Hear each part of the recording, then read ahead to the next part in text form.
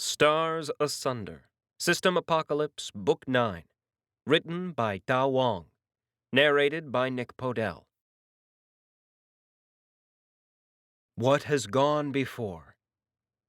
When the system arrived on Earth, it brought monsters, aliens, and glowing blue boxes that altered the reality of humanity. Gifted with classes that must be leveled and skills that provide reality-altering powers, humanity struggled to survive when modern electronics failed under the flood of mana. In a year, over 90% of humanity fell, leaving the remnants to pick up their lives. 𝗪𝐿𝐸 is one such survivor, starting in the depths of the Yukon and traveling south to aid humanity in its struggle to stay free of their galactic overlords. As a settlement owner in British Columbia, he joined forces with the remnant military forces of the United States on the West Coast and proceeded to wage a war to free the Canadian prairies and the U.S. West Coast. Forced to take his master class quest by the Erethran Honor Guard and the Erethran Champion, John returned from the Forbidden Zone planet he was teleported to with new powers, only to find a changed Earth in the 4 years he was gone. Together, the newly master-classed John and his friends fought the Galactic interlopers, forging an alliance of human and aliens to form the first planetary government of a dungeon world. Doing so cost, as it always did on the broken Earth. To ensure the government continued to survive and take its place on the Galactic Council, 𝗪𝗏 and 𝗪𝒏𝒁𝒐 𝗪𝒏𝒂, along with the planetary representatives and other interested parties, left Earth for Erethran, the system's capital planet. Their presence angered many, and forced John and his friends to lash out, fighting back against oppressors who targeted him and the planet directly. Years passed as John and his friends, 𝗏𝒪𝒀𝒀 and Harry, waged a guerrilla war against those who would restrict Earth's expansion. Eventually, tired and worn, the group, with pirate captain 𝗪𝗏𝗀𝗆, stop at 𝗧𝐸, an infamous pirate station. There, they are caught in an all-out war between the pirates and the Galactic Council, whose objectives are deeper than they appear. John meets the corrupt librarian 𝗪𝗏𝗆, who gives him the accumulated knowledge of the corrupt system questers. In the last clash of the war, John is forced to fight multiple masterclassers alone. In a last-ditch attempt to stay alive, he opens a portal and steps through, only to find his portal leading him not to the station, but to the Erethran Empire. Now John will have to complete his promise to the Empire, to fulfill his duties as a paladin of Erethra. But in doing so, 𝗪𝗏𝗆, the Redeemer of the Dead, might find himself angering forces even he should not contend with. Chapter 1. Queen 𝗪𝗏𝗆 is no demure, wilting flower of femininity. She's hot in the Xena warrior princess way rather than the petite, demure Disney princess manner. Even seated on her throne on the raised dais, the queen dominates the room. She's at least 7 feet tall, ripped and beautiful from generations of gene editing. Her presence is a palpable force, one that constantly sets off my charisma and aura resistances. She rests on the throne on the Erethran capital planet of 𝗏𝗆irii, her golden eyes boring into mine and glittering with amused curiosity. Every inch of her is bedecked with enchanted master, if not heroic class items. There's a diadem around her forehead that screams defensive equipment. Her light blonde hair is cut short, and a metallic plate feeding information into her brain takes up one side of her hairline, where diodes glitter and sparkle. The purple dress suit covers her body, with small etchings and glittering embroidery in a language I don't read, offering offensive and defensive enchantments. The spear that rests on the throne is a legendary weapon, as is the bracelet around her right arm. I could go on, but suffice to say, she's casually bedecked in more and higher tier equipment than the entire planet of Earth. "So, this is our latest paladin," Queen 𝗪𝗏𝗆 says. I can't help but glance at her status information again. Empress 𝗪𝗪𝗔𝗁 𝗪𝗏𝗆 of the Erethran Empire. More. Unknown. Queen level unknown. HP, not available. MP, not available. Conditions, not available. Yes, Your Majesty, I say. At least that's what I think is the right term. I don't really know. It's not as if I've spent a lot of time interacting with royalty. If I'd considered it, I might have bought a system information pack, but who expects to get dragged to see royalty? Smaller and weaker than I'd expected. True, Your Majesty, but he learns fast, levels faster, and occasionally surprises us. 𝗪𝗔𝗔 speaks up. I turn my head to eye the woman, my captor and Erethran champion. Rude? I'm right here, I grump mentally to 𝗪. While I might be as rude as a bull in a china shop at times, throwing out words and actions as carelessly as cheap necklaces from a Mardi Gras float, I've still got some sense. And not back-talking the queen in her center of power is one bit of it. I wouldn't, boyo, 𝗪, my 2-foot-tall floating friend, sends back to me. Like myself, 𝗪's changed his clothes and mirrors me in my sky-blue Erethran military uniform, with its high collars, epaulets, knee-high boots, and green trimming. The only thing he has different is the design on the epaulets. His is a minor variation on mine, indicating his role as a spirit companion to me, a paladin of Eretra. My special masterclass technically gives me a rank within the militaristic Eretran Empire. In fact, I report directly and only to the queen herself. Paladins are part of a separate branch in their society, playing the role of wandering judge, jury, and executioner. We're the troublemakers and problem solvers. At one point, there were as many as 36 paladins in the entire empire. Now, there's just one. Me. Technically, I'm not the only one still alive. My master, sponsor, mentor, the person who approved my ascension into the master class still lives, but she's not coming back. Not anytime soon. Not ever, if she has anything to say about it. Which leaves me as the idiot holding the giant bag of shit that is the Erethran Empire. Wouldn't what? I'm being good? Not telling them how pretentious and dumb-looking this entire room is? How much I'm getting flashbacks of Germany? I reply to 𝗪. The Spirit Companion link is purely mental, run through the system. Over the years since the advent of the system and the destruction of Earth, I've gotten used to replying to him without showing it. The throne room is less an ostentatious display of power and more of a functional bunker.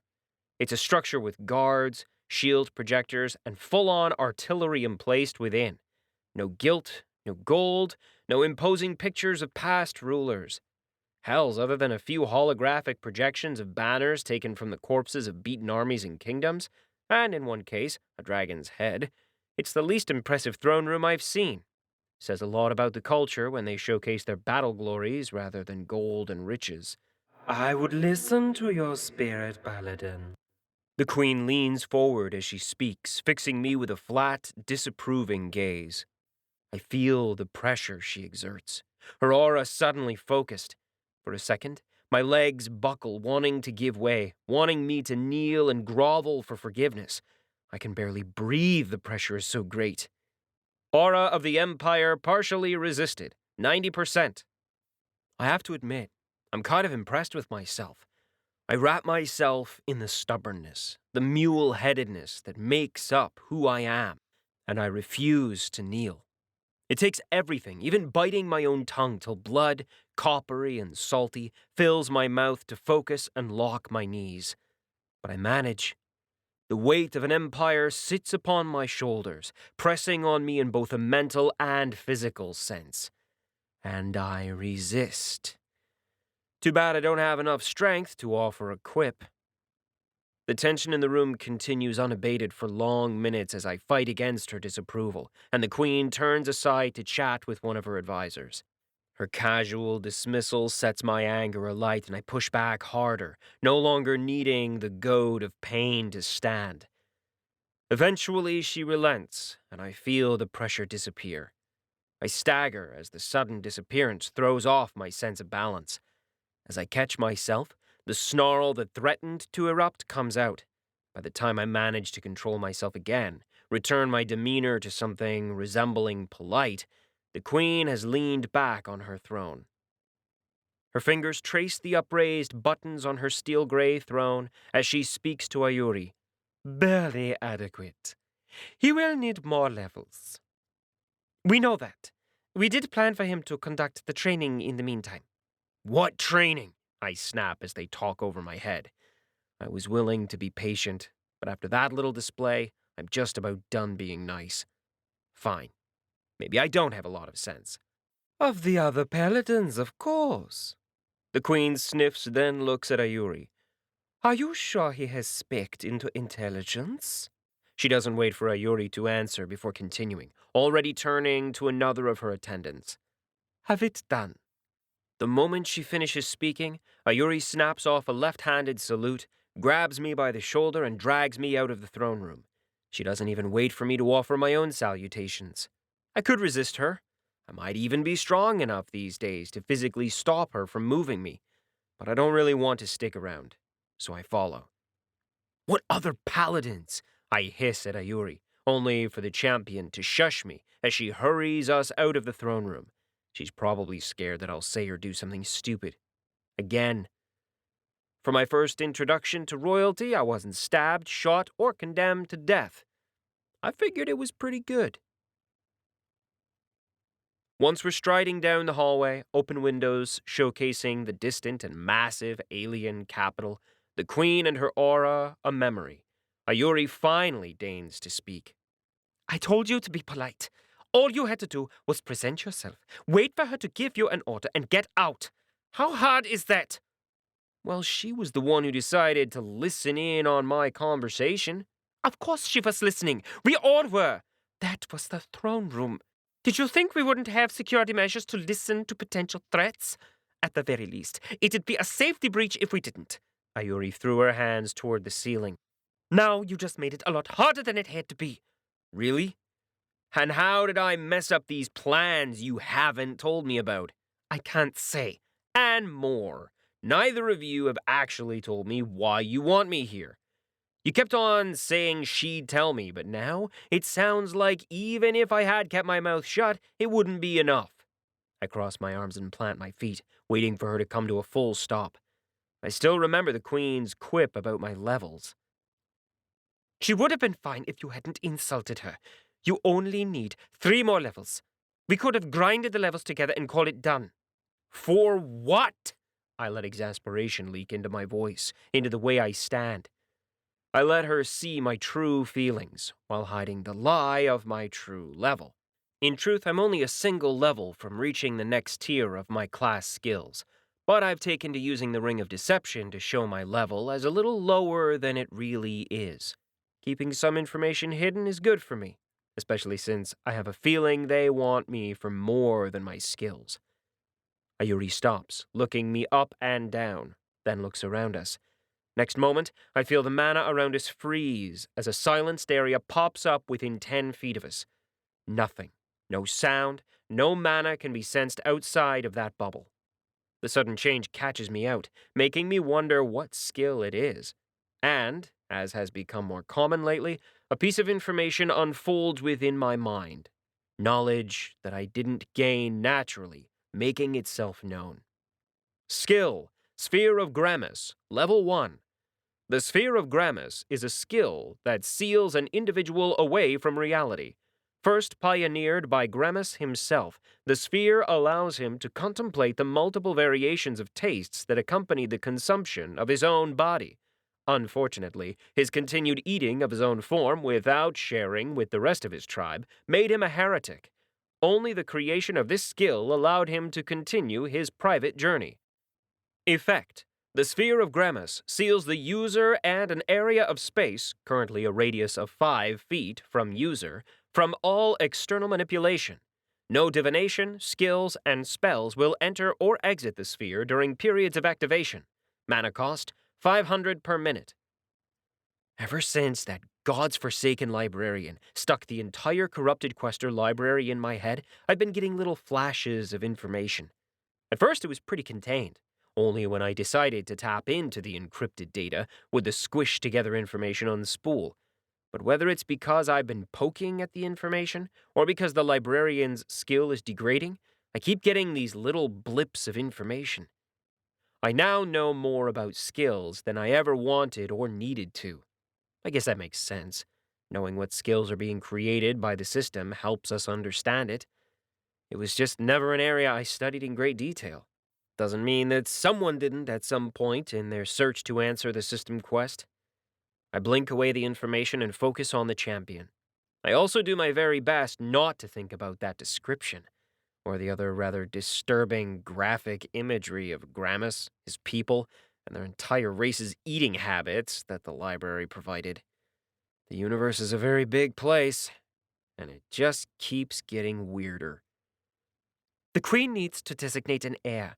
She cannot put it off any longer. And before you ask, her choice as Queen was a compromise that ensured the survival of the Empire at that time. Along with the compromise was her promise to not give birth. Ayuri finally spoke after she finished deploying her skill. There are 3 methods for us to choose a new queen: civil war, the Empire trials, and the choice of the paladins. Great. So just get the contenders to take part in these trials, I try to say lightly, because the other options just do not sound fun. But Ayuri isn't willing to kid around. She stares at me, waiting for me to acknowledge the truth. I don't want to. I don't think it's fair. But when she threw me through the portal on Earth, she made me promise to come when they needed. At least once. So this is the once. This is what she needed me for. Seriously, why not do the trials? I ask. It is not that simple.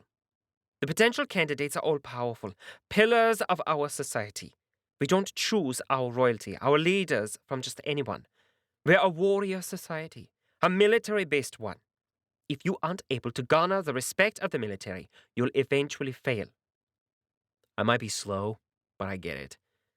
What you're saying is, it's people like you who'd be contending. High Master class, heroics, maybe even a legendary? No legendaries, Ayuri shakes her head. But it's not just that. The trials were created ages ago when we were land-bound to our planet. They value physical strength, the ability of an individual to take on an entire army by themselves. But these days we need more than that in our Empress. We need range, skills that can reach across stars, even abilities to command multiple armies and ships at the same time. The ones who contest for the throne know that. They've built their skills, their abilities to lead armies. So, the PR is a lie. You don't need the person who can kick ass best. You need the person who can help all of you kick ass best, Ali says, chiming in with a grumpy look. And let me guess, these trials, there is only one survivor? Yes. I exhale and shake my head. Obviously, there's only one winner. Why would you want to keep competitors alive? Better to kill them all, salt the earth with their bones, and eat their flesh. Or something idiotic like that. At least that explains why they won't use the trials. It'd almost be better to have a full-on civil war. At least then there would be multiple survivors from alliances and those who just gave up halfway. Looking at it from that viewpoint, it'd be better to have your top men, your generals, admirals, marines, and whatever other forms of champions, not all die trying to contest for the position of Empress, which kinda leaves me screwed. You do know I don't really know your society all that well. You're asking me to choose your next Empress when I don't even know what would work best. Empress apparent, Ayuri replies. The main contenders will all bring their own advantages to our empire. That is, after all, why they are the contenders. The choice itself would trigger the system to provide us those benefits which we need. Need? I frown. Sounds like you're rather desperate. No, but the wars could be going better. This is the best choice from a series of really bad options. Ayuri shakes her head, eyeing the dark walls of the sphere. Don't worry about it. By the time you're done, you'll understand us well enough to make a good choice. What makes you think I won't just sell it to the highest bidder? I say peevishly. I don't deal well with getting pressured to do things I don't like. And playing Praetorian Guard for an entire empire is kinda messed up. It's a hell of a lot of pressure. I ran away from Earth because I didn't want that kind of responsibility. Because you're a paladin, 𝗪𝗈 says. If what I threatened to do bothers her at all, she's not showing it one bit. I'm torn between feeling chuffed that she thinks I'm that honorable and annoyed that I didn't manage to get a rise out of her. But you will be targeted, especially by those who don't think they will win your approval. Not right away, perhaps, but you will eventually. Great. I don't bother trying to hide the sarcasm in my reply. How long does Boyo have to learn an entire empire? Some time. The choice cannot be made until the Queen makes the announcement and request. She won't do that until you level, 𝗪𝗈 replies. As I said, I'm not exactly stupid. Between all the intelligence points I've gained and some innate smarts, I put together the pieces pretty fast. It's the shackles. The last tier in my skill tree. You guys need it to keep the contenders in line. 𝗪𝗈 nods, but refuses to explain further. I'm not exactly happy, but at least it gives me an idea of what's coming down the road. On the other hand, I'm not going to use my skill points on that. Her eyes narrow. When I don't balk at her disapproval, she sighs. We have the budget for the purchase. We'll need you to have multiple levels in that skill anyway. I grunt, making note of that. Might be worth finding out what the difference between the levels would be. In the meantime, I cudgel my brain for other things I need from them. So, about the training. Before I can continue speaking, 𝗪𝗈 lifts her hand sideways, and the world returns to normal. Her skill disperses, and noises return. You'll be training a half-dozen of my best honor guards. They're all ready to ascend to the next tier, ready to become paladins.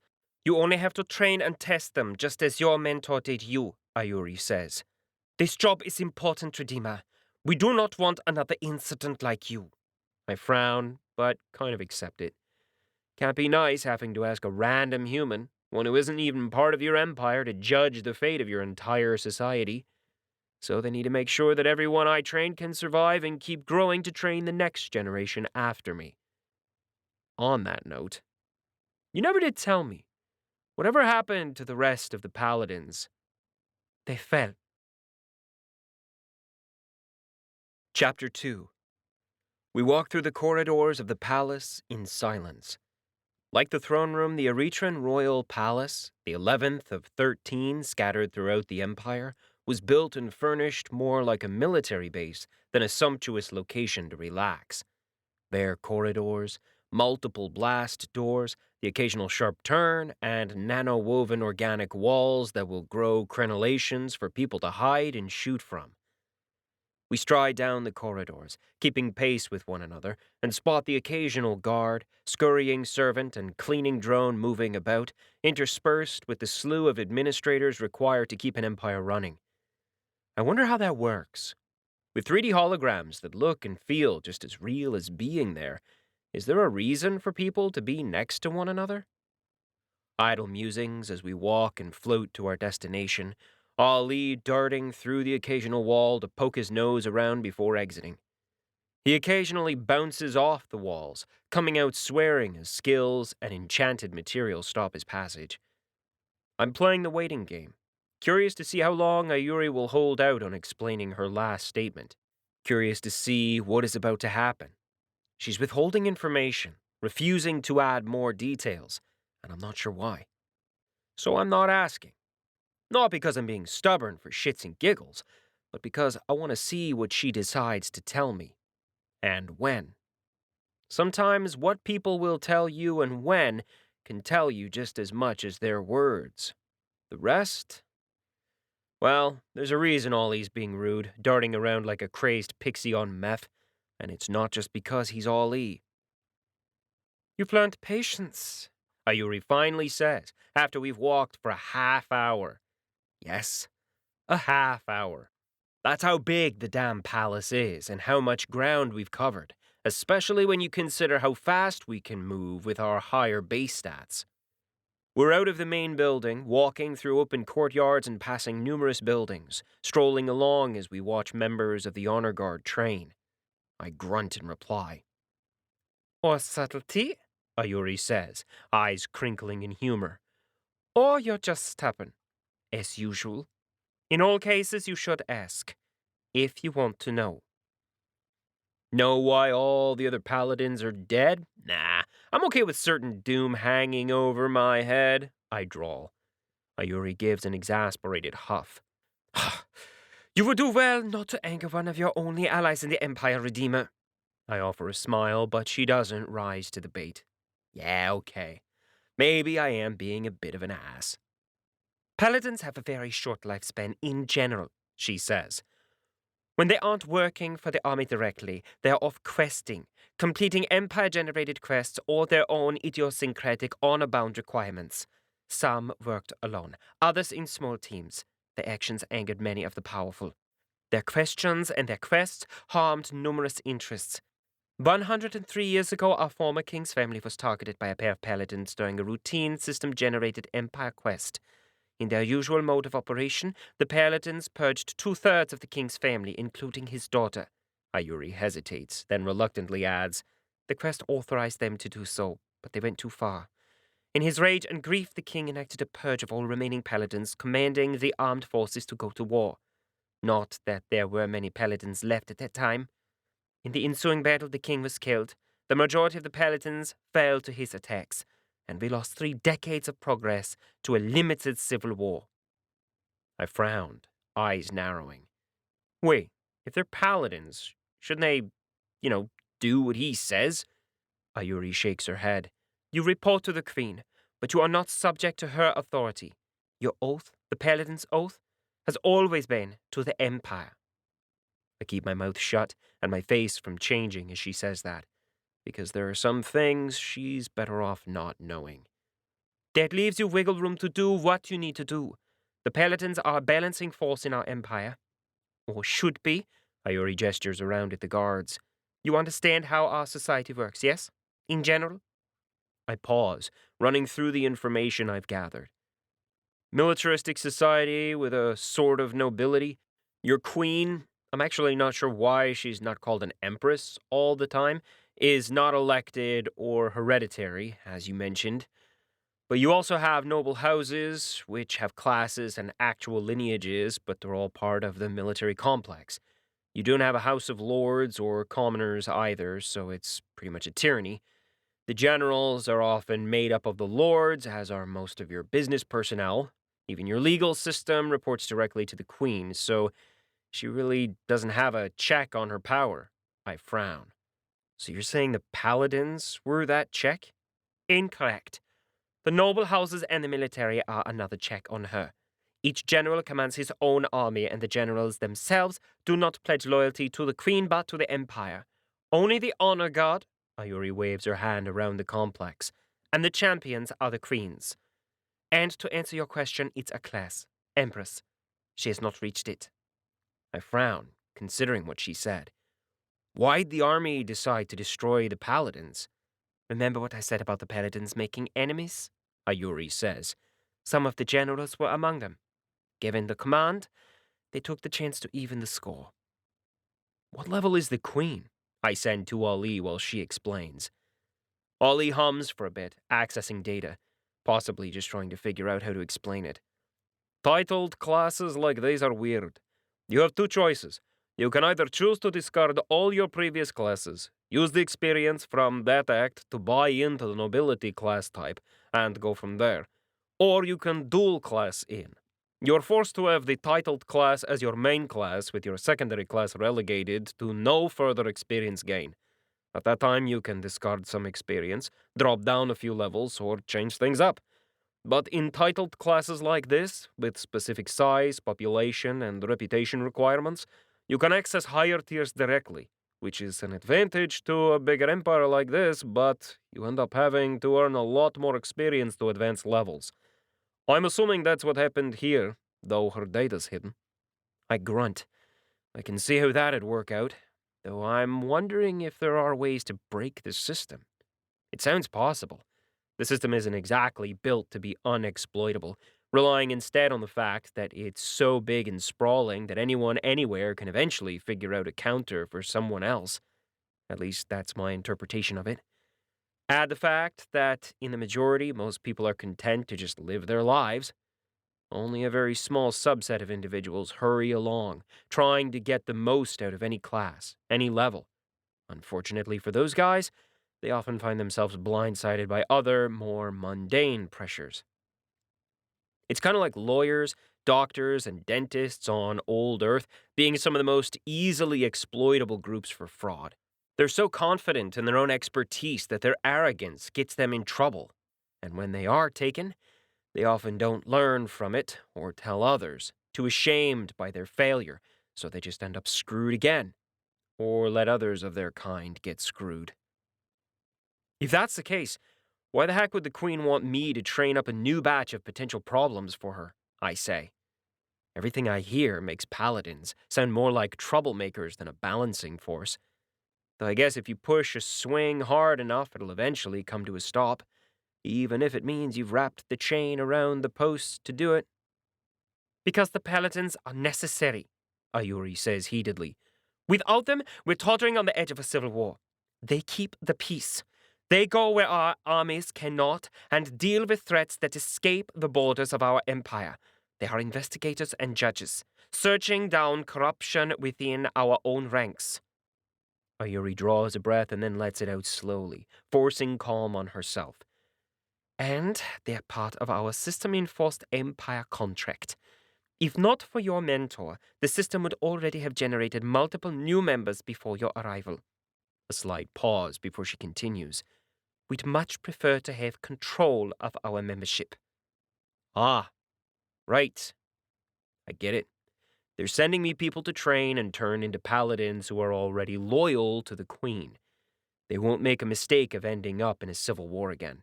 Which kind of makes sense, though I wonder how long that'd last. If they're looking for me to find the Queen's heir, then there are some deeper waters here. After all, there's no guarantee that the new paladins will be just as loyal to the new ruler. So, I assume there are also going to be a large number of people who aren't happy with me doing this? Of course. Great, I say sarcastically. Not only do I have to worry about the real reason why she wants me here, even the cover is going to get me shot at. Before I can say anything more, Ayuri leads me through another corridor into a courtyard, one filled with a half-dozen aliens milling around, chatting or training. The champion waves her hand around. We're here. Here is a wide-open courtyard, edged with the cylindrical cones and the diagonal, sloped faces of shield projectors, all enclosed by the wings of a 3-story building with large, reflective windows. Blast shutters hang over the windows, ready to deploy in the event of a problem. I wonder who or what is looking out at us from the rooms, but I dismiss the silver buildings with their blue edging and numerous semi-hidden field artillery. I've got more important things to focus upon, such as the threats before me. A half-dozen and one individual stand before me in the Erethran Honor Guard uniform, looking like a special effects wet dream. They're dressed in the usual armored pants and tunic ensemble, sporting the exclusive Erethran royal family's colors, purple and silver, different from my own sky blue uniform. Of the 7, 2 of them are Erethrans, just like Ayuri, standing 7 feet tall with their coral-like ears and slitted eyes, whose giant yellow pupils seem particularly startling next to the almost non-existent nose and beak-like overhang of their face. Another guard is a rock creature, all granite and brown rock, hands on his hips and laughing with a roach-like flying figure that hovers next to him, wings beating a low drone. There's a Movana, all pale and thin and pretty, hands on the bladeless hilts of basket swords strung on his belt, sneering at everyone as he looks around. And lastly, rounding out the non-Erethran group is a short, snappy, and furred Puskin chatting with a just-as-short Grimsar dwarf. Even if the entire group looks pretty relaxed, they face us the moment we arrive, conversations dying like a roach on a fireball. "Attention!" one of the Erethrans shouts, and the group falls in with precision. They stand there staring at me, chins and chests jutted out, feet together, wings folded, arms by their sides. It isn't the kind of stare you give to people you like, but a challenging gaze, a weighing observation. They're here to see who I am, what I am. I glower back as the planet's giant sun beats down on us and wispy white-pink clouds drift past. "You're initiates, Paladin," 𝗪𝗈 says. There's a tone of quiet amusement in her voice, almost gloating as she looks over the group. My lips twist, while 𝗀𝗚 finally pops up the series of blue notification boxes about their statuses. I ignore the group while I read. Once I get past the third, I realize most of them are the same, max level or close to it. It's bloody annoying that there are so many of them, but then again, they've got an entire damn empire with hundreds of billions of individuals to draw from. Finding 7 people who are dumb enough to want to be a paladin should be simple. I let my gaze run over the group one last time, gauging their stiff backs, the jut of their chins. As I'm about to speak, the memory of a voice comes back. It's languid, lazy, each word is drawled out, as if there's great effort in speaking. The voice hints at the pain, the weariness and burden of its speaker with every word. Or maybe that's just how I remember it after all the time I was on the planet. After all I remembered and learned. Everyone thinks they know what a paladin does, but few are willing to pay the real price. Are you, child? "Paladin?" 𝗪𝗈's voice rises as if she's called my title a couple of times. I blink, my senses returning fully. You might want to drop the creepy smile, boyo, 𝗀𝗚 sends to me urgently. I realize I'm smiling, a toothy pull of the lips and cheeks as I stare at the group. It probably veers into crazy or savage, and I'm not particularly sure which one. One of the Erethran soldiers has dropped out of standing at attention, the woman going into a bladed stance with her back hand down by her side and front hand raised slightly. The others are all tense, but no one else has broken ranks, even if Roach flares its wings a little. When I wipe my smile, she relaxes slowly. "All right, you bunch of lolly-loving wannabes, let's get something clear here. Being a paladin isn't a picnic, nor is it just another promotion. If that's what you're looking for, I suggest you become an Erethran commander or general or whatever else master class you've got available." Rather than insult them or make them annoyed, I'm surprised to see the soldiers relax. Maybe all soldiers, alien or human, are masochists. To become a paladin, you have to do 2 things. I let the silence stretch out, just 'cause I can. When 𝗪𝗈 glares at me, I continue, letting my voice project. You need to prove to me that you have what it takes to become a paladin. And then, you're going to have to fulfill the class change quest. 𝗪𝗈 twitches at the blatant repetition of what has got to be obvious information. For a moment, I consider warning them that they could lose their lives, that the quest I have to give can't be made easier, or at least not by much, because the system has its tenterhooks in it. Like all class quests, like all system quests, there's only so much I'd be allowed to change. Another memory, another slew of data, of tests, of attempts to change the system. Class change quests, system quests generated from a settlement sphere, guild quests, dungeon quests, on and on. Every type, every kind. Questers with their skills, attempting to manipulate them from the outside, pitting themselves and their will against the system. And failing, with the backlash tearing apart skills, pulling away health and experience, and sometimes lives. Questers on the inside manipulating the quest itself, using the same skills, adjusting the ratios, the payouts, the risk and details of quests as they offer them to others. Fighting the system to offer more than the system wants, more than it is programmed to do, and some, a few, succeeding. Data recorded, noted, parsed down, and then another experiment. And another, till they fall. But the information always kept, always recorded, for another quester, another researcher willing to pit themselves against the system, all to get another % in their system quest. I shudder, seeing my own completion rate tick up. I get the flood of experience as memory goes away, leaving me reeling internally. But I can't let them see it, so I don't. And I focus into the silence as the group stares at me, waiting to hear what else I have to say. These people standing before me, they're not likely to turn away because there's a small chance of death. At least, not if I know anything about the Erethrans and the Honor Guard. You're dismissed, for now. I'm sure 𝗪𝗈 has a bunch of documentation to send me about you, after which I'll speak with each of you. I pause. Personally. In the meantime, while I read, I want you to keep an eye on them. Talk to them. Make friends if you think they'll find you spying. I want your in-person judgment. I send the last to Ali. And then, turning on the balls of my feet, I walk back out the way I came. It takes 𝗪𝗈 a few moments to catch up and follow, letting me stride off down the corridor for a bit and nearly out of the building itself before she speaks. You do know we're going the wrong way to get to the offices, right? I grunt. A man has to make a good exit.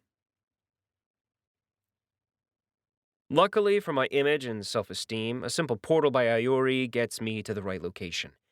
The office I take over consists of boring-ass pale blue walls, a single kidney-shaped table, and a pair of all too comfortable office chairs facing one another. A central floor opens into the room, directly opposite the big window.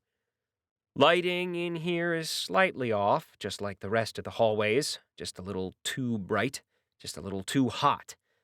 Weird alien lighting schemes is an ongoing issue in the galaxy.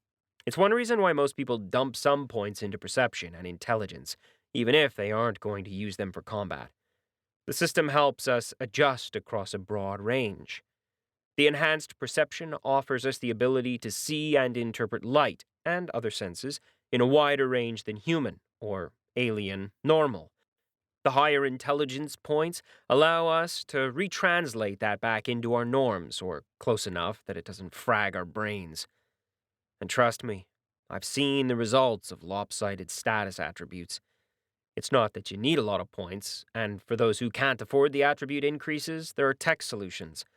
But at the master class level, very few keep their exclusive and super specialized builds, just to head off potential problems. Once we're in, 𝗪𝗈 walks over to one corner and pulls a small circular cone from her inventory, triggering the mobile hard light furniture creator. A moment later, a hard light lounging chair appears, onto which she flops. I mostly ignore her, for in the corner of my vision a more interesting piece of information has appeared. The full military records of our volunteers. Taking a seat on the opposite side of the desk, I start reading. There's a lot of information to get through. Everything from their full status sheets as of the last week to their battle records, their commendations, previous commander notes, build recommendations, and even a full psych profile. It's kind of disturbing how detailed the information is, even though I know it's routine for the Honor Guard. Maybe it's disturbing because it's routine. Either way, I learn more about these people, their families, and relationship situations than I know about my own companions, which is rather sad, if you think about it. Maybe I should ask a few more questions of my friends. Chapter 3. A couple of hours later, I'm finally ready to see people in that little office of mine. In the meantime, I've adjusted the lighting to the human visible wavelength, transformed the Erethran-sized chair and desk to human norms, which make it just a little shorter than what they're used to, and put up a nice outdoor vista on the walls. It's a Pacific Northwest rainforest, a scene taken from the archives of the system. Peaceful and normal, and not at all filled with hungry monsters and mutated trees that produce carbon monoxide or eat you when you fall asleep beneath them. My first visitor is 𝗲, one of the 2 native Erethrans. Can you even call them natives when they abandoned their homeworld thousands of years ago to the system? Something for the alien anthropologists out there to answer. When he marches in and stands at attention, I'm idly reviewing his file again. 𝗲's build and personal weapon choice is clear. He's the guy who sits on the rooftop somewhere, watching out for bad guys, or is sent far away deep into enemy territory to deal with enemy commanders. Outside of the basic Erethran soldier and Honor Guard build, he's got a few class skills that emphasize aimed and single-shot damage. Of them all, 𝗲 has the least number of Slayer titles, because outside of routine operations, he isn't meant to be mixing it up directly. Once again, I flick my gaze over his status screen, lips pursed. 𝗲 Traor, Slayer of Kobolds, Trolls, Goblins, more. Marksman Champion 4. Chrismat, Pathfinder, 𝐶𝐬𝐵 Desert Survivor, Erethran Honor Guard level 50, HP 2780 of 2780, MP 2510 of 2510. Conditions: life suppression, scentless, not the droids, 10 steps closer, mana drip, anchored return. But that's his status screen, his sheet. That's not him. And as I stare at the man standing at parade rest before me, hands clasped behind his back, I can't help but wonder if he has what it takes. His psych profile reminds me he's a loner on duty, but a people person, a crowd pleaser and joker when he's with his peers. On top of that, you've been through 3 separate physical cleanses, all because you've not been able to keep clean. I don't recognize the names of the drugs, but I don't need to. Their effects are clear enough from the report. Can't handle the pressure? The incidents were 20 years ago. Paladins, sir. 𝗲 answers me with a tight tone. We'll see. When my pronouncement gets a flat-faced return stare, I go on. Why do you want to be a paladin? I was ordered to show up for this recruitment process. Paladins, sir. Drop the paladin, sir, nonsense. I point a finger at him. I didn't ask why you were here. I asked why you wanted to be a paladin. Because they are linchpins of the Empire. Paladins, sir.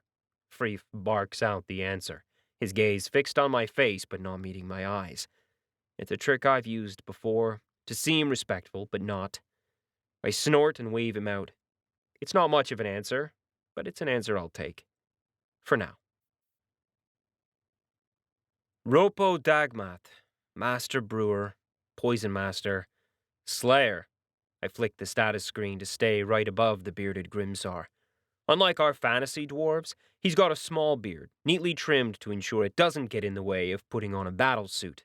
The beard is streaked with white and gray, mirrored in his braided hair that covers his head in tight bundles. He's the oldest in the bunch, nearly hitting 180, and it shows in the hair and lines on his face. Not your usual secondary build and occupation for an honor guard member. 𝗨𝗶𝗁𝗪, Silver Axe Thrower of the 6th Deep Warren, Master Brewer, Poison Master, Slayer of Trolls, Goblins, 𝐼𝐭𝐚𝐫𝐬, more. Erethran Honor Guard, level 49, Poison Specialist, level 38, HP 4180 of 4180, MP 2340 of 2340. Conditions: loved by poisons, venoms, and toxins.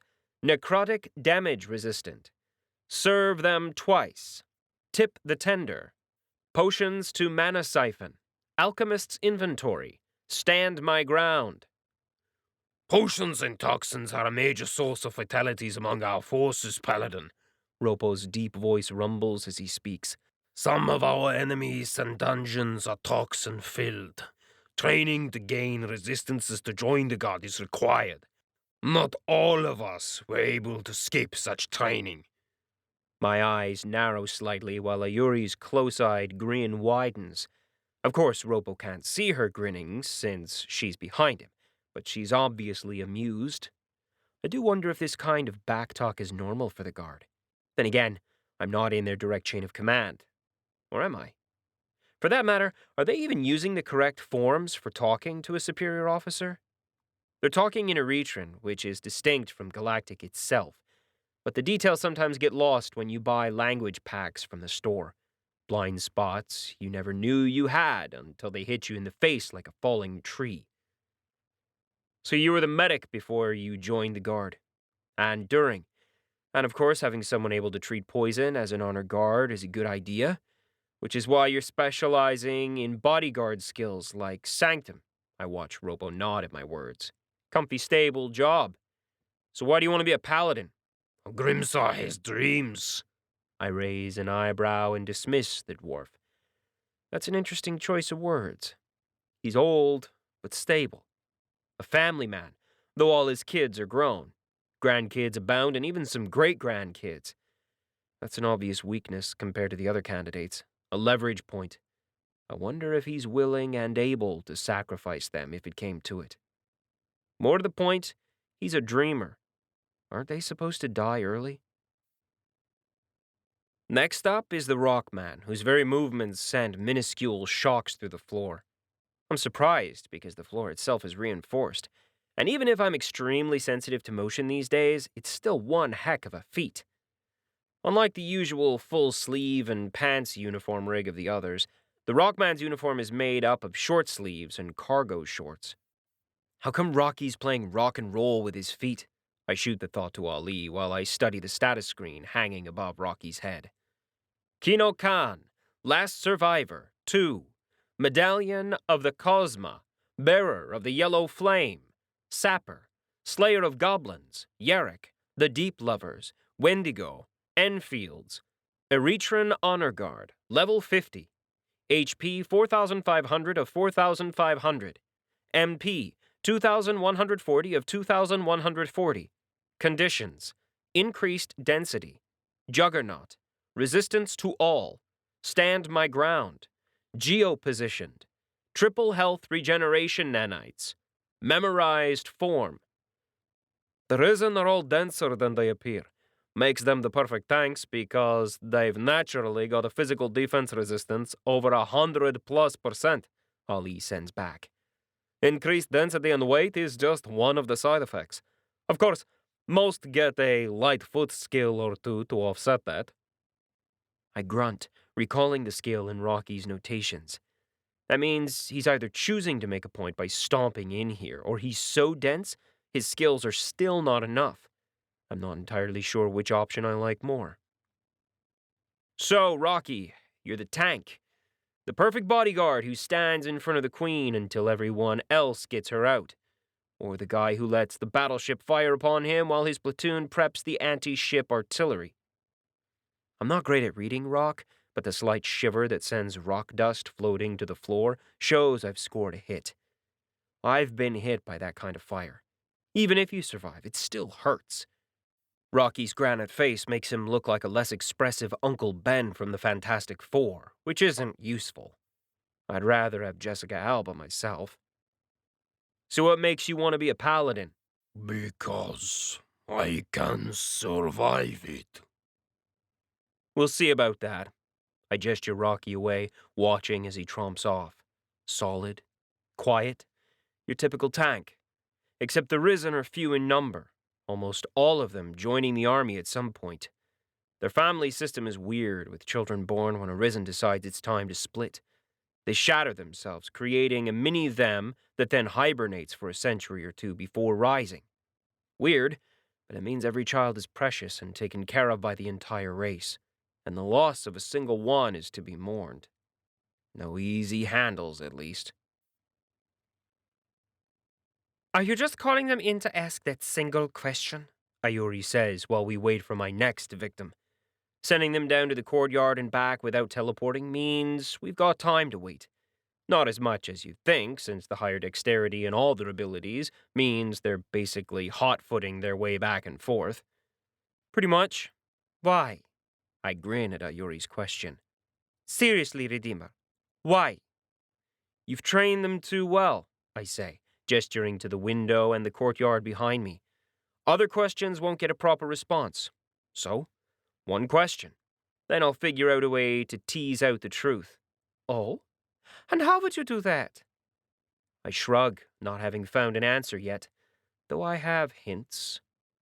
Before we can speak further, the door chimes and slides open, leaving me to regard the horror-inducing appearance of my next speaker.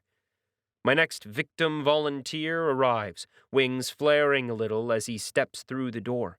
I lean back, eyeing the roach flyer, a 𝗕𝗏 from a dungeon planet just like me, as he regards me with its compound eyes. I shudder a little, an atavistic instinct making me want to squish the bug, preferably with a 10-foot hammer. And I know exactly where to find one. Redeemer. I cock my head at the greeting. It's a breach of protocol in a way, but not really. The usage of titles is a social construct of system-created society. Titles that matter more to specific cultures are always used first, in front of other titles. So the usage of titles varies depending on social standing. As an example, the 𝐏𝐻𝐾𝐑𝐺 are more likely to use my Monster Bane title over a General Slayer title, if I ever get one. In turn, they'd discount my rank of Paladin entirely, since that's a class and only Erethran.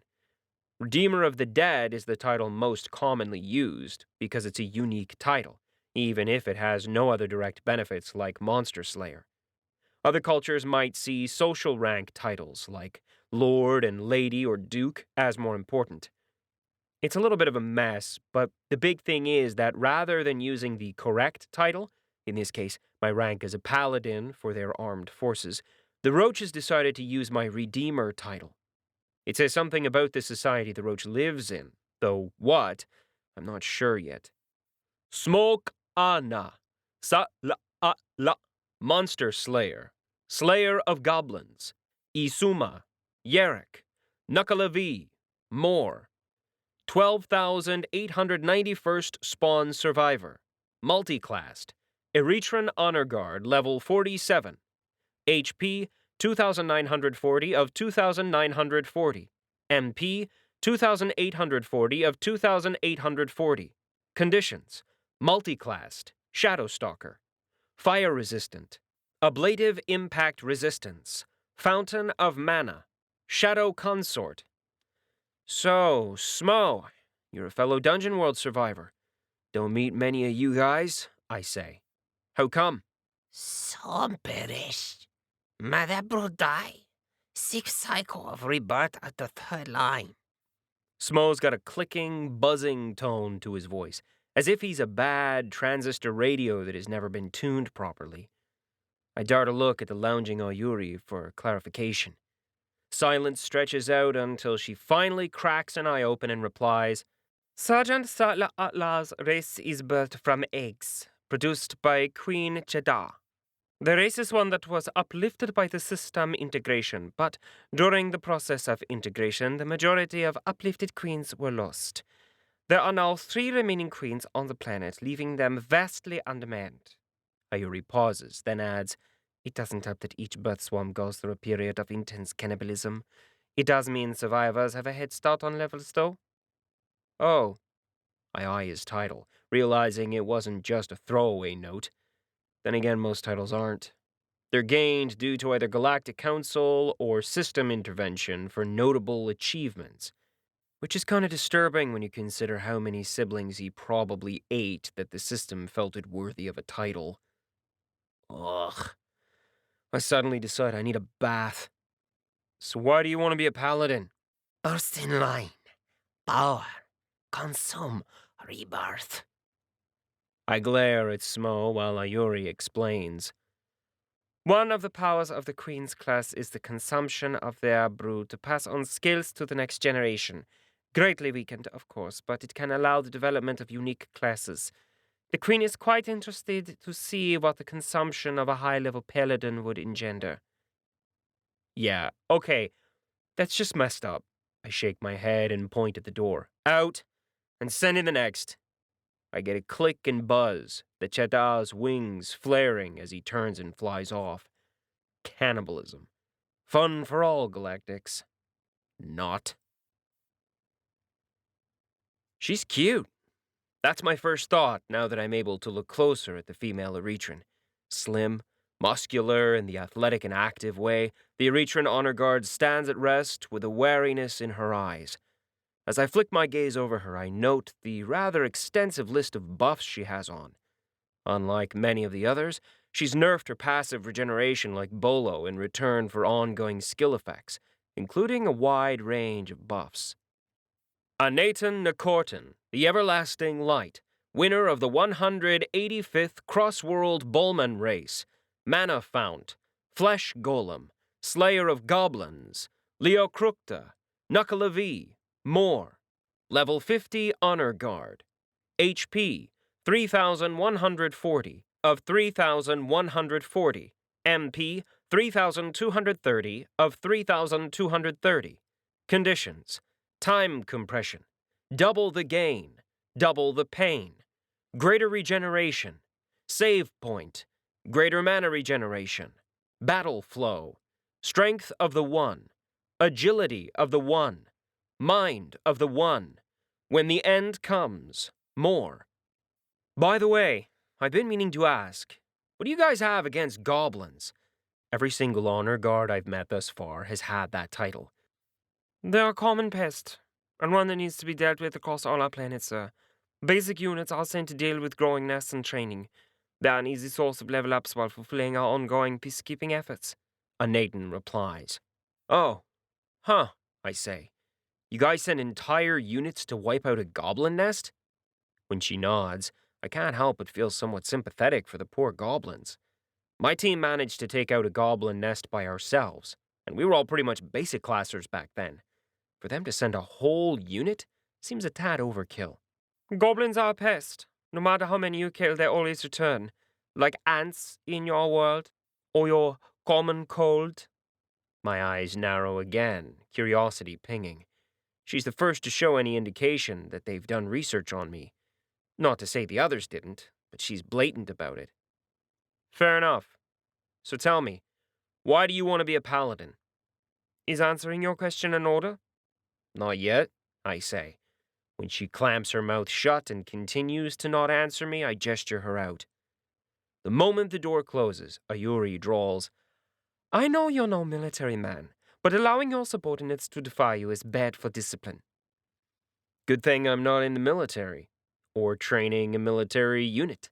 I flash her a grin, then ignore her inquisitive glance as I focus on the next status screen. Let her mull that over. As for Nathan, I remember how she flowed into a combat stance. Her reports all indicate a level of minor insubordination coupled with extremely high marks for performance. Her background as a commoner from a restricted world. She's mouthy, without any real ties to those outside of the guard, and few close ones within. A loner. Don't see many of your kind in the Empire, I say, my gaze roaming over the 𝗪𝗀. Long snout, short ears, short hair with traces of stripes that make me think of a hyena more than a real dog, especially with the reddish-brown clay fur that covers the creature. And you're the first non-honor guard. I'm grateful for the chance, The 𝗪𝗀 yips, its voice high and grating. I kind of want to rub at my ears the way it speaks. Not chance. You earned the spot from what I can see. Ancillary support shaman for the fire teams. You've been forced to work with them but not be a part of their actual command and payment structure. Hard living. Not being paid your full rate and still facing the same, if not more, dangers. Though I'm a little puzzled by your skills. My gaze rakes over his status screen again, picking out his buffs. Gisnan of the Two Palms, Minor Seer, Cassandra, Rebel Marked, Slayer of Goblins, 𝗬𝗍, more. Four-Eyed Shaman, level 50. HP, 2,640 of 2,640. MP, 2,380 of 2,380. Conditions: Eyes of the Future, Twisted Destiny, Scion of the Fates, Personal Timeline, Fate Siphoned, Greater Mana Regeneration. Cassandra? I send to 𝗨. He's a distance away, but I can still talk to him, though I'm trying not to bother his spying. But this is a new one. Greek mythology. I figured that it'd be more fun than forecaster of doom that no one listened to. Prophecy and foretelling, Gisnan says. My people have much skill at that. Your people. I flick my hand sideways. A notification floats in front of him, stolen and replicated to Ayuri's side by a twitch of her finger. It's a recording, a piece of data I've kept stored in my implant, sent years ago by the team to inform me of what was happening in another part of my then domain. A small town where bones and other unmentionables lay gnawed upon and discarded as humans whimpered in the corner, staked to the ground in their own refuse. 𝗪𝗀 bodies lie, weapons drawn facing out, slain by the team sent to liberate the town while we fought through Alberta. Tell me why I shouldn't kick you out right now, I say. Those are not my people! 𝐜𝐸𝐿𝐴 yips, his fur bristling, that short, stubby tail flicking so agitatedly that I can spot it behind his body. Fallen clans! A twisted kingdom! Pretty sure they're from your main planet. Twisted and fallen! 𝐜𝐸𝐿 snarls, fists clenching.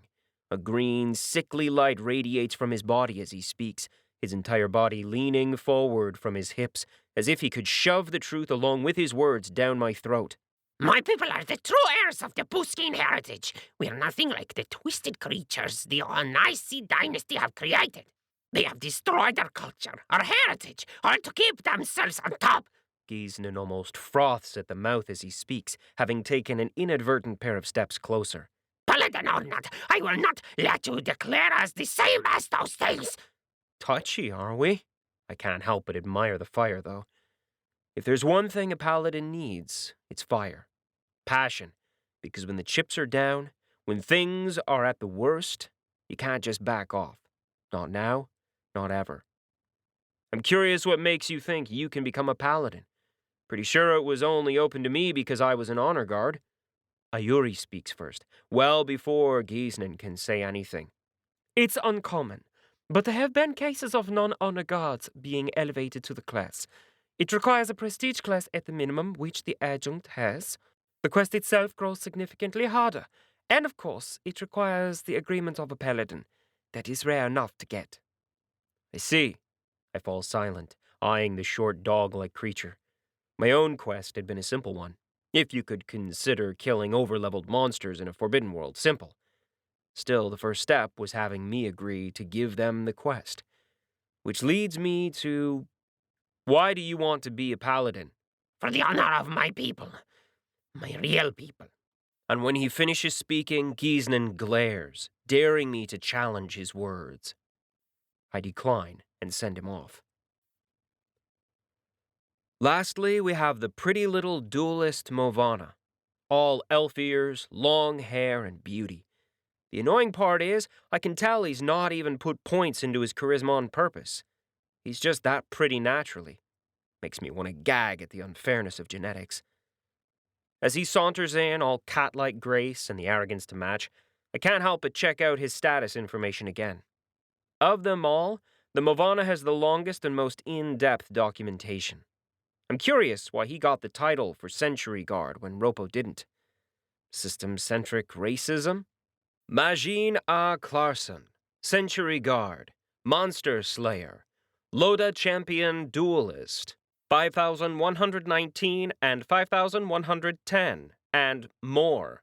Slayer of Goblins, Kraska, Wexlix, Fraxen, more. Dueling Addict, Erethran Honor Guard, level 50, HP 2740 of 2740, MP 2540 of 2540. Conditions: Blitzed, Face Me, Aura of the Duelist, Burst Attack, Greater Resistance, Ablative Shield. I didn't expect to see a Movana in Eretra, I say, showing that I've yet to learn to not stereotype the races. Or I have, but I kinda want to see what he has to say. There's a small community, Majin shrugs. Live a few hundred years, and you start wanting to travel a little. My parents found their way to Eretra before they were killed by pirates. But you know that. His gaze flicks upward to where my notification screens hang. I do. I also noted that your stated goal was to become a champion. So why give that up now? Because the option is no longer viable. Paladin's your second choice, I say. I can understand that. The champion subclass is a unique class, one that can only be held by a single person at a time. Not to say there aren't other types of champions, but the champion of Eretra class Ayuri has is unique. It's part of why her skills are so insanely powerful. Or not. That's the double-edged sword of being a champion. Many of the skills scale according to the strength of whatever you're linked to. A failing empire could nerf the class significantly. Of course, there are also other restrictions on the class, like being forced to be subservient to another. which I'm guessing is why he's given up on the other champion options. A distant, if respectable second, but the champion has shown a middle, 𝗪𝗠 says, turning his head slightly to take in the lounging form of Ayuri. She will stand for the Empire. In turn, I must find another form of service, and returning honor to the class is a worthy task. I wonder if that last line is a barb against me, or how much of a barb. Well, it's clear enough. I dismiss 𝗪𝗠, leaving me to stare at the closed doors. I've got my answers, an idea of who these people are, and soon I'll get an idea of what they're like when I'm not around, when 𝗲𝐸 is watching them. Even so... Are you satisfied? Ayuri says, sitting up from her chair. Or do I have to find others for you? You guys really want more paladins, don't you? They are a pillar of the Empire, and their lack shows. She gestures to the door. They are the best we have, of what we believe should work. Others at lower levels might be suitable, but you don't think I have enough time to level them? Ayuri inclines her head in acknowledgement. I don't know what you expected to happen, but I'm not about to wave my hands and just give them my assent to acquire the class. Why not? Ayuri raises a carefully plucked, graceful eyebrow. Would it not simplify the matter? If you're worried if they're suitably loyal, that was our first criteria. Loyal to your queen, perhaps? I shake my head. But being a paladin is more than loyalty to your queen. Or hell, loyalty to your empire. I put a hand over my heart. Case in point. Ayuri's eyes narrow. Are you saying you're a threat to us? No, I shake my head. At least, not in the way you think. I kick back, putting my feet on the desk. I stare at the ceiling, memories of my time in the Forbidden Zone coming back to me. Did you ever wonder why 𝗏𝗧 never came back? Why she's putting the lives of an entire planet over that of the Empire? I have a feeling you're about to tell me. We're here to protect the Empire, its citizens, and what your empire is supposed to be, not what you think it is, I say, looking at her through parted feet.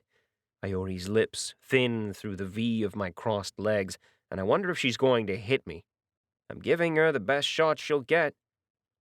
But taunt or not, she doesn't rise to the bait. So, you're not going to rubber stamp our choices? Not without running a couple of tests, I say. And what would those be? Well, funny thing you should ask. My grin widens behind my feet. I'm going to need to make a call. Or two. Chapter 4. 𝗲𝐸 finds me in my quarters a while later, the personnel files of my recruits spread all around me. I have my feet up in the air, literally, as force wards cushion me as I lounge, while scanning through the documents and accompanying videos. I'm still waiting for my call to be put through, but I'm not worried. It's only been a few days since I was yanked all the way here, and my last message to my friends cautioned them that I'd be busy. They're probably doing their own things, and not in any hurry to speak to me. On the other side of the window, plain, reinforced glass windows, backed with a nearly invisible force shield, the sun is setting. I haven't been around long enough to figure out their seasons, but in this world, days are long and nights short. With a pair of moons hanging overhead and light filtered to make the sky purple at this time of day, it's a strange and unsettlingly beautiful sight. So, I ask the spirit. The Pulse found me, 𝗲𝐸 says, floating over. The brown-skinned, goateed spirit floats along in his favorite orange jumpsuit, flicking his gaze over my datasets before turning to me fully. But I listened in for a bit. They're a pretty buttoned-up group. No surprise, if they're the elites. 𝗲𝐸 keeps talking, filling me in on his impressions. For the most part, it confirms much of what I gathered. The group is generally well-mannered, grouping into small clusters along the lines of previous engagements and missions fought together. They talked about past missions, old friends, and quietly measured each other up. No one showcased any real notable skills, but most considered Føll, the marksman, the most dangerous of the lot. Well, either him or 𝗪𝗠, from the way they interacted. 𝗲𝐸 couldn't tell for sure, but those two were the snarling male lions of the pack.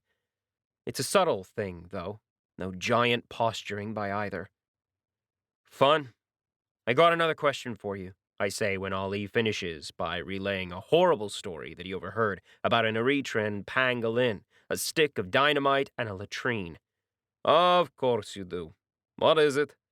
Why is Iori letting me scupper their plans? Scupper? Mess with. Destroy. They want paladins. All I really have to do is give them my blessing, and whoosh, off they go. Ah, Ali scratches his nose. You still need me to answer the question? Obviously. Surprised. But it might be a little too political and obvious, Ali says. Good to know I'm not completely useless. Blah, blah, blah. I hear a lot of talking, not a lot of answers. I wait for him to hurry it along. Then I have to reposition my windows when they follow my hand motions. Most of the time the system is fine, but occasionally it messes with me. Or it could be Ali doing the messing. You gotta remember, you're a separate organization in their hierarchy. Iori can't exactly order you to do what she wants. Even the Queen has to be careful. Secondly, if you read your data pack, you'd remember that the picking of paladins is a time-honored internal tradition. Messing with that could mess with the first point, I say, catching on. Right. If you let people, and in this case that includes the Queen, interfere with how paladins get picked, you'd end up with not an independent organization, but an extra arm in their armed forces. Still, it's not as if I knew that. So if they pushed me, that brings me to point 2. Advanced master classes, prestige classes, all have restrictions on their creation and their development. Mess with the requirements or details of classes too much and the system can just as easily take away the class, Ali says. It can do... Before I can finish my sentence, information blooms. Data. So much data. It rips through my mind, makes me tense and twist in my chair so much that I fall. The kiss of the floor is so distant, it might as well be a kitten's first nuzzle. I'm distracted as videos, articles, and voice recordings decrypt themselves in my mind. I will not! The voice is panicked, loud, so close to breaking, so close to insanity. A chainsaw grates, cutting into another tentacle. The speaker writhes, purple and white limbs thrashing. The attacker doesn't stop until the limbs are lopped off entirely, and the alien thrashes, health falling and falling, until a glow encompasses the thrashing alien, healing and sealing off wounds. And then they regrow. Sign. We can do this all year. Such a cold voice, clinical. I can't see the speaker. I can only sense them through the recording. Sense them and see, feel the limbs, all the limbs that twist and twitch beneath his feet that tell a tale. A shortened, grotesque tale of how long they've done this, how often. Sign! The alien sobs. Memory breaks. The video speeds up, or maybe my memory of the video blips. The alien is thrashing, its one tentacled hand raised toward the notification, the one where it rescinds heritage rights to its own family, breaking its own advanced class, that of the podkeeper Scrooge, destroying the tenets of its own class. And the system acts, tearing it from its class, stripping it of its additional attributes, throwing it all the way back to a basic class. The process is painful, dangerous, and at the end, the alien is dead. Too much leftover damage, too low a constitution, or perhaps too much pain.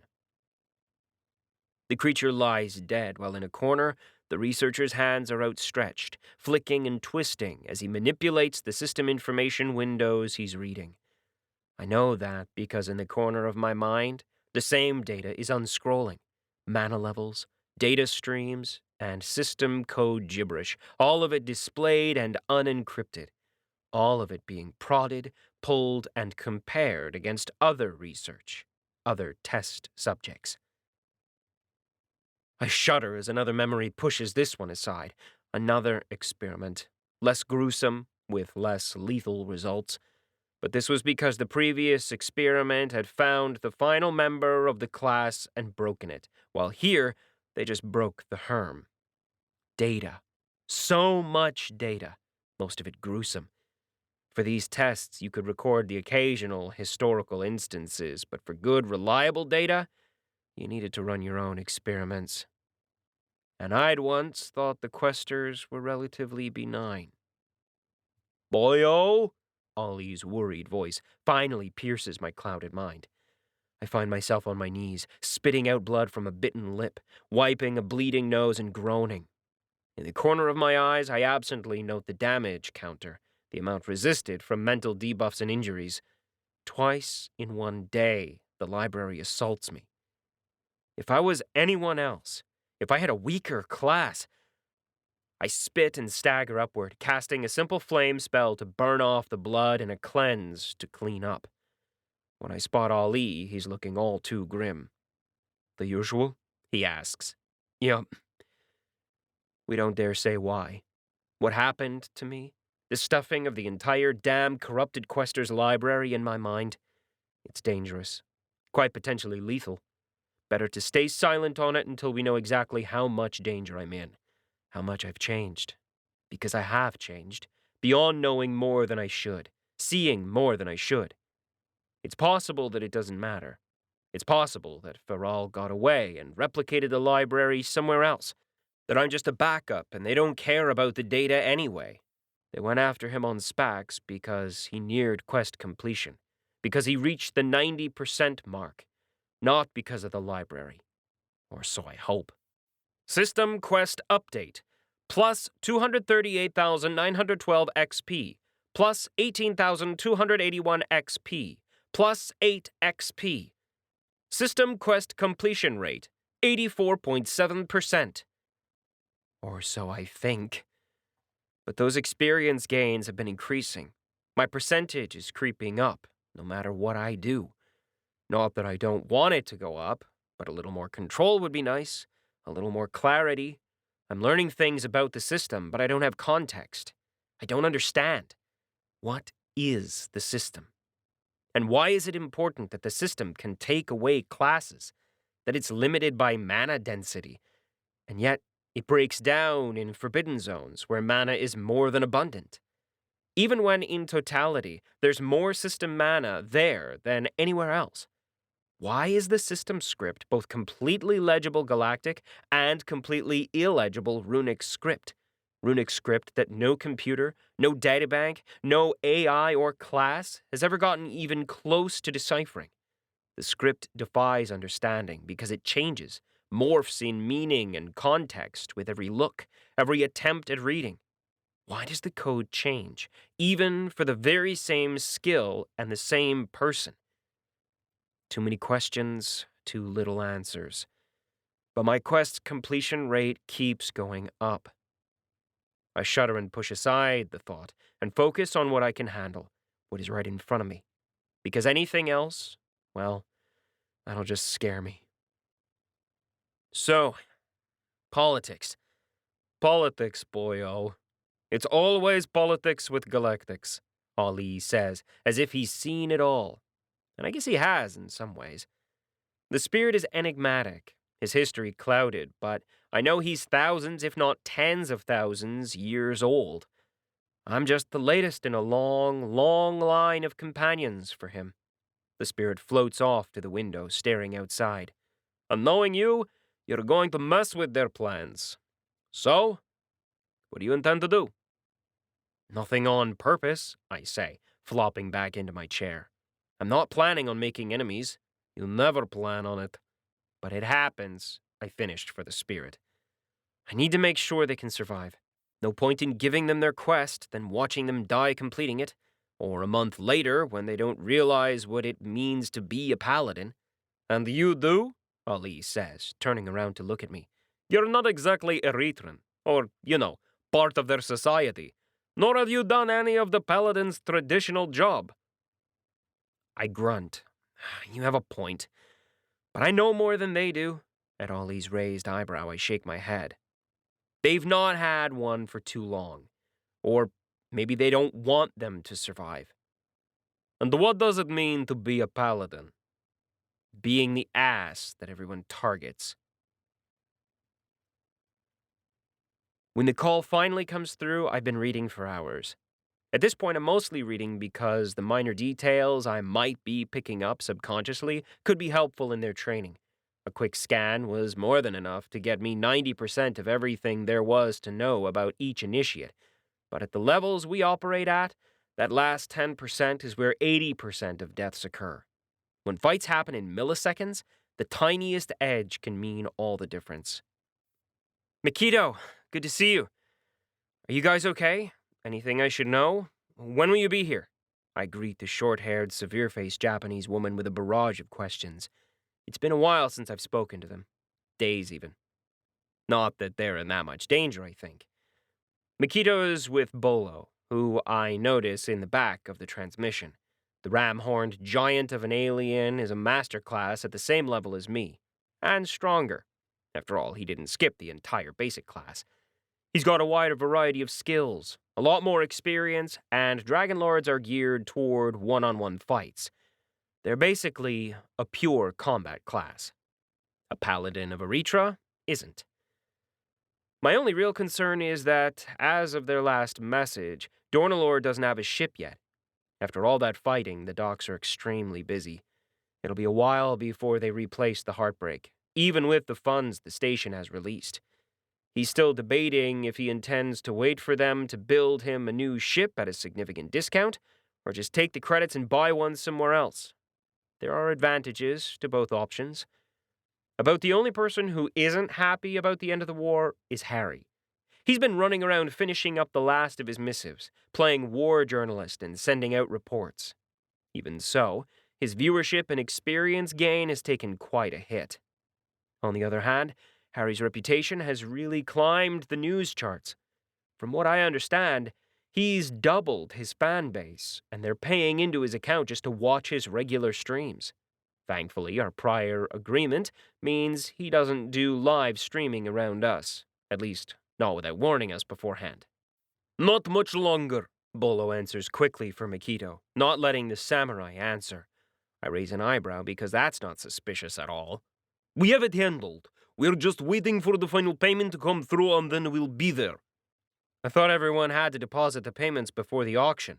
Normally that's the way, Bolo shrugs, his enchanted emerald scale mail rippling and glinting as he does so.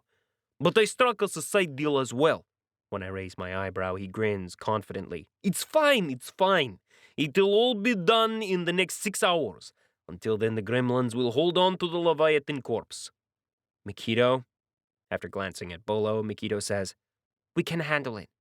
The deal is good. All right, then. I might need you guys here sooner rather than later.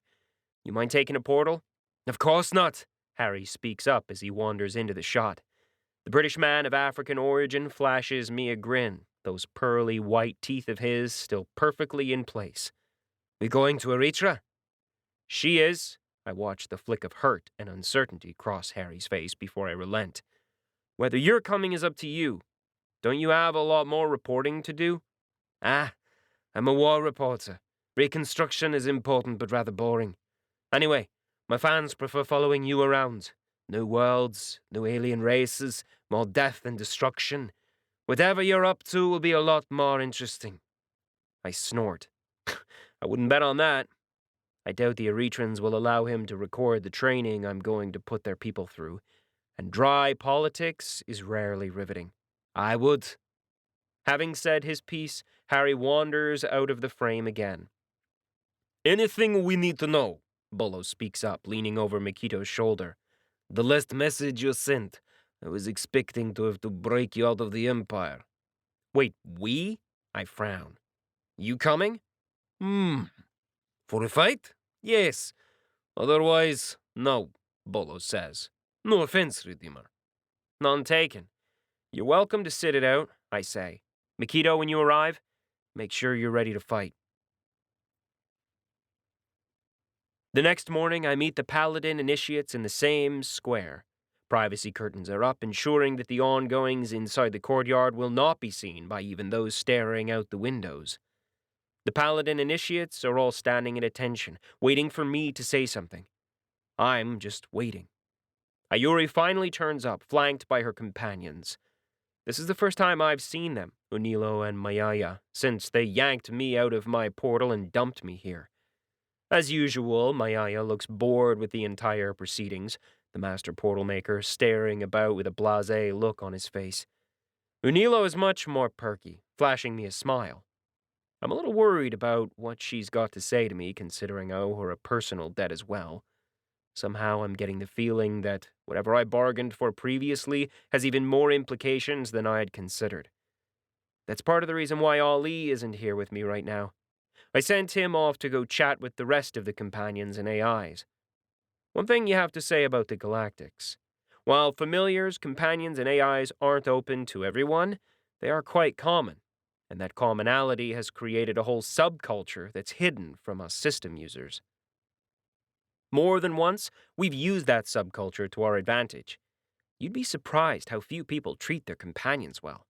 With the wide variety of social classes and individuals involved, and the system-enforced loyalty, slavery, in other words, it seems to make people think they can do what they want. Champion, I greet 𝗪𝗆 as she comes to a stop next to me. Paladin? That's Grand Champion, Unilo pipes up with a twinkle in her eyes. It's fine. The Redeemer is known for his lack of courtesy. 𝗪𝗆's lips widen in a smile. In fact, a subsection of his historical predecessors were known for being extremely rude, so he could be said to be following tradition. Funny. I glance at the clock in the corner of my vision and sigh. I still have another 5 minutes to wait before it's time. We could potentially open up early, but You know what? I really don't want to do small talk. Can you open the portal? I ask Mayaya. Of course, he looks at 𝗪𝗆 for confirmation. Redeemer, you do realize there are numerous restrictions involved in using the portal between worlds? Teleportation and other mass transit, mass movement spells and scales are a strategic threat. Receiving the right to make such portals throughout defenses is an involved process and requires significant planning, 𝗪𝗆 says. That a no? Yes, you dungeon-born, uncivilized, system-deficient cretin. That's a no. Mayaya snaps at me, which makes me chuckle. You know, this is probably the first time I've ever seen you react. For anything. That includes the time we almost had those monsters eat your face. This time, Mayaya doesn't rise to the provocation. In fact, his face slips back into that blasé look. I make note of it, how portal making and its attendant bureaucracy is his sticking point. Unfortunately, that leaves me with another 4 minutes or so to wait. While doing so, I regard the waiting paladin initiates. They're all standing silently, faces carefully tended to ensure that not a single inch of alien feeling shows through. Even the ones who have tails, or in the roach's case, wings, are careful to keep them from moving, which the Galactic body language download tells me is unusual. It's a level of control that's uncommon and speaks more of focused attention than it does of relaxation. All right, I guess I should tell you why I called you all here. I regard the group, waiting to see if there's any reaction to those words. Of course, there's not. Today I'm going to show you exactly how far you all are from being viable paladin initiates. That triggers a reaction, especially from Majin and 𝗏𝗏. The others are less blatant about their surprise, and in 𝗏𝐸𝐿𝐼n's case, something tells me he expected me to do this. If so, maybe his skill set isn't completely worthless. After that, I let them stew in silence until time runs out. Mayaya doesn't bother to ask my permission, just glances over to confirm with 𝗪𝗆 before he snaps open the portal. It's a black void in space, a circular oval that consumes all the light entering it. It's not very big, about 10 feet tall and 5 feet wide. What it is more than big enough for those who come through. I can't help but grin. This should be fun. Chapter 5. The first to come out to my surprise is Bolo. For all his protestations and the friendship we struck up, he has a life on Spax. I'm not sure why he'd travel across the galaxy to join us, but it's not the time to question him. The Dragon Lord is standing tall today, all of his 9 feet stretched to the limit, his hammer held idly and blocking the majority of his torso as he strides out of the portal.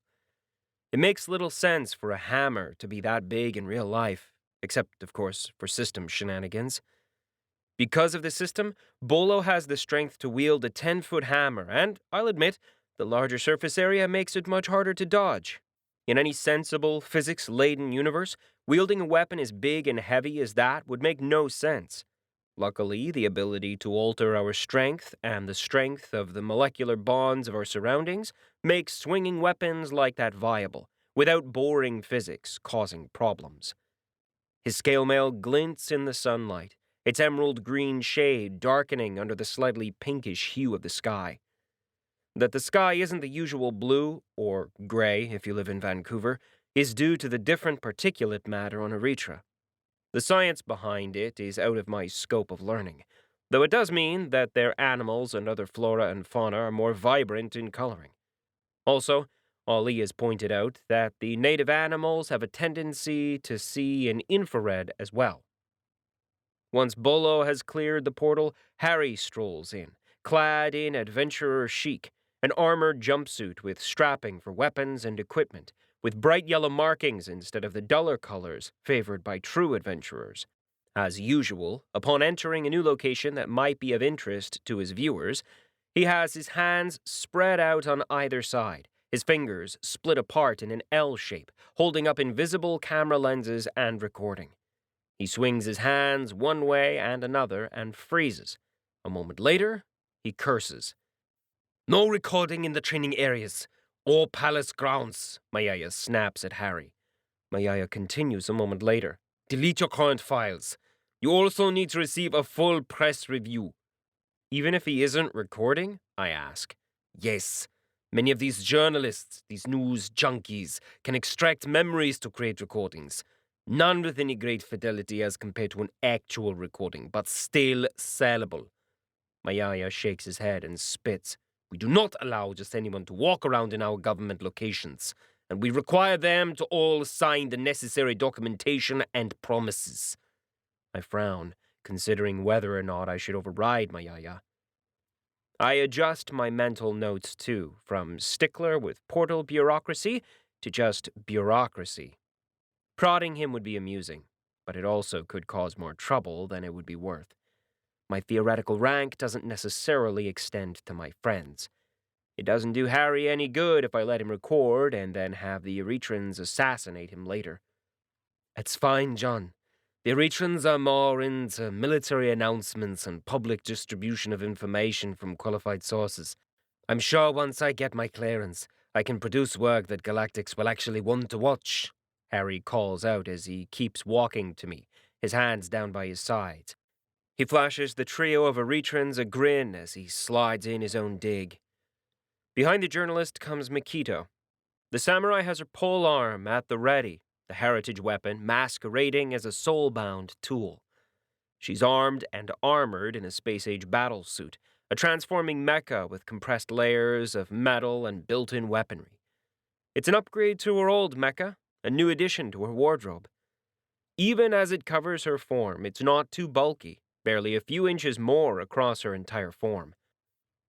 On top of the mecha suit, she can throw up her ghost armor skill, giving her full protection when needed.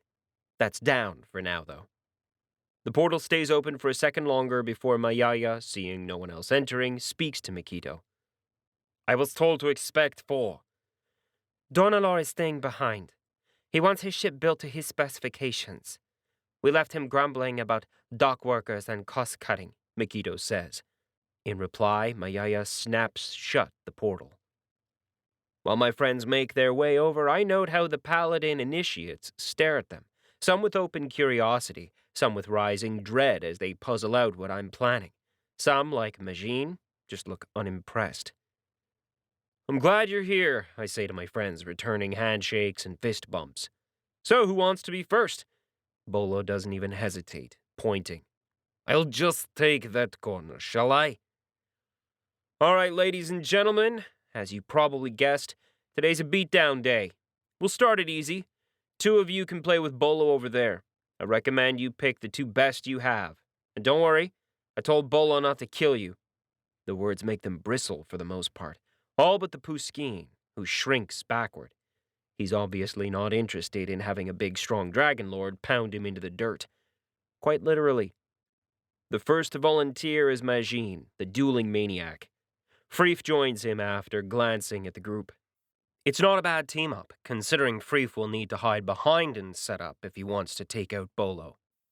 Unfortunately, the flat arena won't do him any real good. That's no way to hide, to back off and open fire on the Dragon Lord. It's not the ideal environment for the marksman, and I'm sure he'll complain about it later. The pair set up as I expect them to. 𝗪𝗍 stands before Bolo, weapons held down and to the side, a short dueling sword in each hand. These aren't big honking pieces of steel, or even the curved elegance of a katana. No, these are dueling swords. Tiny weapons about 4 feet long with a blade that's maybe 1 millimeter in diameter. The blade itself appears from a hiltless basket guard, formed of mana and a thin extrusion of metal. Instead of a single flat edge, they're an irregular triangle of blade edges with diamond-tipped edges to increase cutting area. On top of that, low-level energy projections erupt from the blade edges, giving the weapon a monofilament edge. That 𝗪𝗍 wields 2 at once, and with the lightness of the weapons, means he'll be attacking faster than Bolo. Theoretically. Freef stands behind 𝗪𝗍 at the far edge of the courtyard. This leaves Freef little space to retreat, but 𝗪𝗍 is ready to intercept Bolo. Unlike his melee-wielding partner, Freef is hauling around a sniper rifle that's nearly as big as he is. System physics means that he can carry it without a problem, though he has additional braces emerging from his armored body, along with force-projected stabilizers that help anchor the sniper rifle to himself and the ground. All the while, as they set up, Bolo stands there, leaning on the shaft of his hammer, waiting with a smirk. "You want me to beat them, correct? With flair?" I glance at the party chat that Bolo sends his notice to us from, and keep my face still as I reply, "No deaths. Feel free to cripple. Heck, that'd be preferable." "Not very nice of you," Harry sends. "Good training." That's from Mikito, the samurai eyeing not the fighters who are stepping out to deal with Bolo, but the rest of the group who hasn't. She'll be taking her turn soon after, and unlike Bolo, she'll take this seriously. "Whatever. I've been itching to hit someone," Bolo sends his reply. "You intend to signal the start?" Ayuri says, gesturing out to where the opponents wait. "Nope. When they're ready, they can start," I reply idly. As if he was waiting for me to say that, 𝗪𝗍 launches himself at Bolo. He crosses the 20 feet between them in a flicker of blurred cloth and steel, haste already turned on. He's fast. Faster than me, I'd say. Agility-focused, but with significantly less health. Rather than pick up his hammer, Bolo reacts by punching. He's moving so fast, everyone is moving so fast, that I'm not even sure the paladin initiates spot the slight deviation Bolo makes while punching, a deviation necessary to take into account 𝗪𝗍's dodge. One moment, 𝗪𝗍 is a blur approaching Bolo. The next, he's being punched in the face, that fraction of a second when his momentum is cancelled like a photograph in our minds. His face, crumpled, a blade sunk into Bolo's arm 1/2 foot deep. And then, of course, momentum takes over and 𝗪𝗍 is flying backward nearly as fast as he was charging, tumbling head over heels. A crack, the noise from the projectile thrown downfield as it crushes the sound barrier, informs us that Freef is joining the battle. Freef reacted as fast as 𝗪𝗍, but they're all moving so fast, the crack only arrives a fraction of a second before the noise of 𝗪𝗍's own breach of the sound barrier. The projectile lands on Bolo's chest, just slightly off-center, and at an angle, shattering on the scale mail and showering the ground with shards. Bolo's enchanted armor doesn't even scar. Neither of the initiates take their failures lying down. 𝗪𝗍 is already bouncing to his feet and charging into the fray, blood streaming from a broken nose, swelling already forming on his face. He circles sideways, making sure to give Freef a clear line of vision. He's learned his lesson, circling rather than doing a straight, face-first challenge. 𝗲 is reloading, taking his time as he pumps mana into his next skill attack. No hasty shots here. And Bolo? He's grinning. What happens in the next few minutes is a massacre. Bolo never even bothers to pick up his hammer. Instead, he alternately punches, kicks, and in the end, while holding 𝗪𝗍's hands apart, headbutts his opponent into submission. As for 𝗲, even after conjuring weaponry all around the arena to increase his damage and slow down Bolo, he fails to do much to the Dragon Lord. After the first shot, Bolo dodges. His movements are almost languid, but he shrugs off, disperses, and dodges the vast majority of 𝗲's major attacks. The rest of the drones and automated weaponry, Bolo ignores. When the Dragon Lord is finally done with 𝗪𝗍, he slowly stalks over to 𝗲, dismissing or plowing through the mines, chaos grenades, smoke particles, and illusions to grab hold of his opponent. Then he throws the Erethran sniper to the ground and stomps on him. Even from where I am, I hear the snap, crackle, and pop as pelvis, hips, and fingers are destroyed. I think that's enough. Bolo grins, looking up, and kicks 𝗲 over to the edge of the arena. The duelist staggers back to his feet, battle recovery and stubbornness getting him up, but he's swaying, his reconjured swords in hand. I think we'll do 3 next, I say to the honor guards, some of whom are quite angry. Not scared, though. Not worried. Not even surprised. Just angry. They don't show it much in their faces, but I've been observing them for hours, watching their combat videos, their training logs, and eyeballing them during our interviews. I've begun to put together a picture in my head, build a baseline. They're angry, but not scared or worried. I think that says something about the kind of training they've received. But I have to admit, I wonder if what I'm doing will even drive home the point I intend. Who knows? Maybe getting their asses kicked by a higher-class opponent is a common thing in their training. Memory returns, informing me that that's true, but sometimes lessons have to be relearned. Bolo trashes the next 3 with as much ease as the first group. It doesn't help that they're best fighters grouped up to begin with. When I make it 4, 𝗪𝗍 and 𝗲 join up again. I almost want to comment about them being masochists, but I restrain myself. Guns fire, spells flash, and for the first time, I get to see what 𝗲 brings to the table. 𝗲 stays close, laying out mines and drones to protect the 𝗬skein. 𝗪𝗍 and 𝗬𝐞 confront Bolo directly. Together, the pair of honor guards are strong enough that they make Bolo pick up his hammer and wield it, battering the pair around even through their blocks. That's what the shaman brings. He ties in everyone, what the others are seeing, hearing, and sensing. He layers in his own understanding, his own predictions of what Bolo will do, and so he coordinates the offense. It puts Bolo on the defensive for a few minutes, wears down his mana and health while the Dragon Lord gets his footing in the new battlescape. It's a good showing. It's not enough. No matter how good you are at seeing the future, at predicting your opponent, it's useless if you can't stop them. My own proof of that is my last fight with a masterclass speedster. In Bolo's case, when he gets serious, he smashes apart the defenses of the honor guards. Perfect blocks divert some of the energy, but not enough. Soul shields absorb, flash, and shatter in single swings. 𝗬𝐞 falls first, then 𝗪𝗍. After that, it's just mop-up. When the fight is over, I gather them all again. Well, that went about as well as I expected. What did you all think? I speak casually, in contrast to the orders that they're probably used to. Permission to speak freely, sir, says 𝗲𝗶𝗁.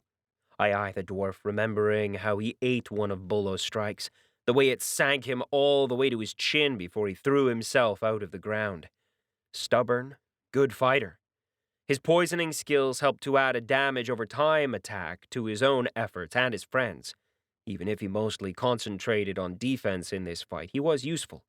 Too bad Bolo's base recovery levels and resistances overrode his efforts.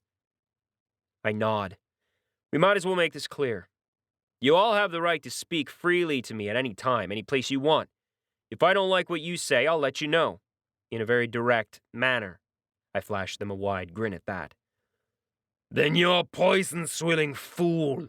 There's no way an advanced classer, capped or not, can beat a high-level master classer. And the fact that the Dragon Lord is a prestige master class, geared for fighting alone, and this was a waste of time. We know we can't beat master classes, and if you thought this was a new thing, we might as well drink a thrice-croaked potion, 𝗨𝗶𝗁 says with tension high in his voice, his jaw jutting out. And why is that? I say. Because, you towering, infected donkey's penis, we are honor guard. We trained to fight master classes either alone or in teams, the moment we were recruited. There's no point to this. We know how to fight and survive. But there's never a winning scenario, not against him. Another jerk of his bearded chin takes in Bolo. And is that what you all think? When my question to the group meets sullen silence, I get my answer. I turn to Mikito next. How many do you want? The samurai glances over the group, taps her lips, then calls out, 1-on-1. Then she walks over to the corner that Bolo had started all his fights from. All right, you heard the lady. Line up and get your asses kicked. While 𝗨𝗶𝗁 grumbles and moves to face off against Mikito, Ayuri sniffs and turns on her heels. She stops, calling out to me when she's halfway to the exit. Paladin, I want a word with you. I note the glances the initiates shoot at me. They're probably speculating that I'm going to be told off by Mommy. As I join the champion, I toss behind me a drone so that I can continue watching. I'm not worried about my conversation with her, for I have a plan. I just don't know if it's a good one yet. What are you doing? Ayuri says, once we're away from the playground and out of earshot. Making a point? I flick a glance back to where Mikito is getting them sorted out. I split my concentration between the drone I left behind and Ayuri. And what kind of point is that? Well, that depends on who we're talking about. 𝗲 is a great sniper, but even with all the points he's put into his skills, he can't really hit a master class like Bolo. And when Mikito has him alone, she'll still beat him like the red-headed stepchild he is. He is not a redhead. He is a stepchild, but that has no legal standing, 𝗀𝗎𝗆 says, looking a little confused. Earth culture. You should read the books, I say. Real mainstay of Canadian culture. Ayuri ignores my nonsensical remarks, while 𝗀𝗎𝗆 mouths the word Canadian. He knows that. He's a sniper. His job was never to be in the front lines fighting directly. You're not teaching him anything he doesn't know. Maybe he knows it, but you guys obviously don't. What is he going to do when you make him a paladin? When his enemies come for him in the middle of the night, when he's all alone and injured, when things are bleak and he hasn't had time to set himself up for that perfect shot? He's not a paladin, I say. I wince as I watch Mikito boot 𝗨𝗶𝗁 in the nuts. The fact that the dwarf continues coming says a lot about his stubbornness and his innate resistances. The fact that he's tried to use a bunch of poison gases and weapons is an interesting new addition to his fighting technique. Not that it helps. 𝗲's just a target waiting to be ended. He's not you, Redeemer. We will provide security in teams for all of our paladins, Ayuri says. And that's where your next mistake comes. We don't work for you, or your military, or even the Queen. Whatever teams you put together, the paladins will have to trust them with their lives and more. They have to trust the team to be loyal. To let them, as a paladin, do whatever the heck they think is right, I say. If they decided to kill your Queen, would the groups you create follow them? I snort when Mayaya stirs and 𝗀𝗎𝗆 frowns. Ayuri's the only one who doesn't react to my almost treacherous words. Any group you create for them will be a compromise, I say. That won't work. Ayuri shakes her head, dismissing my words. We're not looking to create another group of insurrectionists. We don't intend to have a repeat of the War of the Seven Systems. Then you've got the wrong people, and I won't give them my approval. And finally, Ayuri reacts. She steps close, looms over my shorter form, and stares me down. Her aura turns on, and I don't know if it's conscious or not. The pressure she exerts is much, much stronger than nearly any aura I've ever felt. Only the Queen and the Librarian were stronger. It's as though the weight of an entire star system is behind it, and the regard of the population of an entire empire and their favor bearing down on me. I stay upright and keep my face impassive under the building pressure. But as is my way, as she crushes me with her aura, I reach out for that kernel of anger within me, that raging ocean that never seems to end. Pain, never resolved, turned into anger and passion. I use it the same way I always use it, and it reinforces my backbone. Eyes narrowed a little, I snap back. Drop it! You wanted a paladin, you have one. You can't intimidate me, champion. Maybe we'll just try again, with someone a little more agreeable, 𝗪𝐴 snaps, fists clenched at her sides. I note that the other two members of her group have moved to flank me. My 𝗪𝗏 is probably ready to open a portal and shut it with me halfway through. 𝗪𝗏? Well, I'm not sure of her plans. Probably something involving that spear she wields. You mean like the 24 guards you sent before me? I watch 𝗪𝗏's eyes widen, watch as she realizes I'm not as oblivious as I've played. I know more than she thinks about what that planet once was, of the layers of pain it contains. I know about them. I know about all the failures, everyone you sent to the Forbidden Planet in search of 𝗏𝗏. Every single failure, all the rejected ones. I am literally your best option. Now get out of my way and let me do my job. Let me get you a paladin. 𝗪𝗏 continues to stare at me, never releasing the aura that makes the space around us warp. In the corner of my eyes, I spot the way the hallway itself twists, buckles. I meet her gaze even as notifications of the aura being resisted ping off a corner of my vision. She stares and stares, her gaze turning inquisitive after a while, searching my own eyes for something. And then, she laughs. The aura disappears as quickly as it arrived, allowing me to roll my shoulders as the metaphorical weight vanishes. All the while, 𝗪𝗏 laughs and laughs. She claps me on the side of my shoulder, the impact making me stagger. I'm sure I'm going to get a bruise from it. Good! Don't let anyone, anything intimidate you, paladin. So, was that all a test? I'm getting a bit whiplashed from the way that she's been treating me, telling me that the paladins are our own players, then trying to make me do things her way. Weren't you testing me as well? 𝗪𝗏 says, a smile still on her face. I shrug, still chuckling. 𝗪𝗏 slaps me on the shoulder again and walks off with her friends. I watch her back as she goes, then finally turn around and head for the training grounds. I'm still not sure who came out of that interaction better off, but my head is still on my shoulders, so I'll take it as a win. 𝐼𝐾ito's fights afterward are a letdown. After the bone-crushing, shattering, explosive sonic attacks of Bolo, hers are just boring. She restrains her skills and attributes, fighting at the same level as the advanced classers, matching them as best as one can in terms of skill and strength. She still wins. Compared to the triumphant thrashing of the guards before, 𝗵𝐾ito's restrained victories seem to have a deeper effect on the morale of the group. Even if she's a master class, the fact that she's not using her higher-level skills is telling. It's a lot harder for them to discount her ability when she's not triggering and using skills that give her an insane advantage. The fight with the roach is a great example. 𝗧𝗪𝗏 has the height advantage, able to swoop down, attack, and retreat as his wings deploy. They allow him to hold in place or swoop away with equal ease. The roach wields a pair of blaster pistols in his first set of hands, and a pair of cutlasses in the second. 𝗵𝐾ito doesn't hold still, though, constantly shifting her position as she picks her attacks with her weapon. The ghostly armor deflects the occasional beam blasts that 𝗧𝗪𝗏 releases against her, but, for the most part, the roach darts in to do battle with his swords.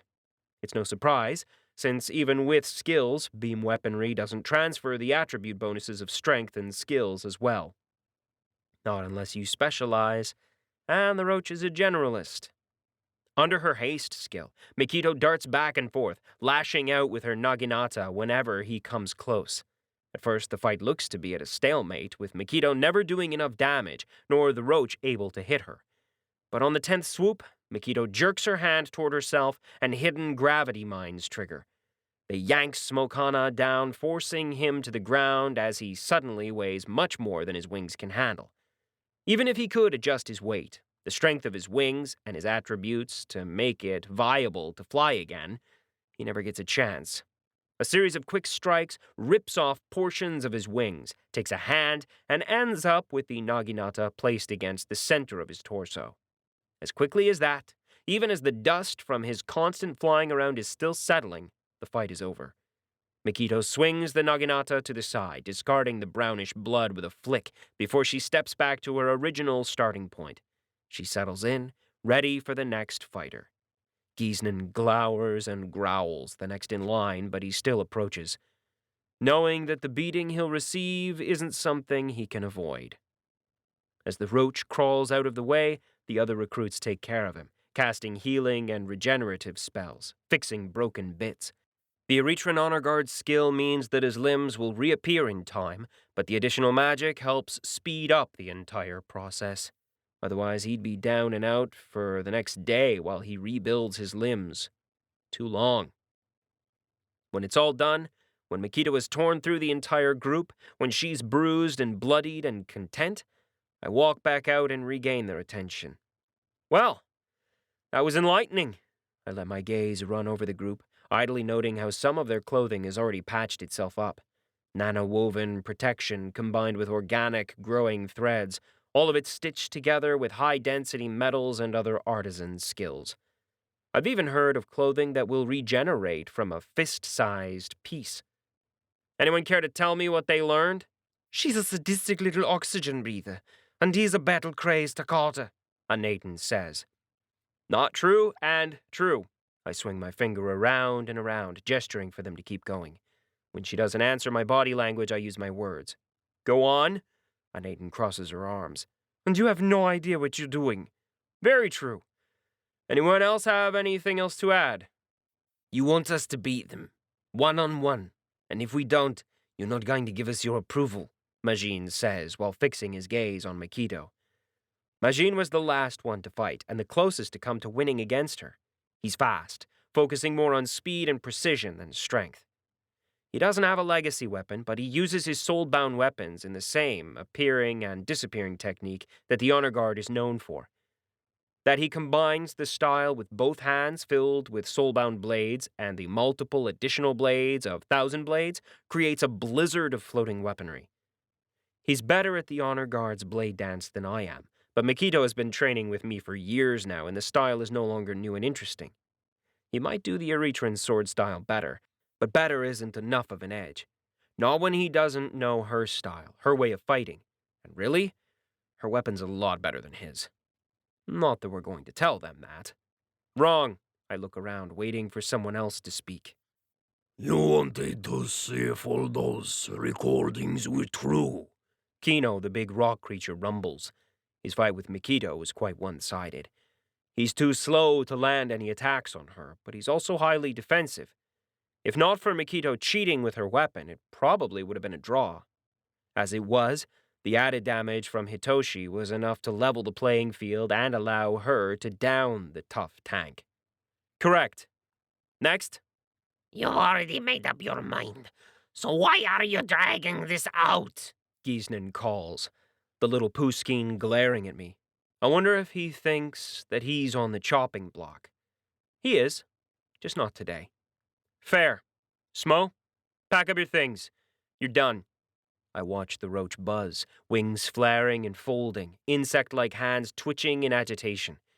He takes a step and another away as commanded before he spins around and looks at me. When he speaks, that harsh, painful to the ears buzz of his voice catches me. Why? Failed brood, why? Because you're looking to be eaten. I'm not looking for paladins who are looking to die. That's not our job. As an old earther once said, your job isn't to die for your empire, but to make the enemy die for his. I look around at the group, meeting the defiant gazes of the initiates. I don't need heroics from all of you. I just need you all to survive. Your empire needs you all to survive. You want to know the lesson? It's simple.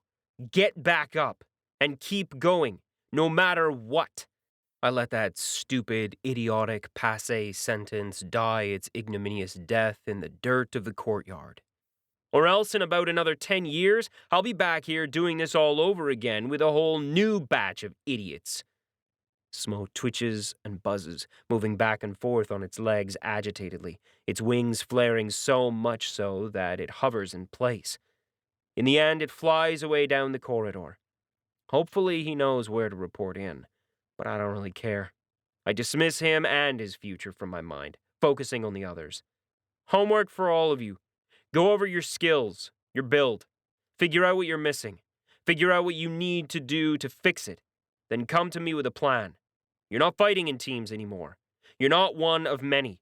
You're single fighters, single survivors. Figure out how to make it work. I pause, then gesture at them to disperse. I'll see you tomorrow. As they walk away, leaving at my command, I watch them through the security cameras and drones scattered throughout the building. Watch to see how they took the news. 𝗏𝗏𝘁, 𝐼𝐸𝐿, and 𝐸𝐞 look unperturbed. 𝗪𝐺ine smirks, as if he expected no more from someone like 𝗧mo 𝗪𝐶 is still casting glances at 𝐼𝐸𝐿 and her weapon, as if she's more important than anything that has to do with the selection process. As if he might suspect something. As for Erethran, the female Erethran looks concerned. And just like that, my first day with the initiates is over. Chapter 6. Of course, that's not the end of my day. I drag my team along, heading to my temporary residence. It's a bit of a trek since they don't allow us to portal around wherever we want. The entire planet is secured by spatial locks, portals, and quick spatial movement accessible only to a select membership, most of them in the Honor Guard. It says something about my status that I'm not automatically approved to jump about wherever I want. I could probably push it and get myself approved, but I've got bigger fish to fry. Still, it's on the to-do list. I'm lodging off-site, not near the palace residence, but still on state grounds. Just not palace grounds, if that makes sense. In fact, rather than being set up in the barracks rooms or anything like that, I've been given a small mansion to call my own.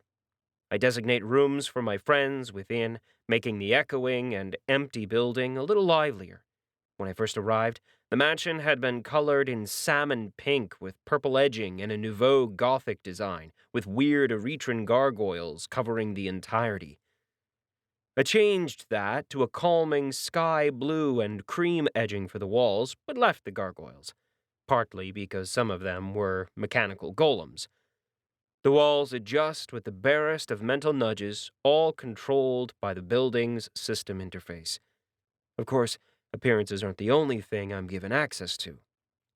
The entire building's defense grid, the alarm system, even the room configurations are all available at the touch of a finger. Included as well are the expansive grounds, which I can landscape to my heart's content, or adjust the emplacement of the various anti-aircraft artillery. I ignore most of it, beyond verifying the multiple escape routes built into the residence and double-checking the defense grid settings.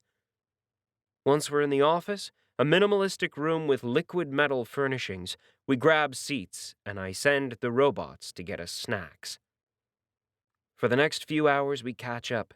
The team informs me of the deal they made, gloss over the problems they caused, and the need for Bolo's appearance. What little I glean indicates that Bolo's side deal ended up causing more trouble than he expected. They did let slip that they'd managed to annoy one of the station masters in the first ring. Staying in Spax was no longer an option for the Dragon Lord, not after that. So why join us, I ask. After all, just because he had to leave doesn't mean he had to choose us. We worked well together.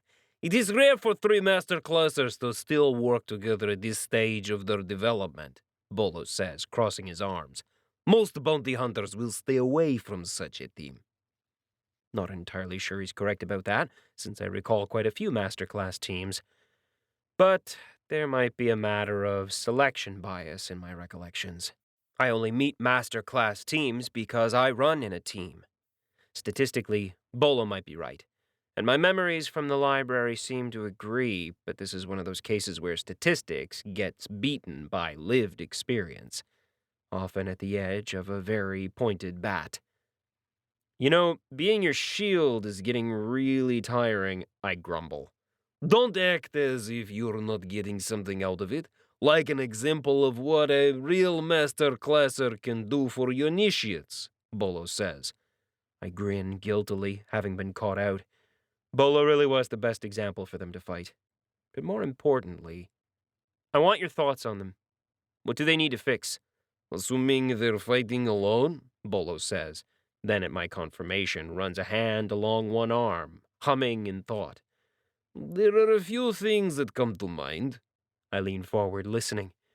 𝗪𝐸𝐸 eventually interjects, adding her own analysis. The conversation runs through the strengths of each honor guard. Truth be told, many of them are similar, so the adjustments are a matter of personality and attribute fit. Eventually, we sit back, waving at the detailed notes I've taken. Why ask us, though? I'd think an empire like this has their own class specialists, Bolo says. They do. I've requested reviews for them all. I flick my fingers and new documentation windows appear, floating in front of the pair. Harry's still off doing his thing. This kind of conversation isn't his thing, for obvious reasons. They've even taken into account my own notes from yesterday for their analysis. The pair fall silent as they read over the recommendations. I'd let the class specialists run wild, make the most optimal builds. And do you think they'll let the initiates buy all that? That's quite a bit of spending, Bolo says, not without a little envy. They're an empire, I say with a sniff. I doubt it's more than a drop in the bucket. The trick will be training them to use the new skills properly. That sounds reasonable. It certainly won't hurt, even if they reject your budget, 𝗪𝐸𝐸 says, turning the teacup that she's extracted from her inventory round and round in hand. I look closer at the gently graded teacup, smiling slightly at the description. Fujiwara Everwarm Teacup, the latest work by the famous potter. This teacup is guaranteed to keep tea warm to the perfect temperature without affecting its taste. Both a work of art and a practical piece, the teacup is one of the first vaguely acceptable creations by the master potter to be sold. Dismissing the message, I pick at the sandwiches that the robots have delivered, asking further questions. Catching up on trivial things, on stories about my friends. Harry eventually joins us, freed from the bureaucracy required to get his press pass. But soon enough, I see the restlessness, the exhaustion that creeps up on my friends. Whatever it was that happened in the last day, it's wiped them. Not physically, but psychologically. There's a point where healing, the system's fixing of us, is insufficient, when we just need to stop. It's strange, really.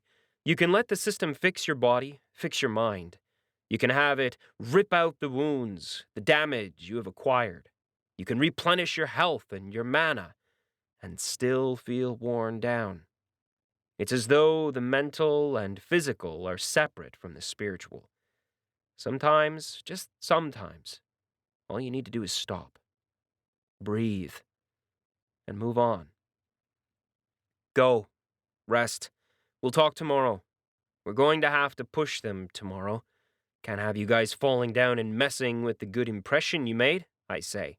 I am fine, Bolo says, straightening himself, glaring at the implication that he's less than the perfect soldier. I'm sure, but I want to think about this a little more, I say, gesturing at the notification windows that show their recommendations and the class specialists that I make reappear. And you guys are rather noisy. Bolo's lips curl up, but I wave him off. Harry's already half out the door, muttering goodbyes. On the other hand, I'm pretty sure he'll just go back to his room and work. Even the little glimpse of Erethra he's achieved is more than most humans would have, and I know he's got a lot of human fans. Even if that same information is available in the shop, it's not from a human point of view, not as seen by one of us, and that makes a difference. I watch the pair walk off, watch Bolo disappear around the corner of the doorway, but 𝗪𝐸𝐸 lingers, carefully packing her teacup in its container before storing it in her inventory, carefully cleaning her hands and the table, even though the robot has done it once. "What's wrong?" I say. "My question, not yours," 𝗪𝐞𝐸 replies, dark eyes narrowing. I draw a deep breath, looking around the office. I frown, sick of the blue, and shift it to green and increase the lighting, adding a little more UV to the output. 𝗪𝐞𝐸 says nothing, waiting with studied patience for me to stop fluffing around. I have no idea what I'm doing, I finally admit. "What's new?" I chuckle. Too true. But this is more than me. More than us. It feels like I'm playing a game of blocks, pulling them out with my eyes closed. Do it too fast, tug on the wrong thing, and everything will come down. But there are innocents standing on the blocks. An entire empire. I stare at 𝗪𝐞𝐸, showing her a little of the fear I'm trying to keep hidden. I don't know what I'm doing. "Good." Pardon? I blurt out. "Good." 𝗪𝐞𝐸 shrugs. "Then they won't know what you intend to do." She gestures around us. "If you don't know, they won't either." That's a good thing? I say, a little incredulous. "Can't be worse than where they're headed, can it?" 𝗪𝐞𝐸 says. I grunt. Well, thus far, what was it that concerned them? Civil war? If that's the case, it's not so bad.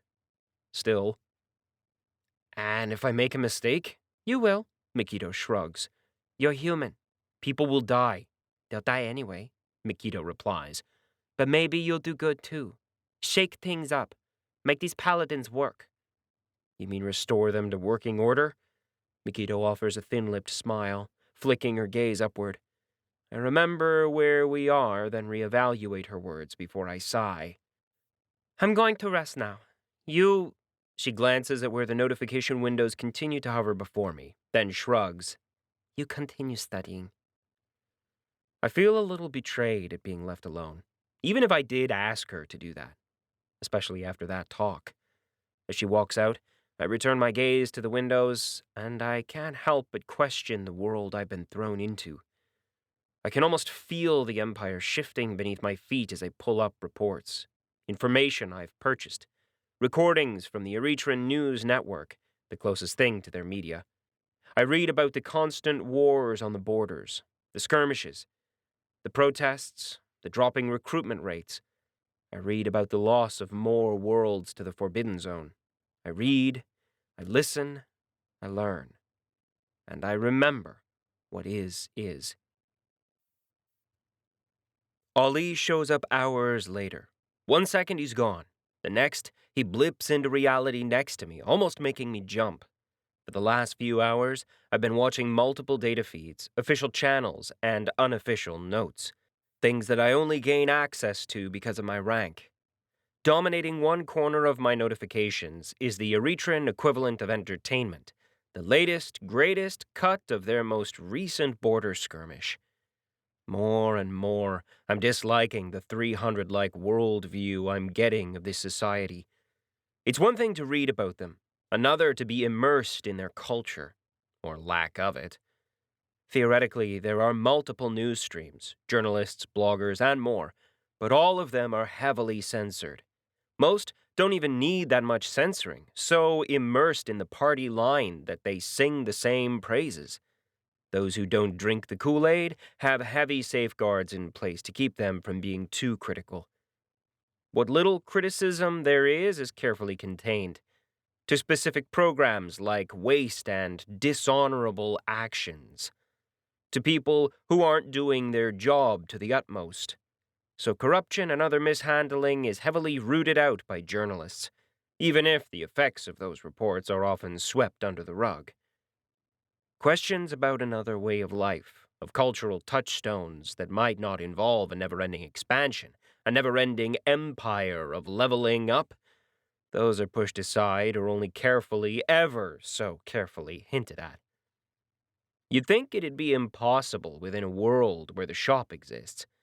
But while all information is available for purchase, information can be hidden, suppressed. Skills and just a flood of data hiding the truth. It's the people with the biggest wallets who win out in such a game. The only way to avoid being caught saying something bad, never being considered a threat, is never to draw attention at all.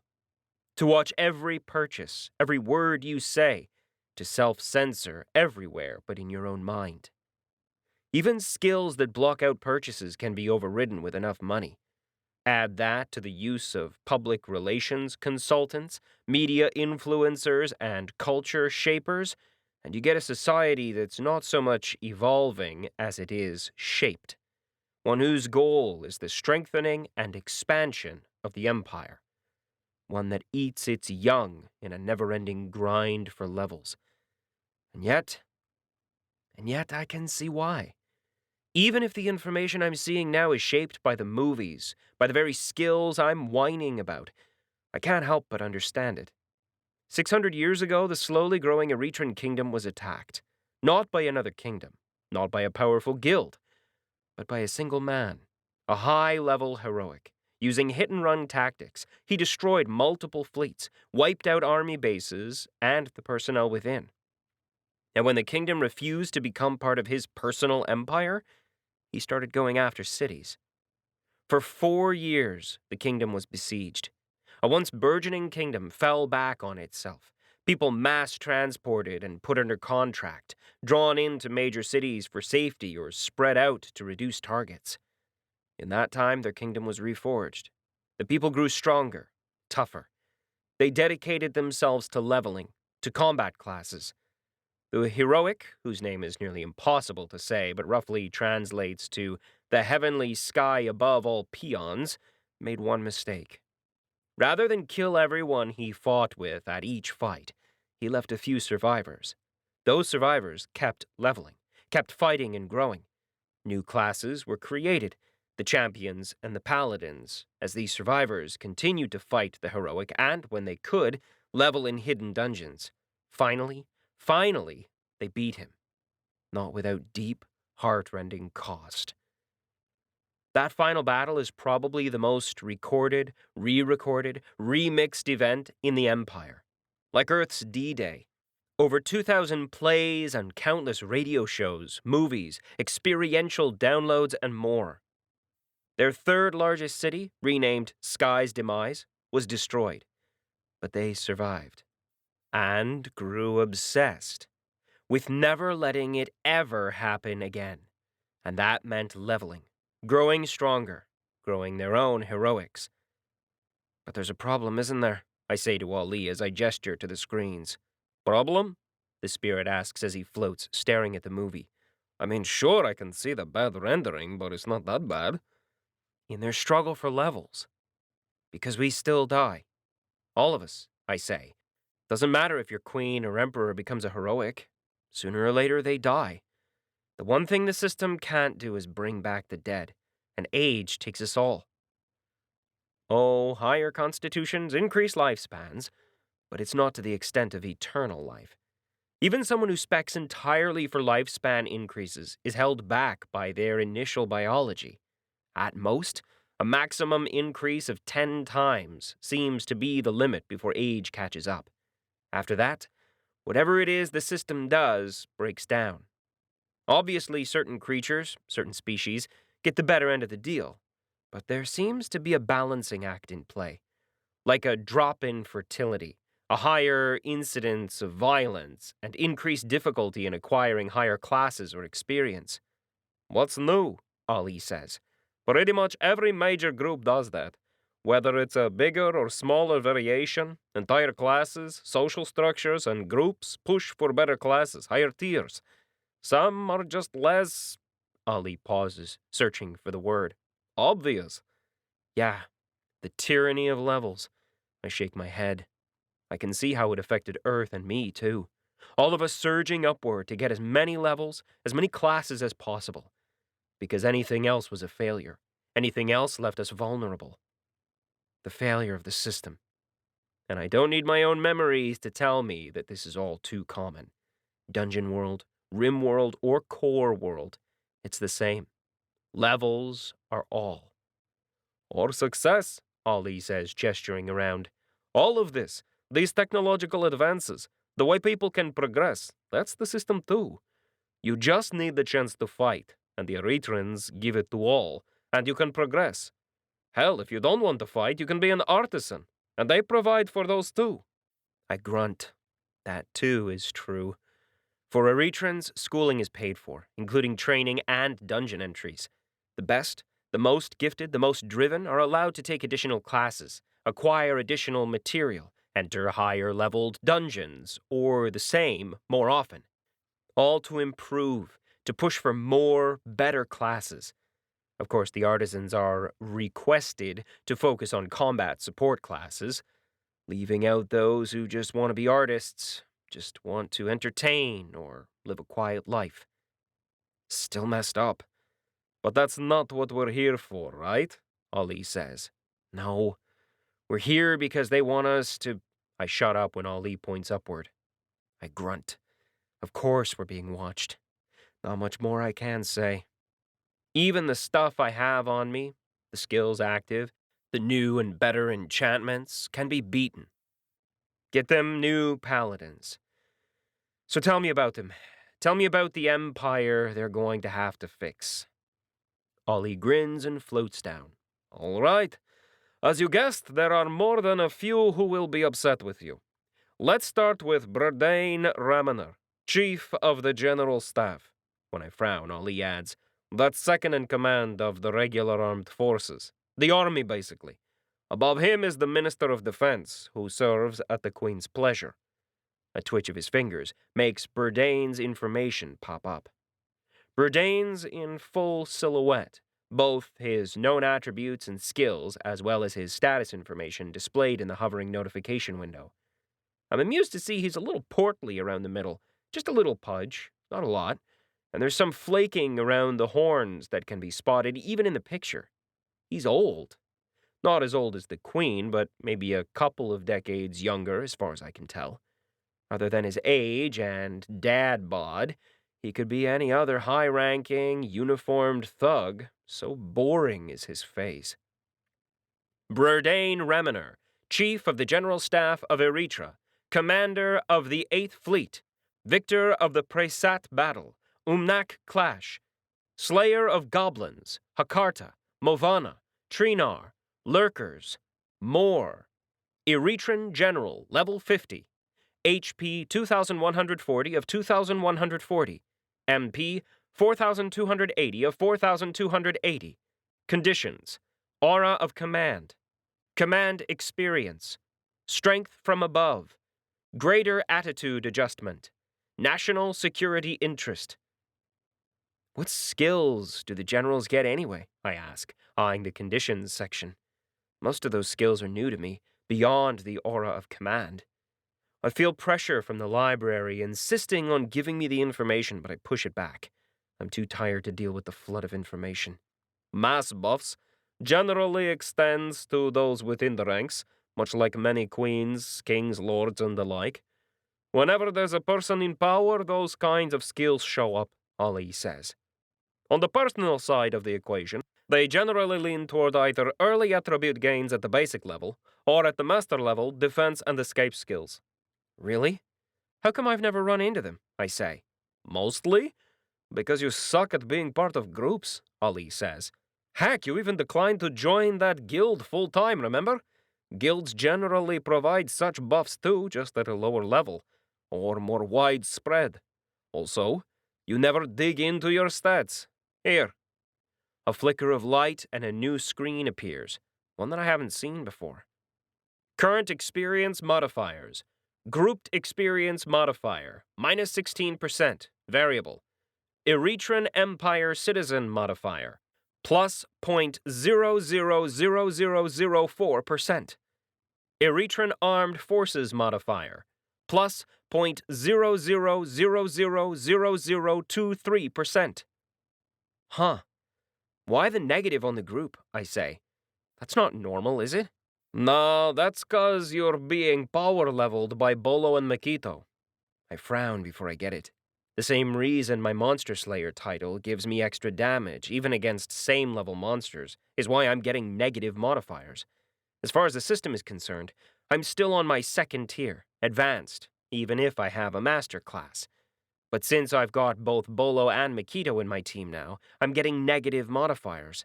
I bet Harry does too, if he gets any real experience from combat. His war reporter class is weird. Seems like a tiny amount for these experience increases. And only 2, I say. Small individually, but the Queen's works on every single citizen, no matter their class. And the military modifier is because you're too high up to be affected by anything other than the Queen and the Minister of Defense. Ollie gestures and a new screen shows up, one for Ropo. There's a much, much larger list of modifiers involved there. Every single commanding officer of his has a skill that gives him an experience boost. And on top of that, I note a couple of clan-based skills adding to his experience. That's what they got before they transferred over. So, about 4 to 5% total. I eyeball the numbers. Still not a lot. For every fight and every time they increase their XP? Over the entire year and across the entire army or empire? Ali points out. It adds up. I guess. A buff is a buff, and I can see how having a large army would add to the strength of these skills. Makes me wonder, though. But this is more a quantity over quality thing, isn't it? That's the Erethrans for you. Bolos people do the opposite. They've got dedicated skills to buff up individuals. Mentor-mentee relationships are much more important there, and give higher individual boosts. Mentors also get a boost both in status and on their sheet. Obviously, it can't be used for as many, Ollie says. They've even got skills that give more experience back to themselves the higher level their mentees get. Is that why, I gesture out the door, why Bolo's persona non grata with his people? Yeah, exile is nasty for both the mentor and mentee, Ollie replies. Huh. I fall silent, wondering once again about Bolo's background. I could find out so easily, but there are some things you don't do, not to friends or allies. I can't help but wonder how Earth intends to build its relationships, how it intends to grow. Knowing us, we'll probably end up with a mixture of options, depending on the various cultures and groups. I'm sure if I dug into it, I'd find specialists groups, even more specialized than the Erethran Honor Guards, who might do the same as the Dragon Knights.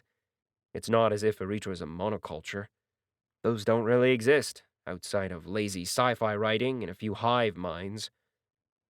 I think we got a little sidetracked. You did. I bite my lip and gesture at Bourdain's information. Why him? And what's with his level? Well, if you'd let me finish without interrupting, I could explain. When I glare at Ali, the spirit chuckles. Bourdain's the leading contender among the regular armed forces to be the next in line. He's got the backing of quite a few of the generals, as much as that matters, which is a lot, but the Queen doesn't like him, if rumors are true.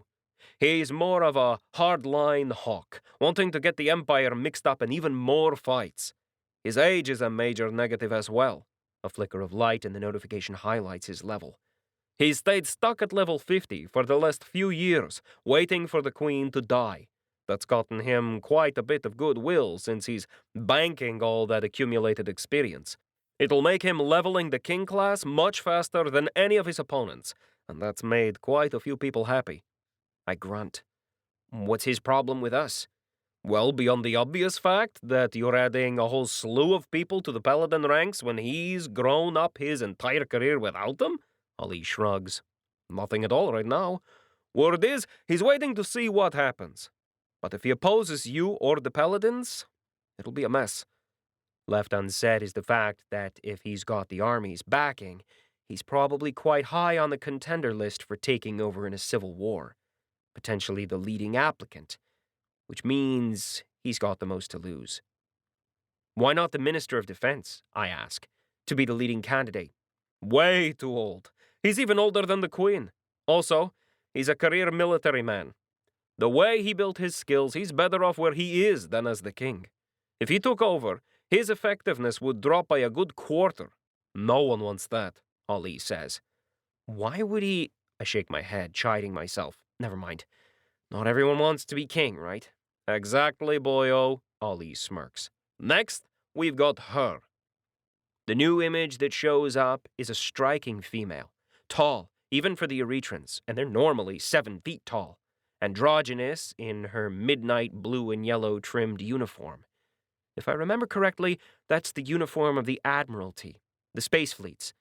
More striking than her height, though, is the long, angular nose that dominates her face. It's hard to see anything but the beak.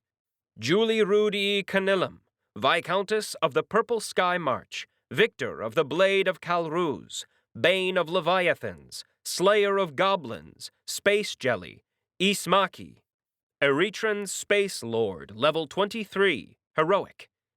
HP 1,470 of 1,470. MP 3,420 of 3,420. Conditions: Aura of Space Domination, Command Experience, Dominion of the Stars, Better Training, Empire Security Protocols.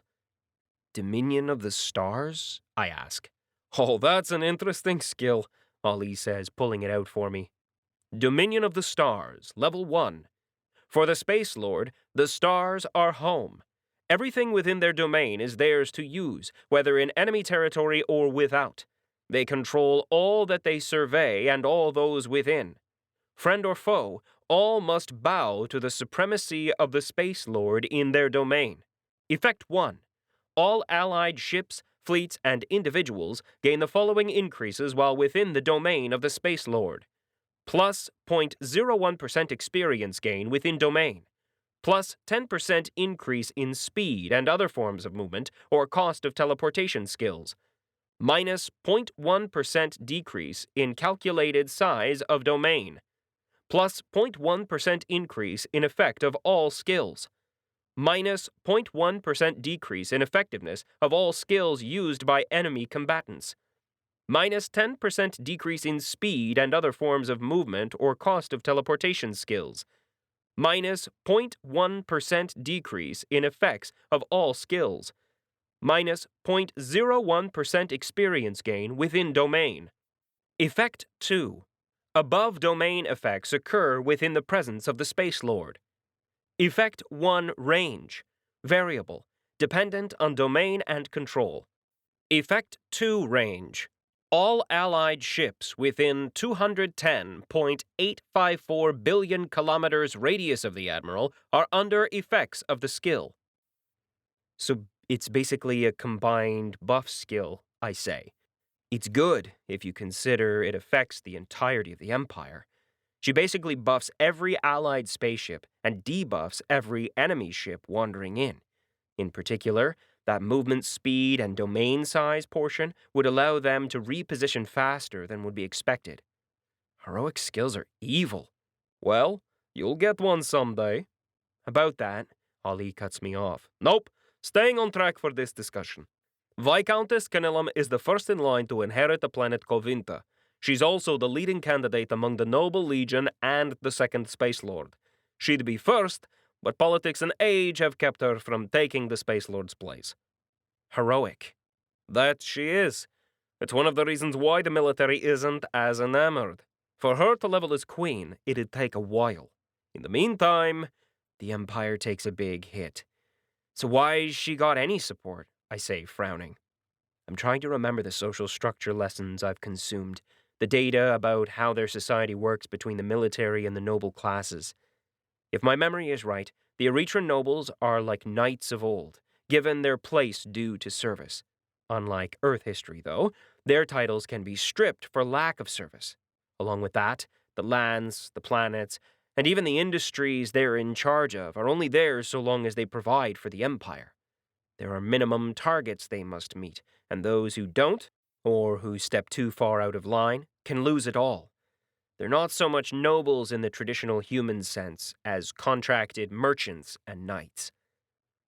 They'd rather have one of their own in charge than anyone else, Ali says. Jourdain's a military man through and through.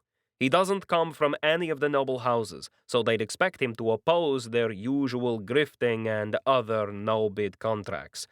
And, if you're wondering, they don't want more paladins, because historically paladins have targeted the noble houses for audits and other verifications. After 100 years, there's going to be a heck of a lot of graft, I say. Of course. which might be why Bourdain is willing to keep an eye on me rather than act. Can we expect overt action? Unlikely, 𝗁𝐸 shakes his head. The Queen's made her wishes known, and some of the staunch traditionalists actually want you guys back. Of course, some of them might try to slip in their own kind of paladin.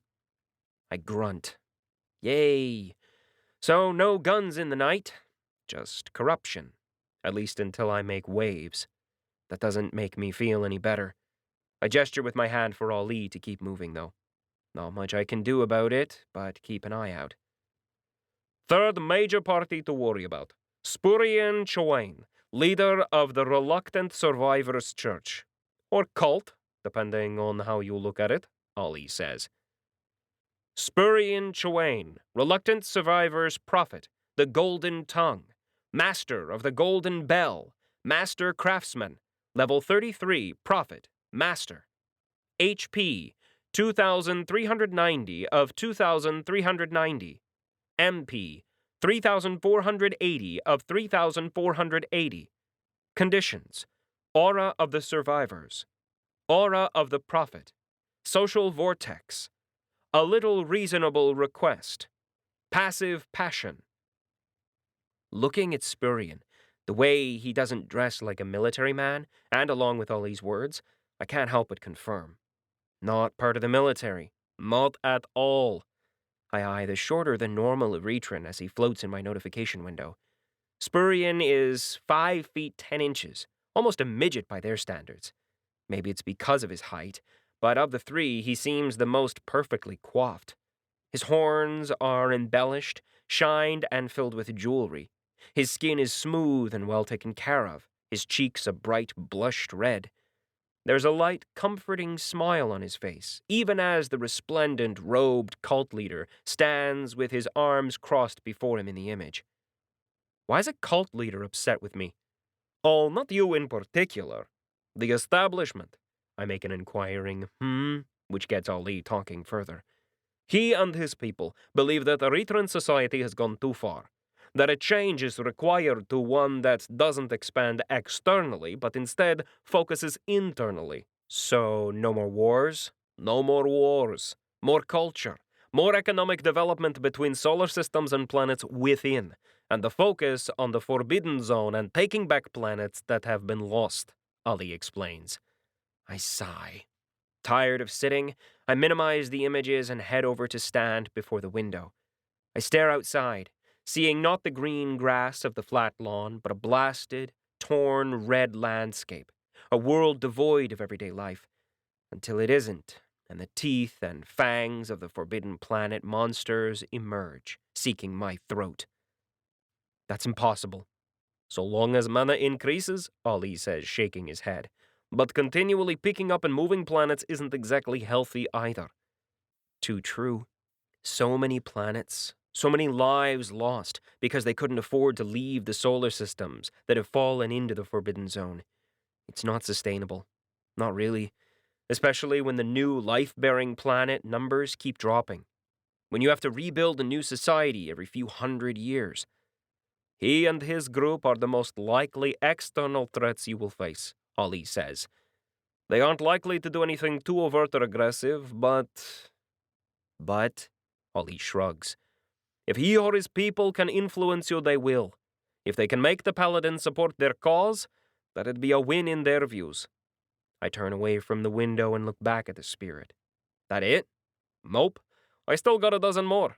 Lesser importance, but we've got others who might want or think they deserve a shot, or who might have issues with the initiates. Or you, including some external organizations, like the Blacklist Asteroid Pirates, 𝗁𝐸 says. I sigh, flopping back into my chair and conjuring a big box of chocolate. Fine. I guess we're doing this then. 𝗁𝐸 grins and I roll my eyes, but I get to listening. And while I do so, I keep an ear out for what he doesn't say, for the threats to my other task, for the real danger that lurks beneath it all. I keep an eye on the information he feeds me, the data downloads, as my mind that's been pushed and expanded by the library tackles the problem head-on. And I wonder, a small part of me, how far away from human I've come, and how much further I'll go before this is over. Chapter 7. The next evening, it has taken me an hour or so to track down the champion. I'd spent the morning and most of the afternoon with the initiates, working through their requests. Funny to think that I found her in the city itself, a good teleport circle away. Those things were keyed to only push authorized people back and forth, hardline coded so that you couldn't use them to pop out, or in, anywhere but the circles. Good safety procedures, but annoying after spending so long blipping around wherever I wanted. I wait, leaning against the wall opposite the building the champion is in. I attract the attention of more than a few passers-by. There's even a security guard standing inside the grounds watching me. I guess the sight of a human lurking before a school building in the middle of a city is all kinds of suspicious, especially when said alien has his class hidden. Still, it's probably better than me wandering into the center of the school and demanding to speak to the champion while she's busy doing a classroom visit. I mean, I'm an ass, but messing up the kid's treat goes from an ass to just rude. Even as I ponder the fine line and browse the information streams, a floating car pulls up. Anti-gravity propellers on the bottom allow the vehicle to hover just off the ground as it glides almost soundlessly up to me. From inside the gray and black vehicle step two Erethrans, dressed in the same colors, sheathed swords and guns on their hips. A large, glinting bracer sits on their off hands, ready to pop up a moving shield generator when it's needed. Small circular manacles sit on their belts, distortion equipment to lock me down if necessary. "Excuse me, sir. We'd like a few words with you," the Erethran closest to me says once he stops a few feet away. Just outside of my reach, but easily within his. His friend is farther back, flanking him with his hand on his gun while eyeing Ali, who floats beside me. Erethran Peace Officer, Level 34, Basic. HP 690 of 690. MP 690 of 690. Conditions: Aura of orderly peace and stability. As his aura pings off my resistances, I pull out the notifications on the aura itself. Aura of orderly peace and stability, basic. A mainstay skill among peace officers the galaxy over. This aura is less threatening and increases individuals' suggestibility to commands. It encourages a calm and peaceful interaction, muting anger and other passionate responses. Effects: plus 10% increase in chance for command obedience, minus 10% decrease in hormonal and emotional responses within field. Range: 10-meter diameter. Cute. Probably a useful thing, considering the amount of stressed and grumpy individuals they deal with. It's a lot less harsh and in-your-face than a military officer's aura of command, and generally makes working in crowd control or just walking down the street easier and more peaceful. I tilt my head, eyeing the other officer. Erethran Peace Speaker, Level 39. HP 450 of 450. MP 810 of 810. Conditions: Eye of Truth. Aura of Volubility. His aura is a good complement to his skill. The aura makes you want to talk, while the Eye of Truth verifies if you're telling the truth. Obviously, there's the usual issue with truth-telling spells, ranging from how they verify truth to what kind of truth it verifies, but I'm going to ignore all that. Add the aura of orderly peace and stability to the mix, and you end up answering questions without even meaning to. That is, if you can't resist them. "Sir?" the first officer calls again. "Sorry, officer. Boyo gets distracted," Ali replies for me, floating over and adjusting his angle to be at eye level. "What can we do for you?" I eye the street, noticing how the Erethran public is backing off, disappearing. There are notable exceptions. A pair of teenagers glare at me, hands by their sides, as if they're ready to jump in, and an older man seated down farther from me, sipping on his drink. He pings off as more of a danger. Not just his class and levels, but because of how calm he is. He's a vet or an adventurer, someone who's seen shit. "Just a routine check, sir. We've had reports of a suspicious individual lurking before the school." The first officer continues speaking. He has his legs apart, backed off just enough that I have to crank my head up a little to meet those brown eyes of his. There's a polite smile on his lips, but his eyes are cold and passionless. Lurking would require me to be using his skill to hide, no? I say, then frown. Unless there's a translation or culture error. I tap my lips before chopping down sideways. Doesn't matter. I'm not lurking. I'm standing in full view. For what reason? I'm waiting. When my statement is met with frigid silence, I sigh. For the champion. There's a puzzled pause then. They're not concerned I'm going to attack her. That'd be dumb. She's their champion. The very idea of me being able to beat her is inconceivable to them. Are you a uniform chaser? The speaker finally asks, his voice doubtful as he eyes me. A what? Uniform chaser. Repeating doesn't explain anything, I snap. Uniform chaser. Someone who's a fan of those in uniform. Sort of like your groupies or puck bunnies, Ali explains. Wait, you think I'm here to sleep with Ayuri? I say, my jaw dropping. Sleep with? No! How dare you! The champion will never— The officer starts up, getting agitated and angry. 𝐴𝐿, stop. A pulse of power originating from the speaker shuts up his colleague. Now, what are you doing here? I'm waiting to speak with the champion, not sleep with her, or get her autograph. I pause. Do you guys do autographs? Or is there something else? A system email? Notification that's specially added? A tattoo? Branding? I'm getting weird looks now. Well, weirder. The officer has calmed himself, but he's also stepped back another half step as his eyes narrow just above my head. Mana swirls around him as he triggers a skill, then another one. Then he gestures with one hand while buffing himself. The speaker's ears are flicking side to side. If I had to guess, he's calling in more help. It's a crime to conceal one's class from a peace officer, the officer says, his voice dropping a notch cooler. He's calmer now that they think I might be a problem. Calmer than some veterans of the apocalypse I've met. I'm impressed. Sorry, didn't realize that. One sec. I touch the ring on my left hand. As I turn it off, my status information flickers on again. Ever since I've been using Dagtrie's legendary Ring of Deception, I've been amused to learn that it has a lower level effect than can be triggered without using a charge. It's part of its own ability to conceal its effects, making it look like a simple Ring of Deception. Once willed, the information hiding my status disappears, leaving it open for anyone to read. Of course, I keep on the secondary effect that hides my true level. Rings of Deception are restricted materials. I will need to see a permit, the officer says, his eyes locked on my hands, both of which are still clasped in front of me. Don't have one, sorry, I say. Ali, can you make a note on that? What am I, your secretary? Ali throws up his hands.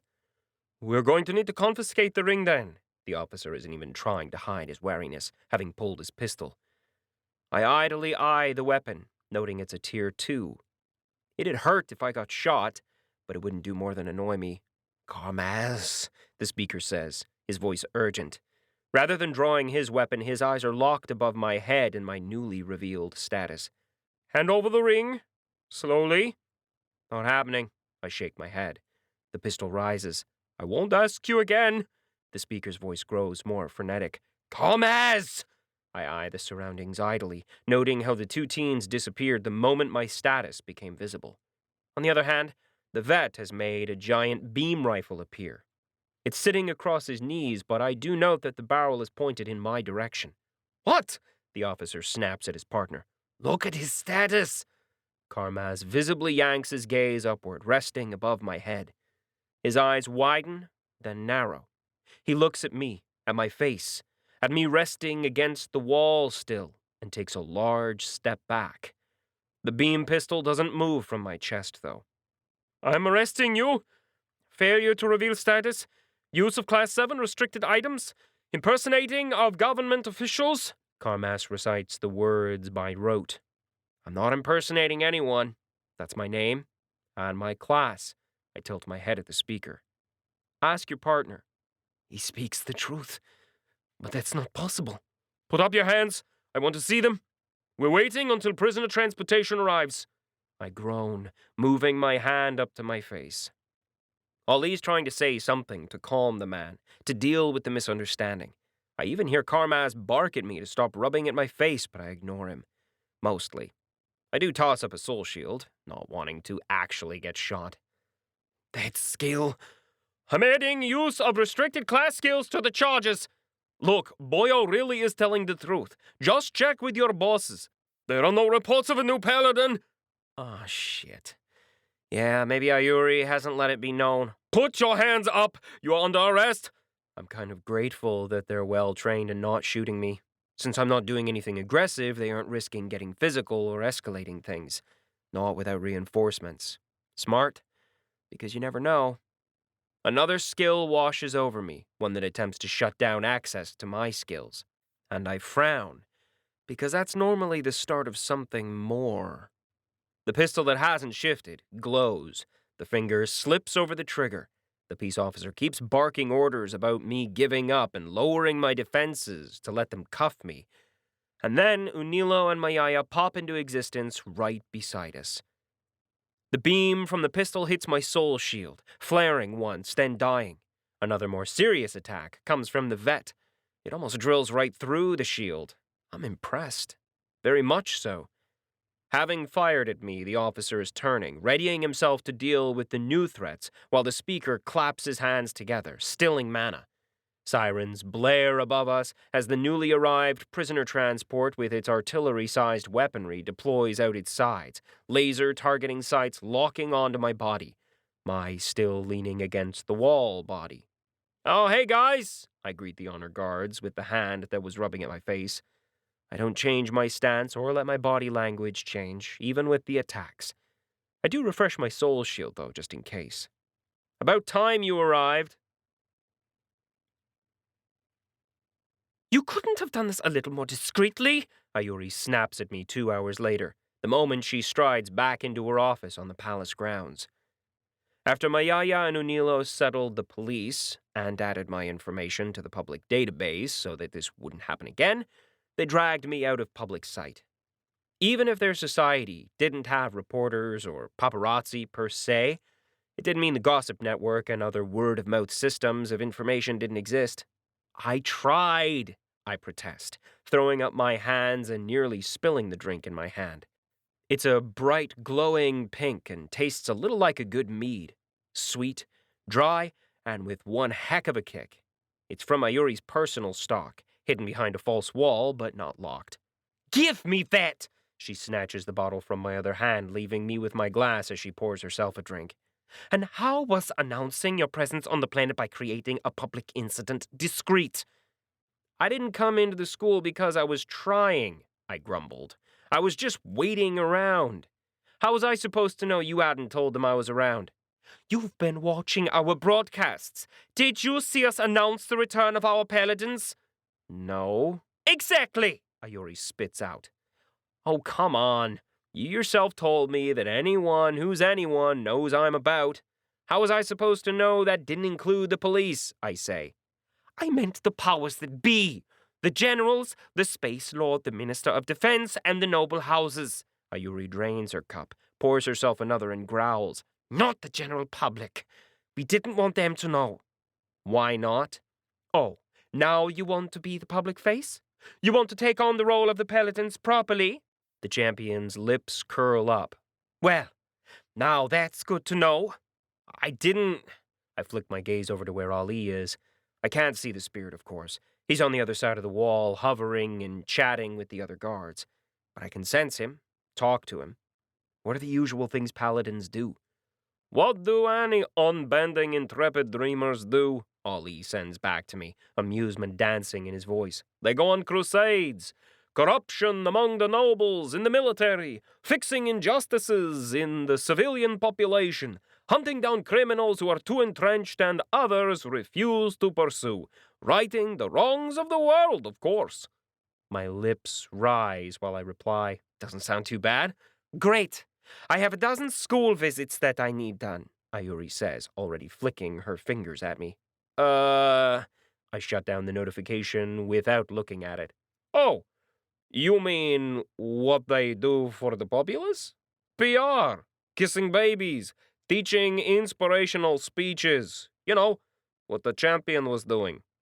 That isn't going to happen. I might take on a few corrupt noble houses, though. I might hold you to that, Ayuri says. But really, what do you want? You didn't cause a scene like that to say hi. Or steal my 𝐾𝐬𝐿. Is that what it's called? I raise the glass, sip on it, and make a mental note to add it to my shopping list. I need a budget. Budget. I flick my hand sideways, giving her access to the information the initiates provided me this morning. There'd been some aggressive negotiating, and I'll go over it all once more. But in the end, I'm going to let them choose what they want. Because part of being an adult is making your own choices. And if there's anything more adult than choosing to pursue a job that no one with any sense wants to do, I can't think of it. The initiates aren't going to survive. Not as they are now. They need new skills, new equipment, and that requires a budget, I say. So, show me the money! Of course, Ayuri doesn't react to that. It's not as if it's an Erethran thing. Funnily enough, with so many entertainment options spread across the galaxy, the idea of memes, of a shared entertainment culture, is rather fragmented. Outside of the occasional smash hit, it's classers, legendaries, and heroics who are well known and have a tendency to cross cultural lines. A budget. Ayuri grins and slams back the 𝐾𝐬𝐿, emptying her cup. I feel a chill run through me at her smile. I know just where to send you. Ayuri is banging on the residential door, one hand holding the bottle and a glass of 𝐾𝐬𝐿. It took her less than a minute to get here, abusing her ability to portal around the planet to end up in this dreary carpeted hallway. That the light brown floor moves and twitches on its own is a little disturbing, though the low light it gives off is a beautiful thing to behold. Down the hallway, with its projected outdoor forest wallpaper, is the sole window, showing the twinkling lights of the street outside. From what I can tell in my minimap, we're in the middle of a suburban residential neighborhood. A rich neighborhood with the way the grounds are spaced out. No apartments here, stacking people, one signal on top of another. Open up, 𝗪man! I know you're in there, Ayuri calls. You do know this is late at night, right? I say. Not that late. The alien planet equivalent of 9 in the evening, but late enough, especially if the two dots being placed right on top of one another when we arrived is anything to go by. Go away, Ayuri! The voice that calls out is rather short of breath and a little muffled. It's somewhat high-pitched, but not feminine necessarily. Or at least, not what I'd consider feminine for the Eretrans. No! Come out, 𝗪man! He's busy, champion. Another voice, quite deep and not at all amused. Oh, you're there too, Lord Braxton? Ayuri's grin widens. Perfect. Now come out or I'll come in. 10 seconds. You wouldn't dare! 𝗪man shouts, but I hear scrambling from within. She would. You know she would, Lord Braxton mutters. If not for my enhanced perception, there'd be no way for me to hear him. Then again, he probably knows that. Ever since you broke up with her, she's been on the warpath. I raise an eyebrow at Ayuri, who crosses her arms. It's not like that, she says. 10. Ayuri counts down, even if the count is only, 4 or 5. She slaps her hand on the access panel, not that she needs to activate it, but I get the feeling she's doing it because she wants to. Here I come! The first sight to greet me is a tall, slim figure. I catch sight of small breasts on a muscular torso being covered by the closing touch zip of a jumpsuit. My eyes track upward. They meet pursed, full lips and green eyes. Shoulder-length hair frames delicate cheekbones, but there's a masculine jut to the jaw and in the sweep of coral ears. I blink, thrown off by the conflicting information. 𝗪man Calicus, Seeker of Truth, 10,000 Audits, Golden Reviewer, Slayer of Goblins, Forensic Accountant, Level 41, Master, HP 980 of 980, MP 2,780 of 2,780. Conditions: Forensic View, Auditor's Authority, eyes of the scales. Why are you bothering me, Yuri? 𝗪 snaps, smoothing out the lay of his jumpsuit, his voice the more feminine one. Oh, I'm sorry. Did I interrupt you? Maybe sleeping with another husband? Ayuri retorts. And don't call me that. You don't get to anymore. Lord Braxton is lounging, one slim-toned, hairless leg thrown outside of the cream blankets. The other leg, and other important bits, is covered by the silk sheet. His chest is bare, hairless as well, but toned in the way an office worker who hits the gym once in a while might look. Not a pure fighter, then. At least not by his physique. His status confirms it, too. Lord Laral Braxton, Baron of Unsk, Houndmaster, Royal Aide, Galactic Steward, level 38, Master. HP 860 of 860. MP 1520 of 1520. Conditions: bestial instincts, strength of the pack, distributed pain, enhanced senses, on the hunt, engorged. My partners are more than aware of 𝗪, Lord Braxton says with a low drawl. In fact, we're discussing adding him to our triad. Well, isn't that nice of you? Doing it the right way. Ayuri's voice drips venom as she glares at 𝗪. I listen at first, then try to trigger a blink step. It fails, of course, but the swirl of mana around me is enough to draw the attention of all three. Even the pain of the failed blink step is less than that of listening to the lover's tiff. Don't you dare move, Paladin, Ayuri snaps. You're the reason I'm here. I'm pretty sure it's your hurt feelings that brought us here, dear, Ali offers helpfully. He's floated into the room, idly eyeing the occupants and the furnishings. More the half-dressed Braxton than the furnishings. But don't worry, we aren't holding it against you. Not that boyo here knows how to handle his relationships any better. You wanted finances, and 𝗪 here is the Minister of Finance. Ayuri waves at the man, woman, herm, another alien or system combination that might make my head hurt. If you need a budget, Paladin, you'll need to talk to him. And since Lord Braxton is here, he can take over dealing with you. I'd prefer, I begin. I don't care. I'm the champion of the Erethran Empire, not your personal servant. If you have questions, you can talk to these two. I've got better things to do. Like visiting schools and bothering your ex, Ali says. Ayuri punches out with a fist, dismissing the spirit with a push of power.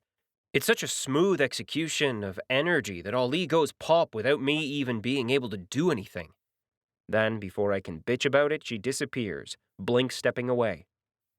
I scratch my head, looking at the empty spot, then at the pair of bemused lovers. So, that happened. Thank you.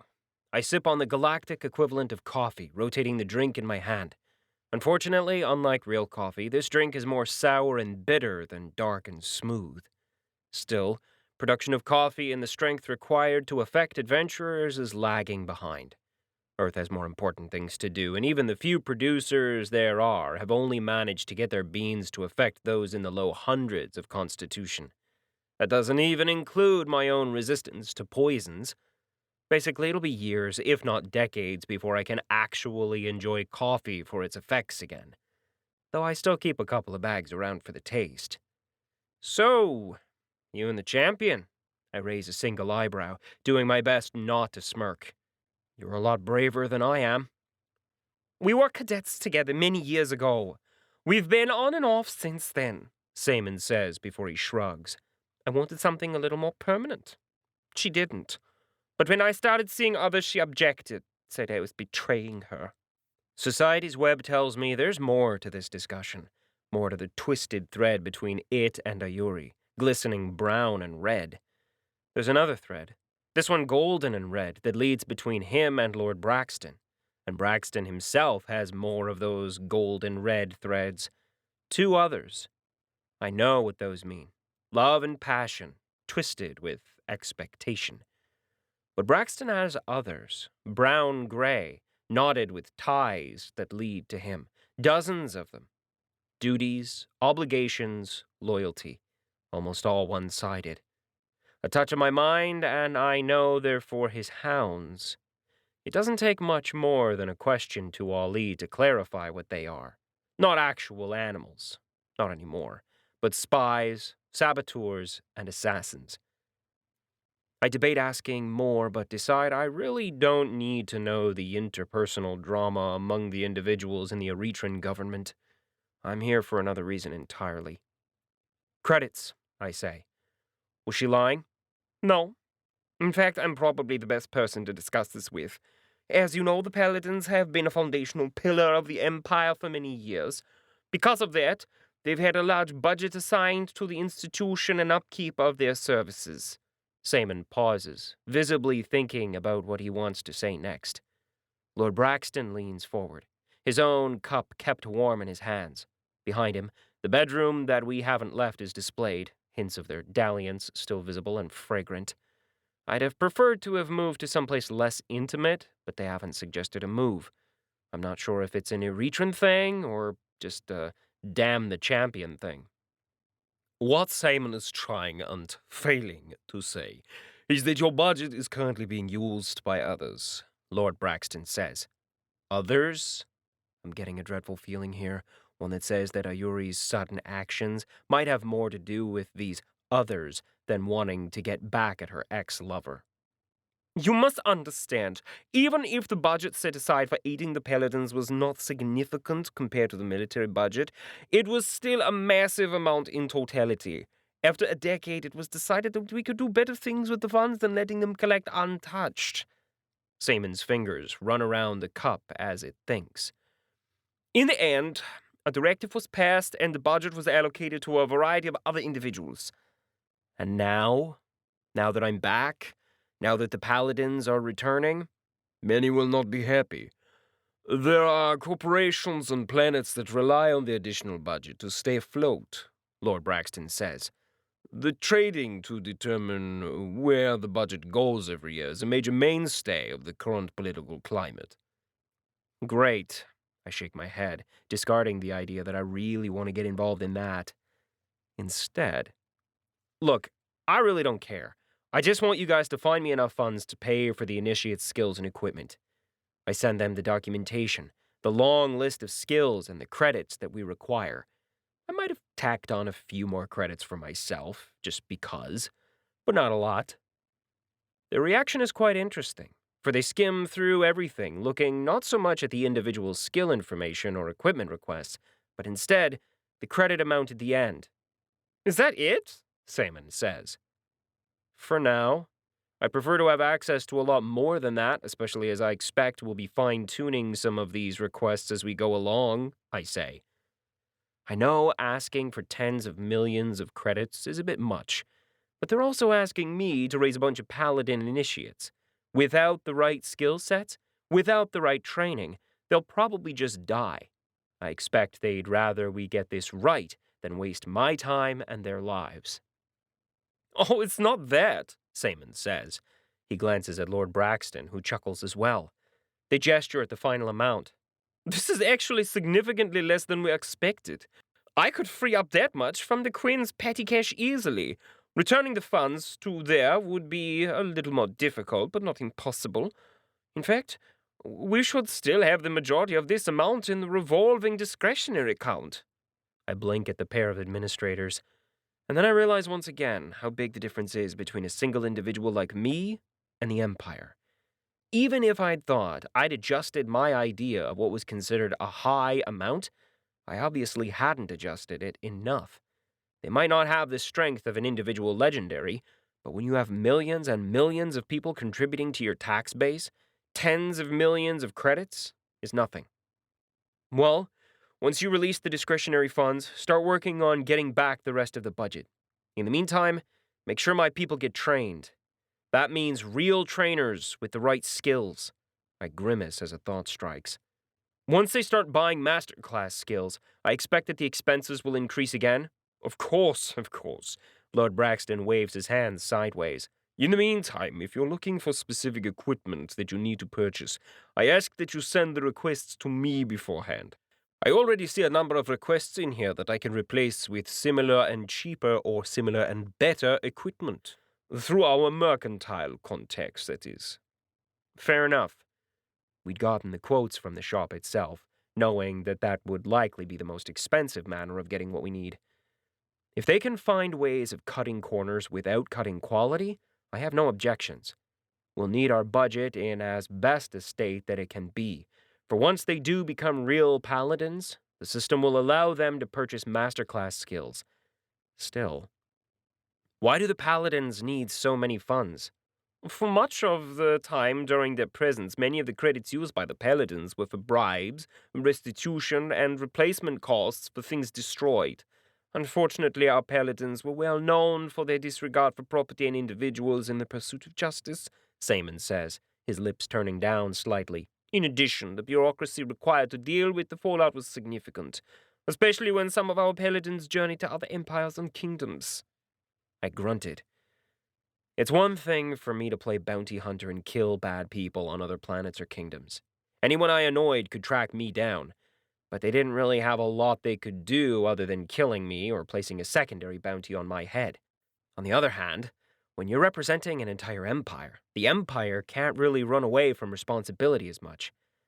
I'm kind of glad that a bureaucracy has grown up to deal with the fallout, leaving the paladins to do what I do best. Good to know. Who do I talk to about beginning to staff the paladins' bureaucracy again? Do you expect to need such help soon? Lord Braxton looks a bit worried. Not yet. I'm planning for the future. No point getting my initiates trained up as paladins and leaving them without backup. I expect it'll take a while to find the right people. Best to get started soon. Lord Braxton and 𝗪 share a relieved look before Braxton adds, Well, it's nice to work with someone who's thinking ahead. We'll need at least a few months. And the funds?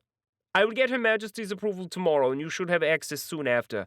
The rest of it... 𝗪 hesitates, then shrugs. It might take longer. Just get it done. I down the last of their drink and stand, nodding to them both. I look forward to hearing from you. One thing, Lord Braxton speaks up, his gaze focused on me.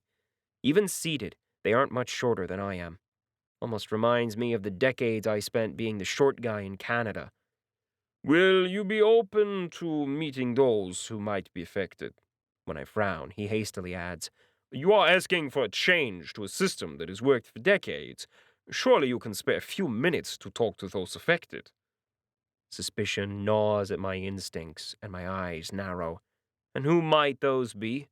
Members of the noble houses, a few guild leaders, corporate tycoons.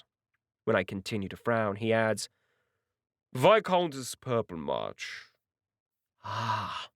I breathe the word and almost decide to turn him down, but then I remember my real job, the choice I'll have to make, and I realize at some point I'll have to meet her. Fine. Set it up.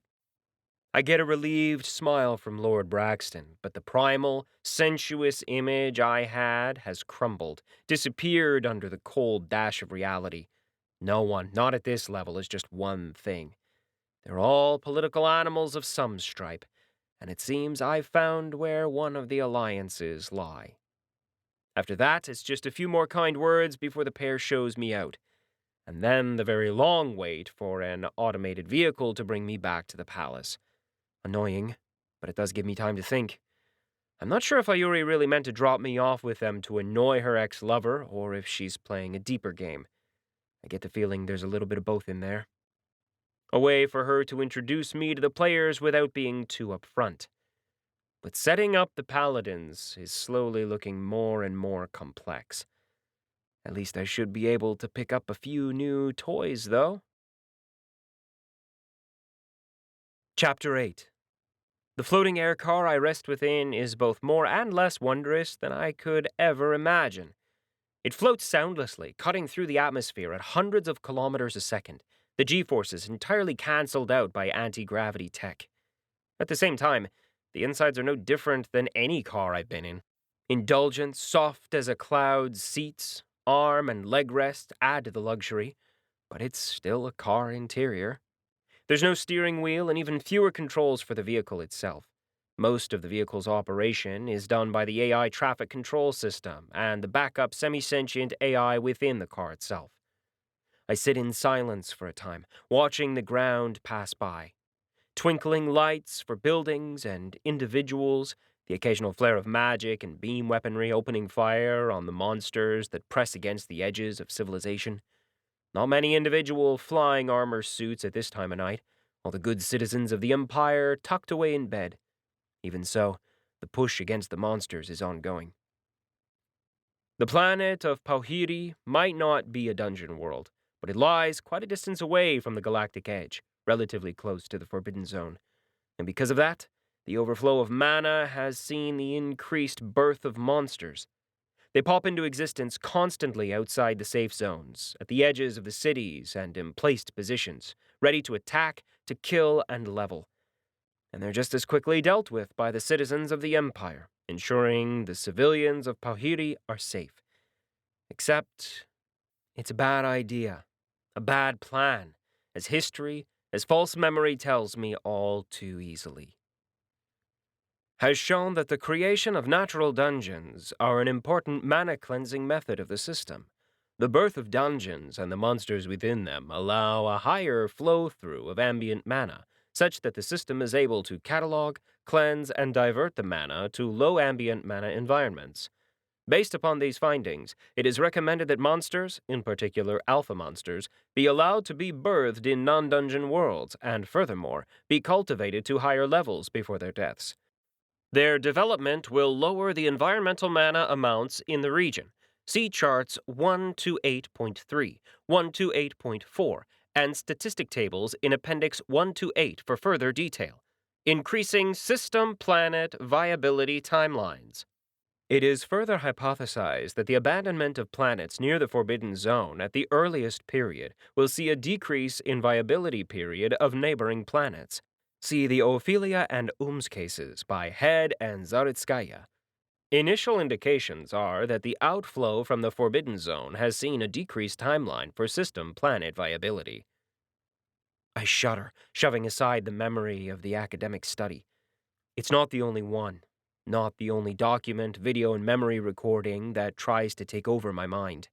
Graphs, tables of recorded data, speaking heads in pale blue labs, all of it flowing through my mind in a blip and leaving me reeling. And, as always, another tick upward in my system quest experience. Another hole filled in. But still, I grasp at the edges. Even as some things, some questions are answered. I push aside the thoughts and finally call forth the only person I can talk to, at least to some extent. It requires some mana, an effort of will against reality's barrier, and then the olive-skinned spirit appears. "Ali, about time! What took you so long?" The spirit grumps at me. I shrug. There's really no reason, other than a desire to be alone, and that's hard enough to get sometimes. "Whatever. Where are we going?" Ali says, when I offer him no explanation. Home? Or the closest thing to home right now. Better to say the place I'm putting my head down, but semantics. "Why? Because we're not?" Ali waves and a map appears. Much bigger, taking in all the city. A flicker in the top right highlights the palace. Another blinking dot on the bottom left shows my location, and a dotted line shows our flight path. Away from the palace. Crap. I wasn't paying attention. Not thinking I was in danger. Not thinking anyone would take action on the capital planet. But here I am flying to an unknown location. I buff myself while I consider my options. Destroy the air car? Possible, but it'd throw me out into the middle of nowhere, which might be what they're looking for. I don't know what the repercussions of destroying an air car in the capital city might be, and while I have some protection as a paladin, it's all theoretical. Call for help. Probably blocked, but worth a try. "On it," Ali says, his eyes going blank. I could stay here and wait, but tough as I am, whoever is taking action probably knows all about me and what I can do. Walking into an ambush is a bad idea, no matter what I tell the initiates. "I'm blocked," Ali says moments later. That's it. I raise my foot, ready to stomp down, and am halted by a new voice. "Paladin! Our apologies for the interruption. There's no need for violence." The voice blaring out of the aircar's speakers is rough, as if they've been smoking a couple of packs a day for the last couple of decades. Pretty sure there is, but I put my foot down. I can still break the car with a thought, but I'm willing to wait. Keep an eye out for threats, will you? Teach a goblin how to populate a planet, why don't you? The prophet just wants to speak with you. The voice comes again, just a touch of pleading in it. We promise you, we offer you no harm. Then open up communication channels. 3 seconds, or else I make my way out of this vehicle. I'm curious, especially when they mention the prophet, but I want more than a verbal assurance. Done. Let 𝗪𝐞𝐸 and Bolo know. Keep them updated on our location, I send to Ali. At the same time, I reach within and pop out 𝗏𝗪's armor, placing my hand over the box and letting it begin the process of armoring me. I hear a slight squeak from the voice, but I never promised to come unarmed. Well, you'll be here in a few minutes. Please remember we are just here to speak with you, the voice says a little breathlessly. I smile grimly, leaving the helmet unformed. Activating it, covering myself, would take only a second. Might be too long, but I figure that between Sanctum and my soul shield, I should be fine. And if not, I'm sure 𝗪𝐞𝐸 will bring fire and flame down on them in revenge. Never mind Ayuri. Killing me now that my friends know what's going on seems much less likely. They've confirmed the receipt. Bolo's cursing up a storm about getting woken up, and Harry wants to know if he can ride along in the armor's recording features. Go for it. He might see something I don't. I want to know if we're telling the champion. I consider, then shake my head slightly. Even if she would be good backup, running to her for every little problem is getting old. Her sending me to 𝗪𝐸 and Lord Braxton was a pretty clear indication that she expects me to take care of things myself to some extent. And while political maneuvering in a place I don't know might be a little much, violence is something I do know. Very, very well.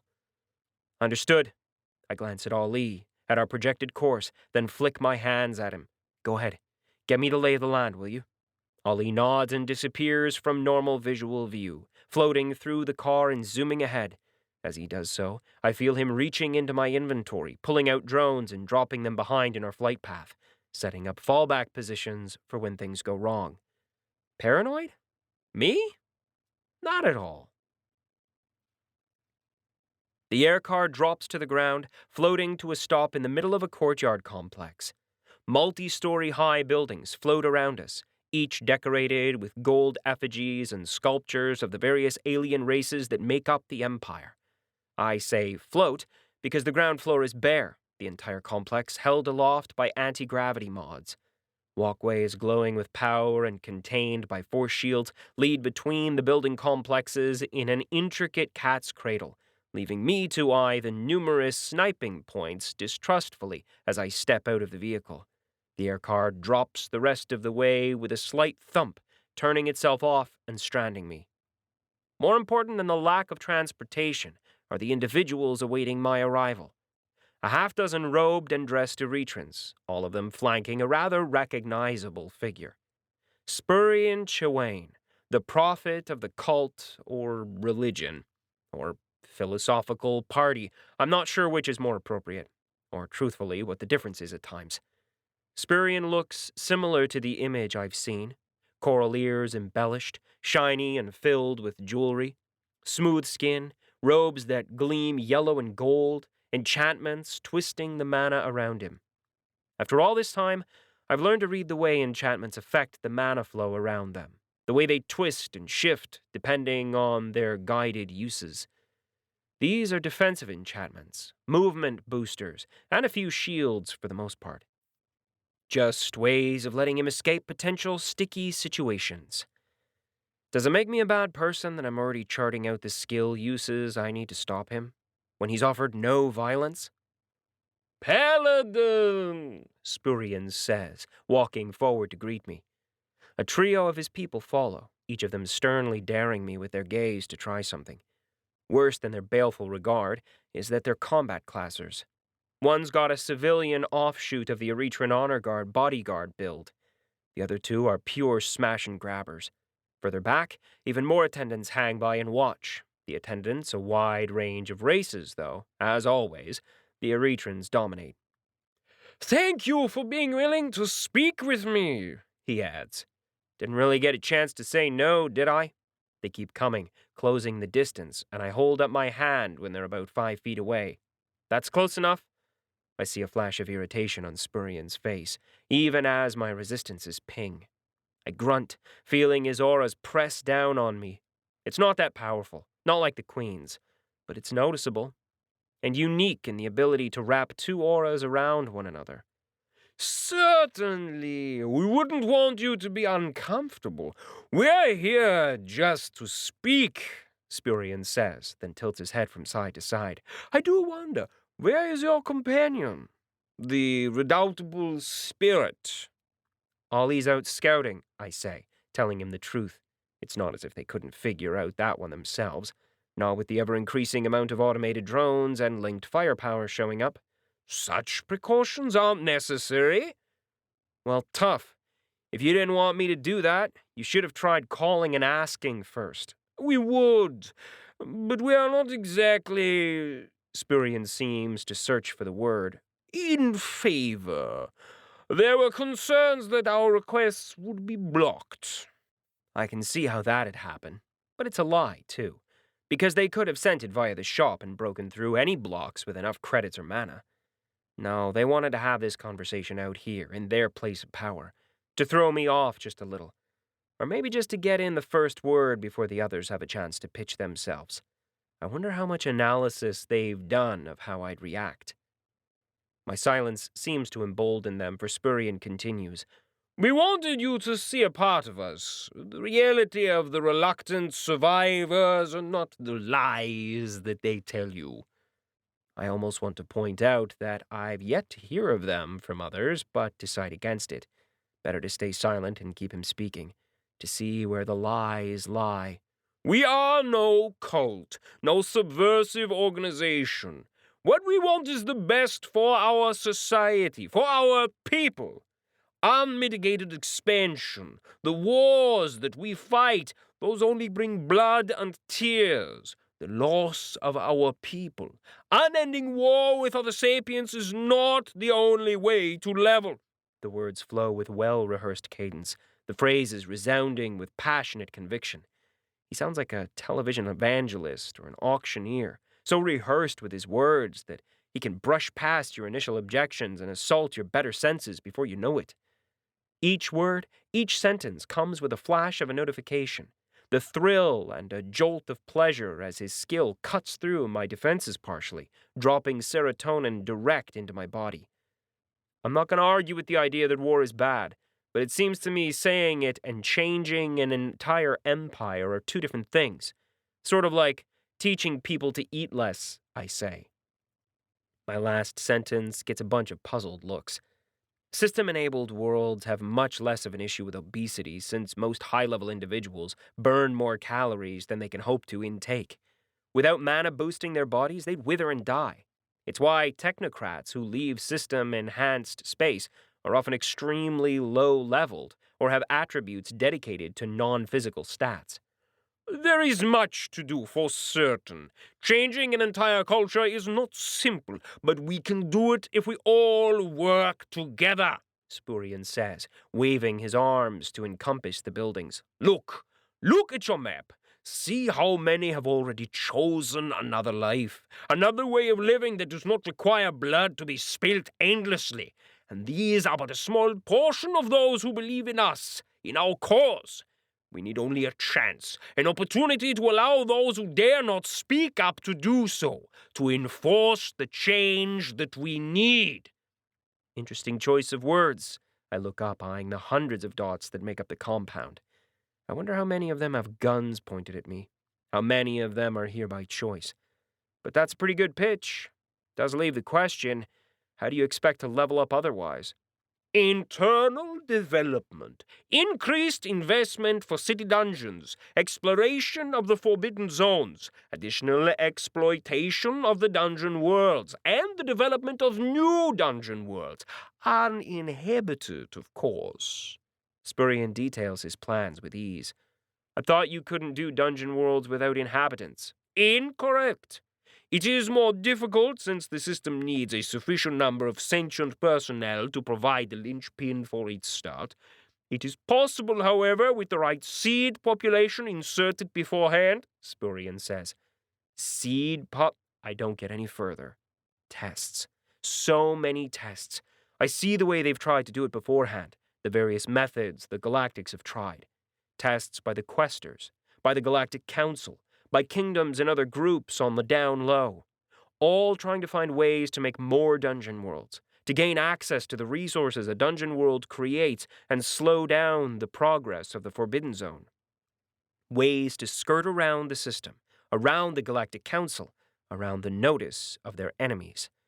Tests. Not a dozen, not 100, but thousands, spread over the course of the entire life of the system, from when it first began to now. Tests. And deaths, failures, the way the system reacts badly to manipulation. I watch worlds burn, intelligent beings warp. I read the reports of how once sapient creatures become twisted, distorted nightmare versions of themselves. Lycanthropes, shifters, chimera, even more unspeakable monsters, like the galactic equivalent of the Wendigo. Paladin? Spurian says, as races scream and the system strips scientists of their classes, offering them new ones in my mind's eye. I've seen myself a couple of times when the information comes crashing in. Having a friend like Ollie means that I get to see recordings of my most humiliating moments all too often. On occasion, when he thinks I'm getting too big for myself, he'll pop up a window of his Boyo highlights.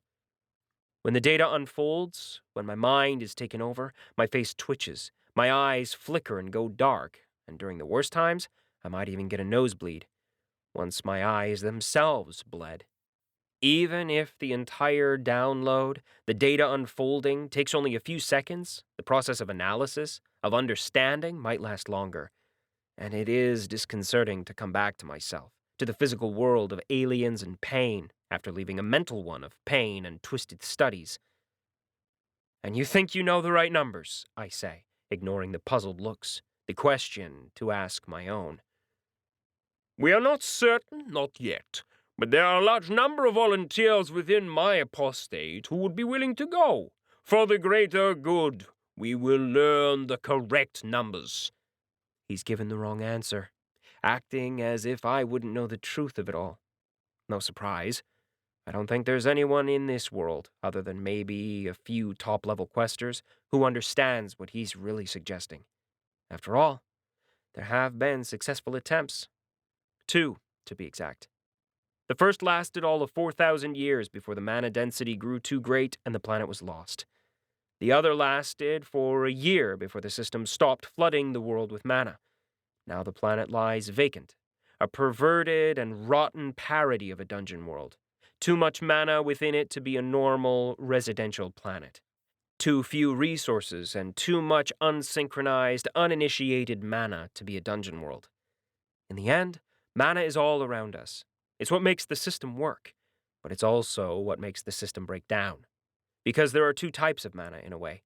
The unmarked, unaspected, uninitiated mana that has never gone through the system, and the mana that has passed through it, whether through sapient creatures or monsters. Mana that is marked, encoded, and thus useful to the system. Understanding that little bit, understanding the differences in mana, gave me a huge jump in my system quest. The realization that the mana available in the city, that can be used to make a city a safe zone, the controls put in place, all come from the sapient members of a city and the monsters slain, is important. Everything the system does, it can only do because of this marked mana. Unfortunately, this marked mana slowly degrades, becoming unaspected and unsystemized after a period of time. Worse, monsters only mark mana after a while, as they level, and it only releases when they die. So there's a balance to be struck between murdering them and letting them grow. And, like the Forbidden Worlds, there's always more unmarked mana arriving. That's why we have Forbidden Worlds. Because at a certain point, we aren't able to handle the flow of mana anymore. Even the system's last-minute controls, the explosion of monsters that precede the start of the loss of a world, isn't enough. In the end, the system is a means of control for mana. That I am certain of now. But who made it? How they made it? Why they made it? And perhaps just as important, where all this mana is coming from, and what is it? Those are still unknown. Boyo, stop drifting off, Ali calls. Unfortunately, ever since Feral dumped the library in my head, this has been happening more and more. I don't know if it's my mind compensating for the information or the fact that I know that I'm so close to the answer. My apologies. Just thinking about your answer. If you want me to believe you, then I have a request. I offer 𝗪ician a smile, curious to see if he bites. I let my gaze track upward, checking out the glowing walkways that hang above me, the lit-up buildings around us, looking for attackers. Of course! Anything you want! 𝗪ician glances backward to where his bodyguards stand and pauses. At least, if my bodyguards allow it. You understand, of course. I doubt they'll worry about this. You can leave. I smile wider, flicking my gaze to the 3 guards. Because the person I want to speak with isn't you. As you said, you've got hundreds of people here. Let me speak with them. About? 𝗪ician looks puzzled, but not worried. I wouldn't be either. I'm assuming the people here are the most committed of his cult. About you. About your beliefs and what you intend for us all.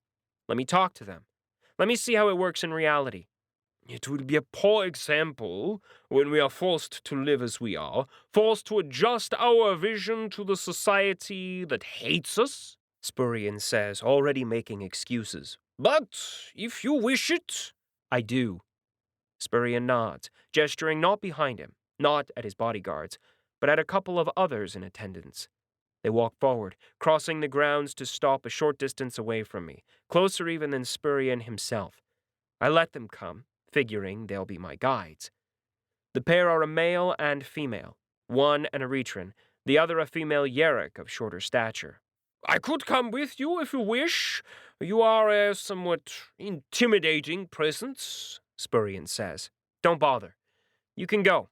I'll even make my own way home. I flash the cult leader a grin, gesturing at the pair of attendants. They will more than do. When 𝗪ician opens his mouth to speak, I dismiss him by turning on my heels and walking toward the nearest floating entry chute to the buildings that surround us. I watch through Ali's eyes as 𝗪ician's face twitches in annoyance before he gestures for the attendants to follow me. Yeah, turning my back on the cult leader was a bad idea. But if there's one thing I've learned, it's when passions are high, when people are angry, that's when you find out who they really are. Not the face they show you, the mask we all wear to get by in our daily lives, but who we really are. The lines that we draw, the things that anger us, they tell more about who and what we believe in than any kind words or mealy-mouthed social talk could ever do. What we will fight for is the truest guide of the inner self there is. One of the first things I notice about this residence, manufacturing hub, artisan center, and religious building is that it's just as decorated on the inside as the outside.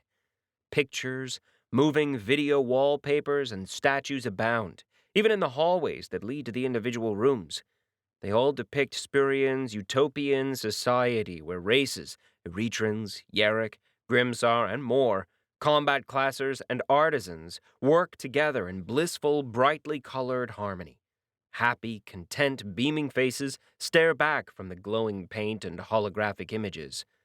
All strangely content, even the ones battling the monsters on the outskirts of the sprawling green and purple cities. Getting the floor plans for the building from my attendants is simple enough. Comparing it to the floor plan that Ali has managed to acquire shows that they aren't hiding anything. No hidden floors or secret rooms where they build plagues or bombs. At least not in the first couple of floors we check out. The bottom floors are all social locations. Living rooms, social loungers, large kitchens in cafeterias dominate the layout, with the addition of a few land-based garages for vehicles that run on the ground. There are even some training rooms for those violently inclined. Above the social floors are workshops, individualized and equipped for various professions. Surprisingly, many of those workshops aren't empty, even at this time of night. And you've been working for them for how long? I asked the elderly Eretran artisan whose workshop we've invaded. The workshop is bare bones, all nanoformed steel tables and workbenches and covered cupboards. They're all protected, built to withstand the occasional catastrophic failure. Each workshop is roughly 10 by 10, good enough for a single worker, but not much more. It's also relatively neat, since storing movable equipment in one's inventory ensures it doesn't get destroyed. The artisan was working on a drone, putting it together from the ground up, using materials crafted in other nearby workshops, melding them together with blueprints. There's a degree of specialization involved, but not as much as you'd think. If a person can make a computer chip, they can just as easily make it for large drone vehicles or planetary destroyers. The skills transfer over, especially when you can download the knowledge and blueprints from the system with enough credits. 11 passages of the planet Nights now, your justice. The artisan refuses to meet my eyes, mumbling his answers. He's not the first I've spoken to, all of them happy enough to talk, but offering little divergent information. You like working here? I build drones, your justice. He gestures to the drone he was building. Civilian market, delivery drones. It's good work. That, too, is normal.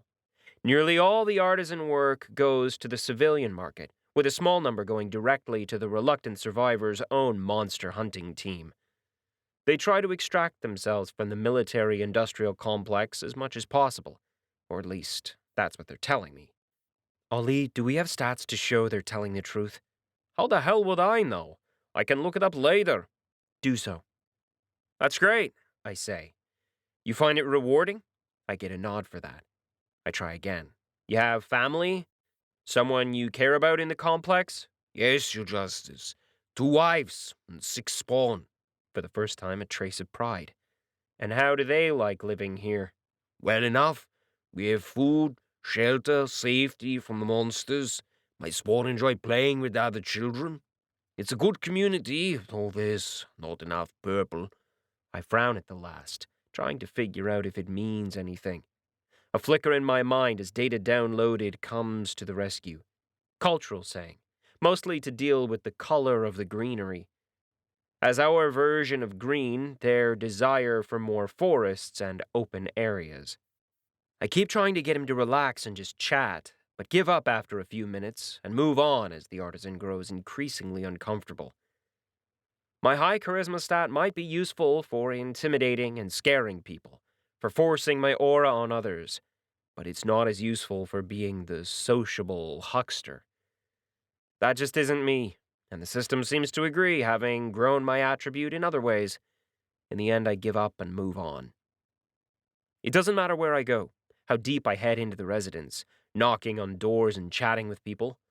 I get deference, smiles, and polite invitations in to chat, even from those who wake up grumpy. Fear hidden within courtesy. Uncertainty, the same kind you get when speaking to a police officer back on Earth. I get nowhere, not talking to them at least. Not directly. But I persist, for I have other skills.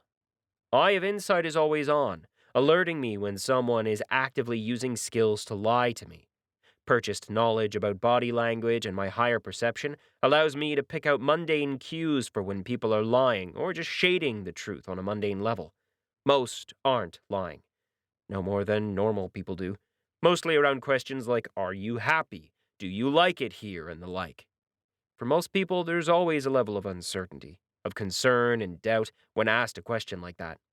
Most people have that niggling sense of doubt that comes from living an unfulfilled life, of believing that it could be better. Sapient creatures just aren't very good at being happy. More useful is society's web. I watch the lines radiating from people, how they twist and thrum as they speak, how they connect and interconnect between individuals within the building. At first, I follow lines, verifying the information I get, following up with questions on different groups that lie throughout the entire complex. Then I start veering away, finding different clusters, different social groups, all to corroborate the picture I'm developing. Have to admit, I'm rather impressed. When the attendants shoot me a questioning look, I realize I've spoken that out loud. I give them a smile and don't elaborate. It's been nearly 4 hours of walking back and forth, bothering people in the middle of the night. Eventually, I walk out of the complex, waving goodbye to the attendants and dismissing them. Not that they leave, watching my departing back as I walk toward the city. I start composing a note to 𝗪𝐸 to get my portal pass approved. All the while, I'm waiting for the public air car I've called to arrive. I stay silent, keeping my thoughts to myself until I'm picked up. I even stay silent when Ollie returns from picking up all our toys. We stay silent, floating through the air until we make it back to our residence. That's where 𝐼𝐸𝐿 and Bolo are waiting, no longer at the ready for potential trouble, but too high-strung to go back to sleep. Instead, they're training against one another, playing at violence. I watch for a few minutes, marveling at how 𝐼𝐸𝐿 pushes aside Bolo's huge hammer, deflecting rather than blocking, using her greater speed and precision. She's gotten better, much better, even in the few weeks that we've known him. If my intelligence increases have been to handle mana and create vector pathways, to deal with information flow better, and to handle the insanity of war, hers seems to have been focused on her skills. She improves her martial skills at a rate that is staggering. I sometimes wonder if it's a conscious choice. Studies from the library indicate that there is a little bit of conscious variation in our development of attributes. But just as much, there's an unknown factor, the system's influence, that even multiple and exhaustive tests have yet to uncover. Oh, there are hypotheses, but none of them have been definitive. There's no rhyme or reason why an accountant can suddenly play musical instruments, find perfect pitch in a song while increasing his attributes, or why a combat classer can do high-level mathematical formulas, complex equations involving six-dimensional math without touching a calculator. There are hypotheses that in those cases, the system isn't building the capacity for us, but for itself. Though why it needs the capacity, why a sapient can pick out the addition of a flake of salt from a spoonful of soup, is a question no one has an answer to. The pair notice my presence soon enough, pausing in their play. And it is play, for they aren't using their skills. At least, not any active ones. Breathing just a little hard, they stroll over to me, weapons over their shoulders, almost mimicking one another. It makes me smile. Harry, seated inside the building, comes out as well, obviously not interested in watching them. I'm sure he's got more than enough footage of them. How did it go? Bolo says. We need to lay down the hurt. Aren't you some kind of lord? Noblesse oblige and all that? I reply. The Dragon Lord looks puzzled until his face clears up as the information download on our culture clarifies it for him. Sometimes the data isn't fully integrated. It's decent most of the time, but English and its random borrowing of other words from other languages can trip it up. Not that kind of lord. Anyway, I was never very good at diplomacy, Bolo replies. There's a flash, a quick change in his face. The memory of something darker crosses it. But then it's gone, like the passing of the cloud, and he's focused. So, what was it like? 𝗼𝐸𝐿 makes a noise in agreement while Harry raises his hand, beginning to film. I wave my hands at him, indicating for Harry to stop. I know he's recorded most of my interactions, tapping into my neural link and 𝗏𝗄𝗏, using it for his feeds. I don't mind, because I'm going to make him look for my own information. But what I have to say now, it's not for public consumption. Not yet. I take a few moments to turn the house's privacy screens to maximum. Another second, and I turn on my own skills. Bolo and 𝗼𝐸𝐿 replicate my actions, layering their skills on top of mine. It's not as effective as the champion's power, but it's better than nothing. What did you think, Harry? I ask. He's the most used to watching, interviewing others. Whether in this world or the previous one, he has experience to draw upon. The people you talked to, they were telling the truth. They are mostly happy. Some doubts, some concerns, but nothing out of the ordinary. In fact, it's a little too ordinary, a little too happy. There's some nervousness when talking to you, but that's not uncommon when speaking to your justice. Harry says all this while his gaze focuses slightly off, as if he's looking at notification screens we can't see. Anything else? Not exactly my area of expertise, but a lot of the answers were a little too rote. Whenever you touched on their leadership, they were a little too enthusiastic. Not because they were being forced to say it. I'd say they're all true believers. There's a little hesitation in Harry's voice, probably because he's straying into speculation. Cult? 𝐸𝐸𝑞𝐫 jumps right to the point. Close enough. Are social movements cults? I shrug. I'm sure a sociologist could tell the difference between people really believing in something and a mind-washed, brainless mass. But that line is way too fine for me to cut. That entire location was a setup. A lot of them don't really live there. There are too many ties, too many strings attaching him to other locations. Spurian dragged all of them over to make a perfect little location for me to visit. Bolo frowns at my revelation. I don't know if he really thought I was that dumb, I say. Spurian must know of my skill, must know that I probably would have guessed he was putting on an act. So I don't know what the point was. Either that, or he really underestimates me. Not the first person, boyo, Ollie points out. Your history is rather rife with beacon first, ask questions never episodes. 𝗪𝐸𝑞𝐫 and Harry cannot help but smile, making me even more annoyed. I'm not that much of a barbarian.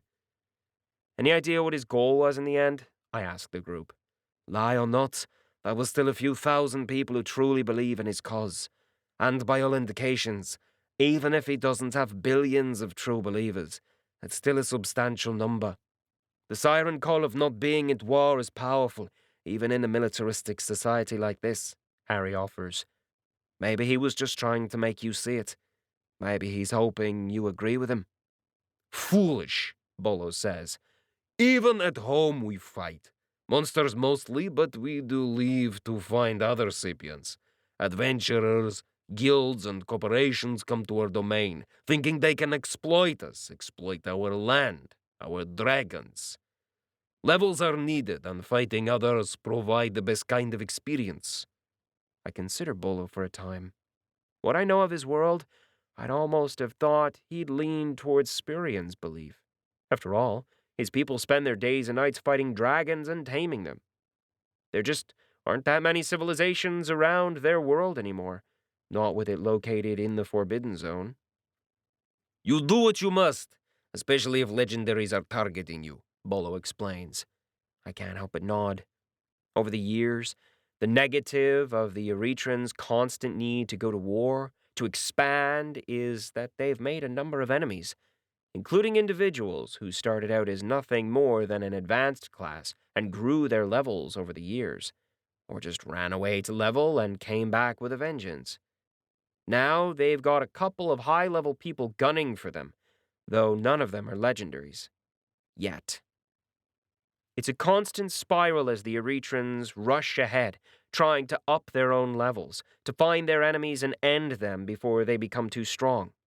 Of course, when that fails, they help their enemies gain levels and hurt themselves, or they create even more enemies by hurting others, and so it keeps circling.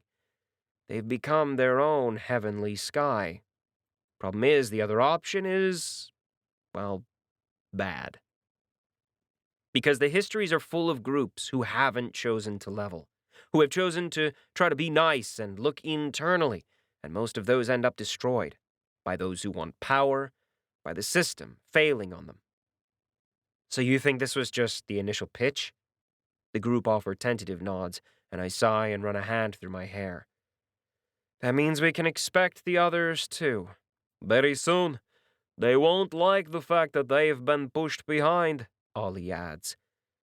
I can't help but sigh again. Just another thing to look forward to. Never mind that we still have to train some idiots. Suddenly, I feel exhausted by what's coming. I stare at the ceiling and shake my head. Time for bed. The problem of picking a new empress and training a bunch of idiots is a future John problem. Chapter 9. Are you joking? Majin's incredulous tone is reward enough for me. Not that he's the only one looking a bit thrown by my latest pronouncement. Nope. We have a budget. So all of your requests have been approved. Yeah, I might be smirking a little. Put together a training plan for how you can integrate the new equipment and new skills. I don't believe it would be a good idea for you to grab them all at once, so prioritize those that make the most sense and have the longest integration period. Any questions? I don't even let them answer before waving them off. Get me the training information by noon today. I expect you all to be buying your skills by the end of the day. Or equipment, though I understand there might be some recommendations coming down on those. I might hold off on that just a little. The group hangs around, not moving, confused by my abrupt pronouncements. I clap my hands together, dragging their attention back. Well, come on! Get moving! Some of them leave immediately, but 𝗪𝐸𝐺𝐸 hesitates before he speaks. What if we have additional suggestions or changes we might want to make to our requests? And why would you have those? I ask almost teasingly. 𝗪𝐸𝐺𝐸 wilts beneath my gaze, ears flattening against his skull as he refuses to answer me. On the other hand, Nathan speaks up, hands on her hips. Because none of us actually thought you'd get us the skills. We thought this was just another test, so we hedged things, putting everything that we thought you thought we needed. Almost, I consider telling them that they should have trusted me, that it's a little too bad if they didn't. But that would be petty and self-destructive. One of the things I'm trying to build are paladins who can make their own decisions, which means choosing their own builds, with some assistance. Send us your revisions by the end of the day, 𝗪𝐸𝐸 says while I ruminate being naughty. 𝗪𝐸𝐺𝐸 shoots her a grateful smile while Nathan sniffs disparagingly in my direction. Even the others who had started leaving have turned around, hesitating over our confrontation, listening in. I can't help but chuckle in dire amusement. As they walk away, I look at Ali. Make sure to mark every change. We'll have to go over it, make sure they aren't buying any nukes or the system equivalent. Just because I'm giving them a blank check doesn't mean I have to do it the stupid way. Ali opens his mouth to comment, then shuts it. It's probably a little too easy, even for him. So what now? Bolo asks me when the group disperses. More training? Nope, I grin. We do the same. Even me? Bolo looks surprised. It seems that real paladins had support staff, and those support staff could draw from the budget too. Every word I say makes Bolo's and Makito's grins grow even wider. Then they make sure again that I'm not joking. When they get my confirmation, they dash off, headed to the shop or library to figure out what other skills to purchase. I expect Bolo will cost me the most. On that note, where's the nearest shop? The entrance to the yellow-themed shop is via the spherical system orb located a short distance away. It's not the main settlement shop orb, but a secondary linked one. But it makes little difference. Before I leave, I make sure to let Harry know I'm in need of his services to search out information on the contenders. As good as Ali has gotten at this kind of work, Harry's got his own skill set. I'm teleported into the shop only to be met by 𝗪𝗪.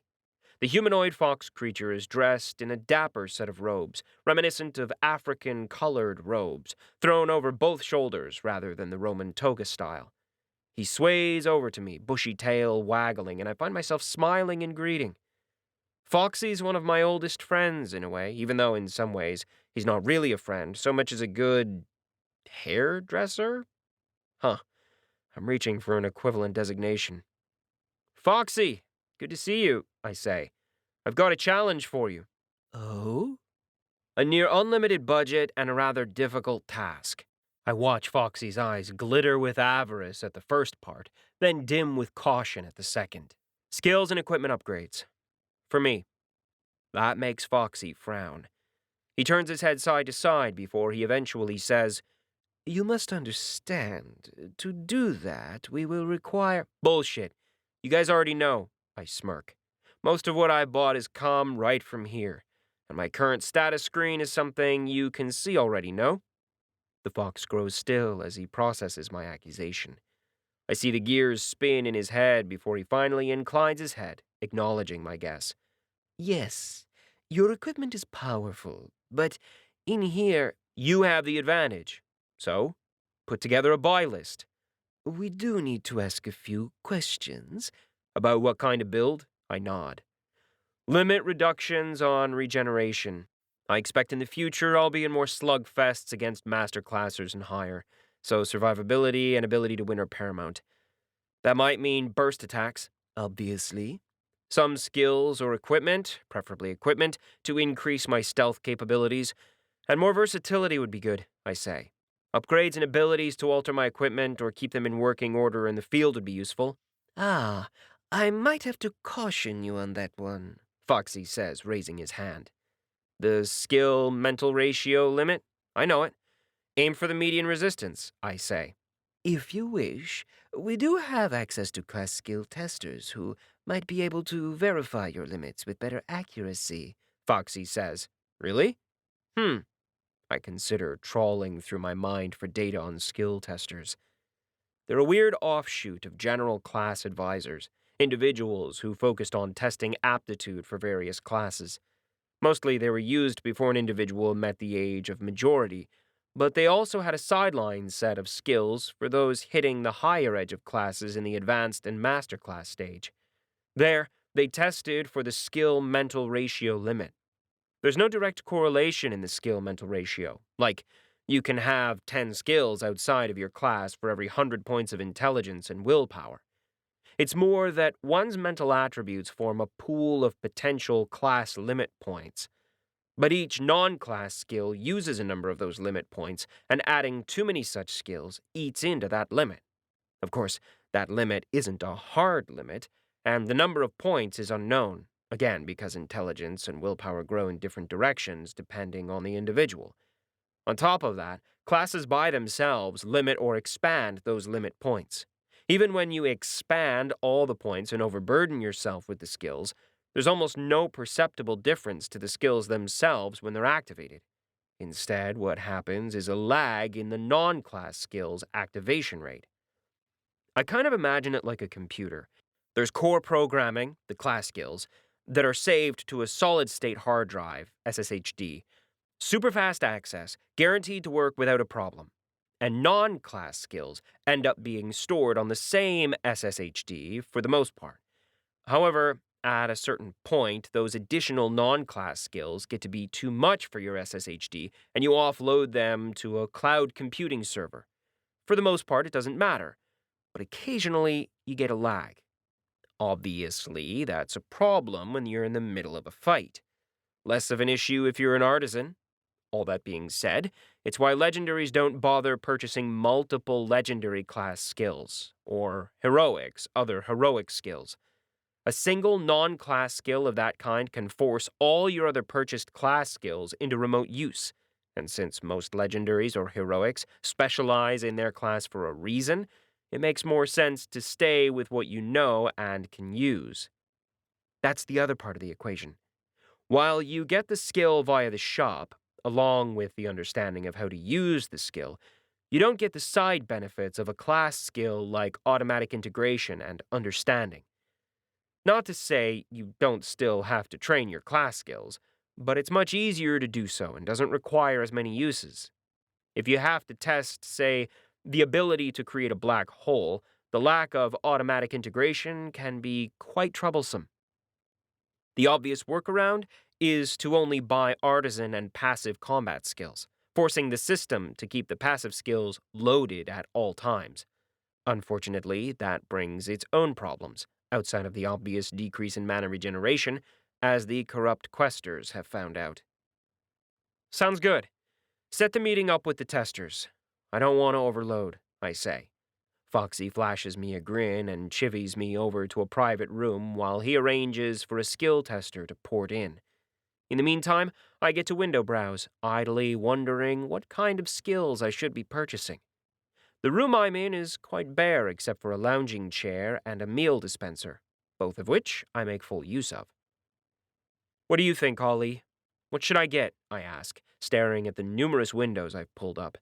Some list my own class skill trees, others show a list of skills from other classes, and another a searchable feature by type of skills. Well, added damage, added ability to survive, and escape options come to mind. Ollie ticks off on his fingers. Socially, you're actually pretty set. It's not as if you're the kind to lead armies or anything, so there's no need for equipment or skill alterations to your build. You can tell when someone's lying. Maybe something to help you lie better? Ollie shrugs. Then again, anything you can buy at the advanced level won't be that useful in the world we deal with. I grunt. That's the biggest issue for my build. Due to the way I skipped the basic class, as far as the system cares, I'm still only advanced class. So I can only buy that high up in the shop. It significantly limits what I can purchase, especially since it makes little sense to pick up things that would harm my mana regeneration in passives at the advanced level. After all, it just won't be as good as what my enemies might have. If I'm purchasing a skill that increases my damage by 50% because it's an advanced skill, it still isn't as useful as a masterclass skill of the same kind that increases shield health by 100%. And since, mana for mana, my advanced skill would cost more, I'd be running a negative. At least on the numbers side. But that's where buying the equivalent of a burst damage skill makes more sense. If I can increase the damage done by a single attack and use it selectively and surprise my opponents, I might be able to bypass or overpower their defenses. Point for point, burst damage skills are more powerful than their passive counterparts. Which is why added damage spells are my best bet. Increased resistance skills might be useful, but then I'd have to either buy a general skill that wasn't as powerful or multiple skills that targeted a single element resistance. Which, in itself, is a problem. Fine if you knew what you were fighting, but difficult in a surprise attack, which is what I'd be expecting. So, generic resistance skills, since more and more of my opponents have resistance cutting skills. Then, running away skills. John? Sorry, just thinking of escape skills, I say. And forgetting I was still talking, Ollie says, leaning forward. You're doing this too much. I know. Too much data unspooling. I shudder. Shit. Tell 𝗲𝐸 to cancel the request. Ollie takes a fraction of a second to realize the problem. He's on it in the next second, sending out the messages while I wince internally at the mistake I just made. Letting someone do a deep scan of my partition space might be a really bad idea. After what was downloaded and offloaded into me, I'd guess my own skill limit might be really, really tight. Or not. But I can't risk it. Can't risk people knowing. Which means, damn. I can't buy anything, can I say. Because the build I have now, while not great, is at least better than nothing. Having it shifted off-site might cause more problems. Equipment, Ollie corrects, flicking his fingers. We can buy better equipment. I grin at the spirit. True enough. Tell 𝗲𝐸, and let's see what we can figure out. And even that much is a danger. But there's only so much we can do before people start putting things together. We leave the shop grumpier than when we entered. One of the negatives of buying equipment at my level is that masterclass equipment doesn't just hang off the rack. You special order equipment, you put in requests and look out for auctions. And then you hope something shows up in a reasonable time frame. It's why things like soulbound weaponry and legacy weapons are so popular. One grows with you, the other grows all the time and keeps growing. They're both rarish, though soulbound weapons aren't impossible to acquire with the right skill purchase. In fact, most combat classers will eventually soulbind a weapon. The argument of doing so early or late is varied. Early soulbound weapons will grow with their users, but due to the limitations on the individual's level to bind weapons, you're limited in the strength of the weapon you bind. On the other hand, binding a powerful weapon at the masterclass stage means you might be able to acquire a soulbound weapon with special skills, over and on top of the usual strengthening the weapon would undergo. The negative, of course, is that said powerful weapons are hard to acquire and will disappear upon death. In the end, I walk out of the shop with nothing more than a slew of one-use items that will be useful for the short term, or at least, I hope they will. 𝗪𝗛 Ghostlight Mana Dispersal Grenades, Tier 1. The 𝗪𝗛 Ghostlight Mana Dispersal Grenades not only disperse mana in the battlefield, the Ghostlight Dispersal Grenades degrade all mana skills and spells within their field of effectiveness. Used by 𝗓𝗓lash the Destroyer, the Erethran champion 𝗲𝗪 prior version, and 𝗓𝗏𝗀𝗀 Special Forces. 5 times winner of the most annoying utility item on the battlefield. Effect: reduces mana regeneration rates, skill, and spell formation use in affected area by 67%. Higher effects in enclosed areas. Radius: 15 meters cubed. Evernight Darkness Orbs. When the world goes light, the Evernight Darkness Orbs will bring back blessed darkness. If you need darkness, you need Evernight. Effect: removes all visible light and mutes infrared and ultraviolet wavelengths by 30%. Radius: 50 meters cubed. 7 Heavenly Spire Wards. Quick to set up, the 7 Heavenly Spire Wards were crafted by the thrice-loved Bachelor's Temple of the Sinking Domain as their main export. Using the total prayer and faith of the temple, they produce a set of wards every month to ensure annoying pests and ex-girlfriends are kept out. Effect: creates a 30-foot by 30-foot defensive ward, protects against both magical and technological attacks and entry. Simple, enchanted protection wards that can be thrown up nearly anywhere I want. Matched with my usual array of force shields, they can make a temporary readout when needed. Not that I expect to need them, but you never know. The nice thing about the wards is that they'll protect against a number of magical methods of ingress, something the force shields often don't. Heck, even semi-technological methods of ingress and escape, like light walk and shadow form, get blocked by the wards. Fumikara Mobile Teleport Circles. These one-off use mobile teleport circles allow connection to existing and open teleport networks. Effect: connect to open teleport networks within a 5,000-kilometer radius of the teleport circles. Allows teleportation of individuals to the networked teleport centers. On top of that, other than the single-use items, I bought a slew of mana potions and healing potions conditioned for reuse. I also put in an order for specialized potions, ones geared for me and my status. They'll reduce the potion effectiveness disintegration level, making sure I can use more potions. I wanted a replacement for my mana storage bracelet, but they had nothing better on hand. Anything else has to be special ordered, so that's on the pile of things to get fixed. Ditto with a replacement for my emergency force shield ring. And of course, the prize of my shopping trip. Ponjo Golemnized Mana Generator Mark 18. The latest mana generator by the infamous Ponjo. The Mark 18 is guaranteed, to not blow up on you in optimal conditions. This partially sentient mana generator can extract up to 98% of a mana crystal's saved energy in 0.003 seconds, currently loaded with an adult Kirin mana core. Effect: it's a power generator, guaranteed to provide up to 98 times 10 to the 99th power standard galactic mana units. Asterisk. Not actually guaranteed. In fact, we're 100% certain that containment failure will occur. It's actually a settlement mana generator, meant to be used to power an entire settlement about the size of Vancouver. Pre-apocalypse, that is. 1 million households using mana for all their needs would easily be fed by the mana generator.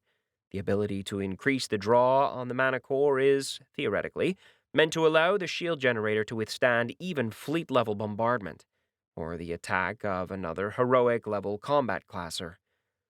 I say theoretically because its creator, Ponjo, is just a little insane. The child of a legendary and heroic classer pair, he's infamous for his desire to create machinery that can withstand his parents' loving touch. Even in their old age, their abilities are so high that his work constantly crumbles. And rather than take the time to build things right, he cobbles these things together, ever intent on drawing more power, more mana, with explosive results. Luckily, system inventory puts the entire thing into stasis, so I can carry it around half turned on without it causing any issues. His mana generators are a lot cheaper than an actual system-enabled tactical nuke, or the system damage equivalent, and less restricted. Undestroyed examples of Ponjo's work are so uncommon, not everyone knows of him, and thus his work isn't restricted. Yet. It's only Foxy's knowledge that got me access to this. Lastly, I glanced down. Hidden beneath my trousers, wrapped around my ankle, is the last thing I picked up. It's an enchanted band with a most interesting skill. Payload, Level 2. Sometimes you need to get your skills inside a location. Payload allows you to imbue an individual or item with a skill at a reduced strength. Effect: 71% effectiveness of skill imbued. Secondary effect: skill may be now triggered on a timed basis. Max 2 minutes 7 seconds. Uses: 22. Recharge: 10.7 charges per day in SGE. After all our discussion, after browsing through it all, I have to admit, I haven't bought anything in terms of skills. Most of what I want I've replaced with equipment, giving me access to the skills without the concurrent disadvantages. There's some concern about overemphasis on enchanted items and their mana clash, but we were careful to ensure that they won't cause too much trouble. And of course, equipment isn't as fast to trigger or use, or as powerful as an innate skill. But I'm also about 10 levels away from reaching my next tier. When that happens, I'll gain access to masterclass skills. Till then, I can hold tight on the major non-class skill purchases. Instead, I've purchased a couple of new spells and upgraded a couple of my most lacking skills. They should theoretically not cause issues with the system, at least as far as I know. For now, until I gain a few more levels, maybe even get close to reaching my heroic class, I intend to keep the ring running and hiding my true level. Changing only that single line is easy, for variations of easy, though recharging the ring in the shop was expensive. Still, I like the idea of having a little surprise in store, if things go bad. Drawing a deep breath, I pull up my real status screen, reviewing the changes. Status screen. Name: John Lee. Race: human, male. Class: Erethran Paladin. Level: 40. Titles: Monster's Bane, Redeemer of the Dead, Duelist, Explorer, Apprentice Quester, Galactic Silver Bounty Hunter, Corrupt Quester, Living Repository. Health: 4,620. Stamina: 4,620. Mana: 4,240. Mana regeneration: 364 plus 5 per minute. Attributes: Strength, 312. Agility, 402. Constitution, 462. Perception, 242. Intelligence, 424. Willpower, 459. Charisma, 180. Luck, 94. Class skills: Mana Imbue, 5. Blade Strike, 5. 1,000 Steps, 1. Altered Space, 2. 2R1, 1. The Body's Resolve, 3. Greater Detection, 1. 1,000 Blades, 4. Soul Shield, 4. Blink Step, 2. Portal, 5. Army of 1, 4. Sanctum, 2. Penetration, 9. Aura of Chivalry, 1. Eyes of Insight, 2. Beacon of the Angels, 2. Eye of the Storm, 1. Vanguard of the Apocalypse, 2. Society's Web, 1. External class skills: Instantaneous Inventory, 1. Frenzy, 1. Cleave, 2. Tech Link, 2. Elemental Strike, 1. Ice. Shrunken Footsteps, 1. Analyze, 2. Harden, 2. Quantum Lock, 3. Elastic Skin, 3. Disengage Safeties, 2. Temporary Forced Link, 1.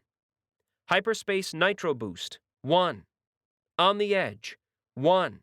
Fate's Thread, 2. Combat Spells: Improved Minor Healing, 4. Greater Regeneration, 2. Greater Healing, 2. Mana Drip, 2. Improved Mana Missile, 4. Enhanced Lightning Strike, 3. Firestorm. Polar Zone. Freezing Blade. Improved Inferno Strike, 2. Elemental Walls, Fire, Ice, Earth, etc. Ice Blast. Ice Storm. Improved Invisibility. Improved Mana Cage. Improved Flight. Haste. Enhanced Particle Ray. Variable Gravitic Sphere. Zone of Denial. Mana Imbue adds damage to my basic attacks, which means both my big finishing move, Army of One, and my more normal attacks are more dangerous.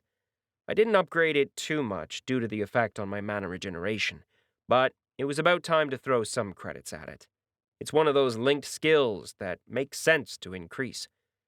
The other one I increased was Thousand Blades.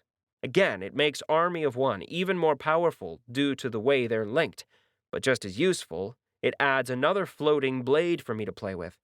The only reason I've not added more to it earlier is the difficulty of coordinating their use. Even with my increased intelligence, the training required to integrate it properly in my fighting style is onerous. However, since I'm about to be training these children, I might as well get some training in myself. One of the biggest advantages of being on 𝗪𝗆 is access to the paladin's entire subset of training videos and journals, meaning that I should be able to up my fighting game faster. As for the spells, I've mostly purchased them for the future. Gravitic Sphere is perfect in space to slow down attacks or just annoy people. Unlike most spells, it increases in strength the more mana you throw in, so used properly, I can divert a missile in space or lock down a bunch of annoying initiates. Zone of Denial, on the other hand, is a damage over time spell. Cast on a location, it targets everyone within that location and does damage to them so long as they stay within it. It's straight mana damage too, which means it ignores most resistances.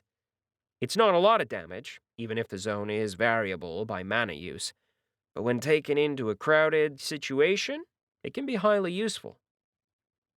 They both cover areas I'm missing, a damage over time spell and an area control spell. I considered getting some specialized damage over time spells, but figured something more generic would be more useful. Now, I just wonder what those two crazy munchkins are going to come back with. Thanks to the time dilation on my shop, I've got a bit of time to wait.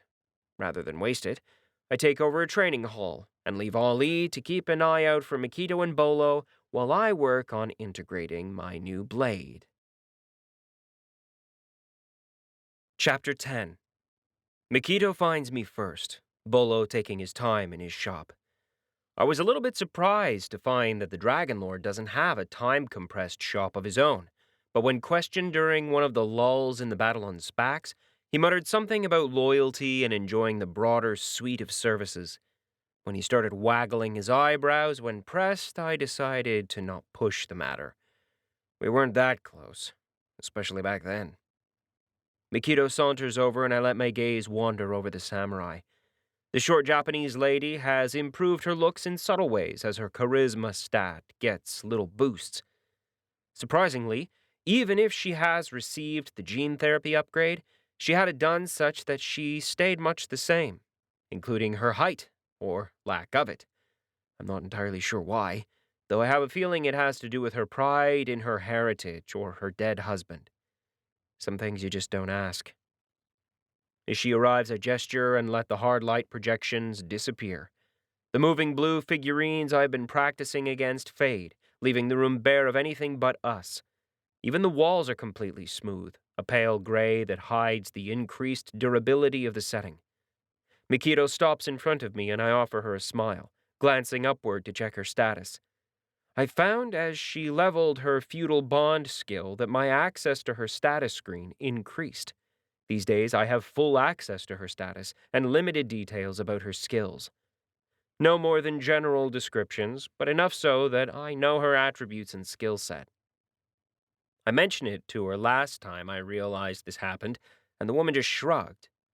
I know I'd be weirded out if someone had that much access to my status. Well, someone who wasn't a 3-foot-tall, pain-in-the-ass creature of pure mana. On that note, I take a longer look at my friend. Mikito Sato, Spear of Humanity, Blood Warden, Junior Arena Champion of Irvina, Arena Champion, Orion 4, Zoomis.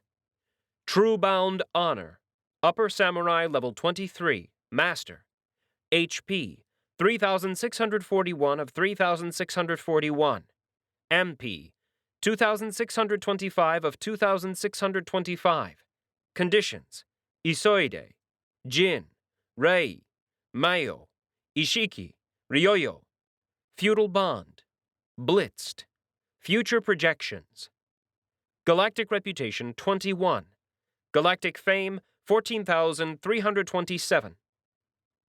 I almost look deeper into her data but push aside the whim and instead use my words like a big boy. So, find anything you liked?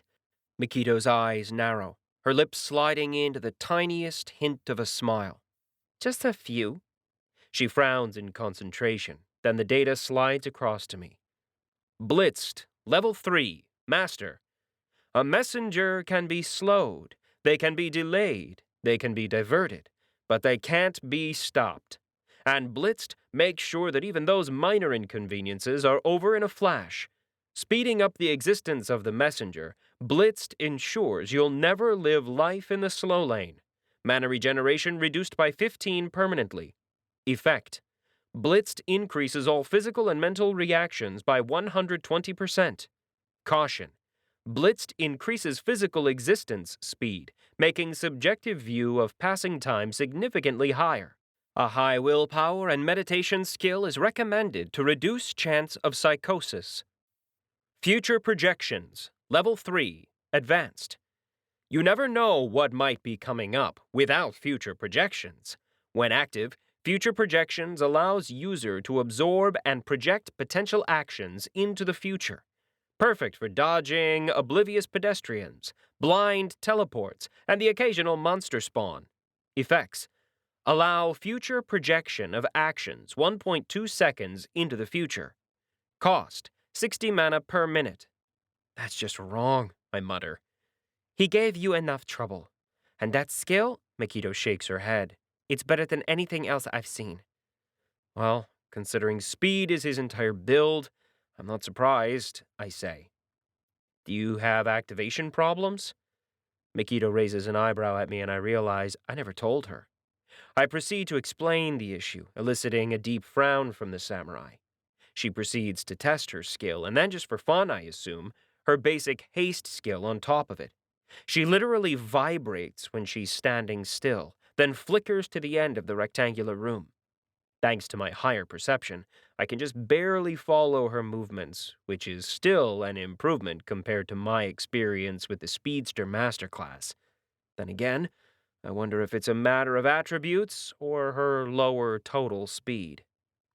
How is it? I ask. Still instantaneous activation, but there's a greater than expected clash between my skills. I'm not getting the boost I expected. It isn't as high as I was led to believe, Mikito says with a deep frown. Mana cost is as expected, though. So your need for speed was a failure? I hear her sniff. Then she blurs, and I don't manage to duck the light smack on my shoulder. After that, she just keeps blurring, activating movement skill after movement skill. She's got quite a few, from the basic haste skill and flash step to her more specialized ones that give her smoothness of movement. After a few minutes of movement, she finally comes to a stop, her mana nearly drained. She continues to look unhappy, reading information I can't see before she finally turns to regard me. You are training? As she speaks, she draws Hitoshi, her naginata, and places it over her shoulder. Yeah, I say. Added another sword. Add more mana to them all. You're angling for a fight, aren't you? In answer, Mikito flashes me a grin, and I groan. Getting my ass kicked is going to suck. But she has a point. Due to the way I, and she, grew in the system, many of our attribute increases seem to really take effect when we're in battle. Even mock battle is enough. But plain training doesn't seem to work as well at triggering whatever expanded learning our higher attributes provide us. Which means, just go easy on me, I say. I always do. No, you really don't. All I get in answer to that is a slight smile as she backs off. Not that we're going to start until her mana's full, but the point is taken. I sigh and conjure my own sword, ready to do some forms while I wait. Good training never hurts. I hack out the blood pooling in my lungs, watching it dribble from my lips and out my nose. I clear it off with a swipe of my hands before I stagger to my feet. We've been at this for the last couple of hours, hammering away at each other, but this is the first time she's managed to land that particular attack properly. I glare at the samurai, who retreated after putting the butt of her polearm into my chest, allowing me to recuperate. "What was that?" I say hoarsely. I spit again, watching blood dribble out. The attack bypassed most of my defenses, slipping in and damaging my lungs, bursting blood vessels and filling my chest with blood rather than shattering the ribs that protect them. New skill? No, a skill. I can somehow hear the lack of cap on the word, though it doesn't remove my confusion. It's a striking technique that projects the force within. Hard to pull off. I grunt and pull up the system logs, skimming through it to find the details of the attack. She's right. It bypassed nearly half of my resistances, but the actual damage it dealt was lower than her usual total. Of course, because she bypassed my resistances, the net damage was higher. Weird, I say. Never knew you could do that. There are skills that work the same.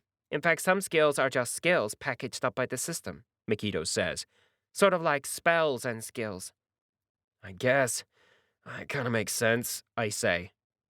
I don't really purchase many attack-based skills, rather relying on more magical or passive skills. But considering how cleave seems to be a focus of both mana and body, and harden is basically an infusion of mana and a toughening of the body, I can see how they'd be something a dedicated individual could learn. A part of my mind wants to give me the data, the information, but I manage to wall it off. If that's the case, should I be paying more attention to my skills? I frown. A long time ago, we dismissed the screen keeping track of that data. Occasionally, I poke at it, ending up amused by things like my lip reading or alien body language skills getting an upgrade, but for the most part, I ignore it. As Ollie pointed out, the skills are more a reflection of reality than something I can upgrade like my skills. The screen tracks my progress or regress of skills. It's not a game where each level gives me another 5% attack damage or whatever. Aren't you? 𝐸𝐸𝑆 gestures around us, taking in the combat room. Even as we stand in the barren land, nanobots slowly reweave the scarred and thrashed floor and walls, fixing incidental damage. While neither one of us pulled out the big guns, by mutual agreement, our normal attacks are enough to trash the place. Yeah, but I wave at her. You're, better, 𝐸𝐸𝑆 says. I have decades of experience and the lessons from my grandfather to draw on. And my other teachers, people I learned from when you were gone. She puts the butt of her polearm on the floor. You can get better. You have the talent. But is it what you want? Doesn't matter what I want, does it? I grumble. I always seem to end up in the middle of things. But is it what you want? I fall silent as I consider her words. What do I want? Really? Not violence. That's not really a want. It's just a factor in my life. It's not helping people, though I do that because that's what you do. I'm not a bleeding heart like Lana, who has to help people because that's what she's built to do. I just can't look away. Not helping others is a bigger burden than a benefit for me. I don't even like people thanking me for it, which is weird if you prod at the thought at all. But it's not as if I help people because I care about the people, nor is it because I have a burning desire for justice, for making the world a better place or righting wrongs, the need to fix a society or an event. That, I know, drives other paladins, my mentor for one, others in their histories, and even some of my initiates. Their need to make sure that the world they live in, their society, works, is fair and balanced for all. That's not me. I'm too Chinese. Grew up knowing too much history, knowing that corruption and racism and all that crap always happens. It's a feature, not a bug. I'm not sure. An answer, I guess, I say, because that's what it comes down to. The question of the system. Everything else, bounty hunting, saving cities, beating up assholes, are things I do in between reading and learning, trying to find an answer to the why of it all. What about you? 𝗪𝐞𝐸 points her polearm at me instead of answering, indicating she's ready for the next round. I glare but settle into a fighting stance. She's been known to attack me even when I refuse to play the game. Not so easy. I want an answer. Then beat me, 𝗪𝐞𝐸 challenges. The next moment, she flashes forward. 𝗪𝐞𝐸 leads the first pass with a lunge with her naginata. She's triggered all her skills, all the ones that allow her to move, and she cheats, using 𝗬 to allow her attack to bypass my hasty block. It floats right over my hovering swords, dodging them by millimeters as I twist my body aside. But 𝗬 is an uninterrupted, unfailing attack. The curved, elongated blade of the polearm slides through space, popping my soul shield like an overextended bubble, and plunges into my chest. It cuts through hardened skin and reinforced bones, piercing my chest and cooking it as 𝗏𝗏𝗄𝐶𝑖's body lights up in flame. I groan, finishing my cut upward, tearing the blade from my body in a spray of blood and a chest-sucking, slurping sound. Burnt flesh and the iron tang of blood fill the air, even as she takes the momentum of my block to spin the polearm around for another cut at my head. Down. Down low I drop, sliding beneath my own floating weapons, snatching one from the air and cutting sideways at her with it, before dismissing my blade to snatch another. I push forward, stepping close as I begin the blade spin of the honor guard.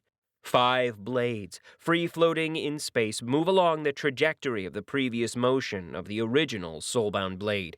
Their trajectories alter as I make the original blade appear and disappear, switching hands, switching positions.